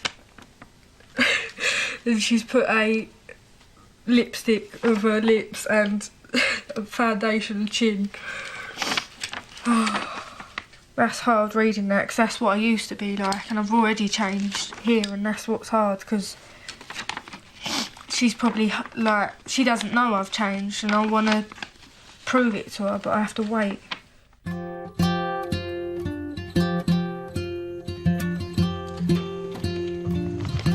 Force them in, otherwise they're going to fall off. It's nearing the end of the teen's stay with the Mormons. Today, Hannes has a reward for Grant's hard work yesterday. They're going hunting. Me and my father had the experience, me and my son had the experience, and he'll never again have a chance to experience something like this. In the South African bush, hunting is a common pastime. Hannes and Grant head deep into the wilderness. They're looking for food for the dinner table. Grant has never held a gun before. It's a big responsibility Hannes is giving him. Yeah, I see it. It's closed. It's loaded. It's only for shooting, eh? Put the cross right in front. It's just...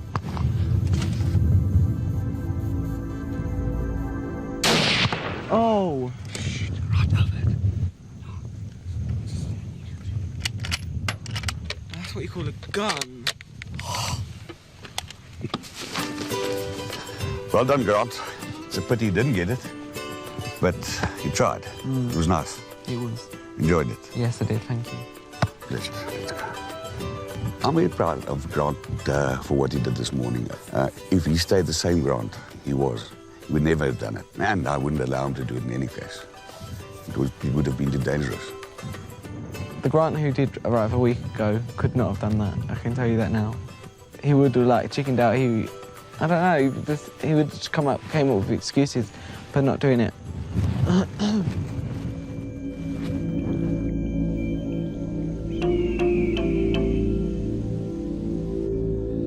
The day's hunting has brought Grant and Hannes closer. For the first time, Grant feels comfortable enough to really open up about his dad.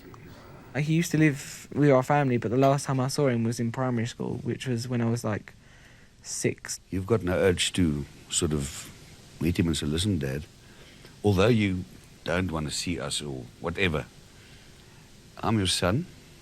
I've forgiven you. No, I couldn't forgive Be him. yourself. At all. Why not?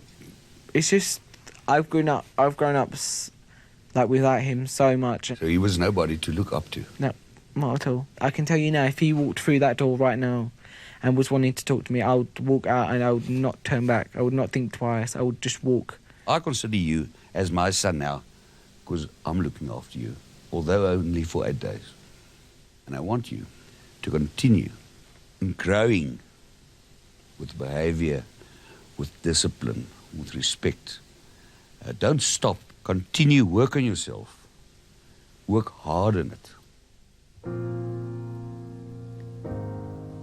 I know Hannes is trying to be our father figure and I respect him for that, and I'm glad he is doing it. If you would have asked me before this all started if I could respect another father figure, I would have just laughed at you and said no. But he is. I'm so glad I respect him and he respects me. If that little change, him doing things, can help him in future, I'd be glad.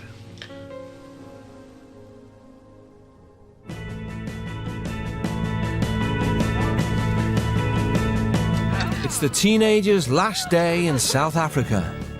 It's also Lucy's 18th birthday. Thank you very much. Oh, that's lovely. No, I'm classed as an adult, so that's quite good. So, but I've got a lot to live up to now with that adult name. So I've got to like be on my best behaviour forever, sort of thing. Okay, See you later. Okay, we're gonna. Okay, look up. See you later. Take a man's hand. Take it like a man's hand. Be good, eh? I will. Thank you. I think they've changed a lot. They saw and realized that life's not only about me, but about everybody and everything around you. I didn't think I would ever be sad to see the back of Hannes, but I am. He's taught me so much in such a little amount of time. I'm really proud of them, and I think I'd love to go with them and see what they do when they get to their families. I think this whole experience has been a turning point. It's just changed my life. I described Grant a week ago as an arrogant arsehole. I think this experience has definitely changed my life, and I'll be getting on with my family so much more. And in general, everything will be a lot happier and life will be so much easier now.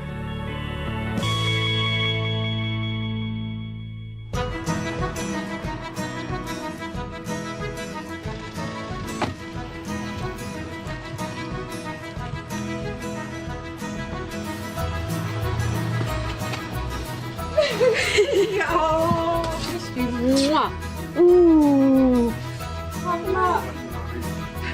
Oh, good. Perfect. Yeah, everything's different. I know. Whether to laugh or cry. I was like mainly the problem. Like, most of the arguments were because of me, because of my attitude. I'm definitely going to change. Thanks, Luke. I don't think anything will ever top that, to be honest. You've been through so much, haven't you? Just shows you there's a big wide world out there, isn't there? And it's all there for you. All you've got to do is go and grab it, innit? Hello, long time no see. How are you? I'm good. How are you? Oh, changed. Yeah. Hiya. I like your hair. I hated it. I'm sorry. Oh, that's all right. I'm sorry too. What's it like? Oh, really, really interesting. Do you want a cup of tea? Do you want me to make the cup of tea? I've been in bits all week. I've been in bits since you've been gone. I've been terrible. Are you missing my jokes, are you? Yeah. I've learnt if I can do chop wood or move rocks, like what they asked me to do at the house, like those stupid kind of chores, obviously I can wash up. And learn to use the washing Yeah, I machine. will learn to use that. You're going to have to teach me. It's and not like hard. I'm...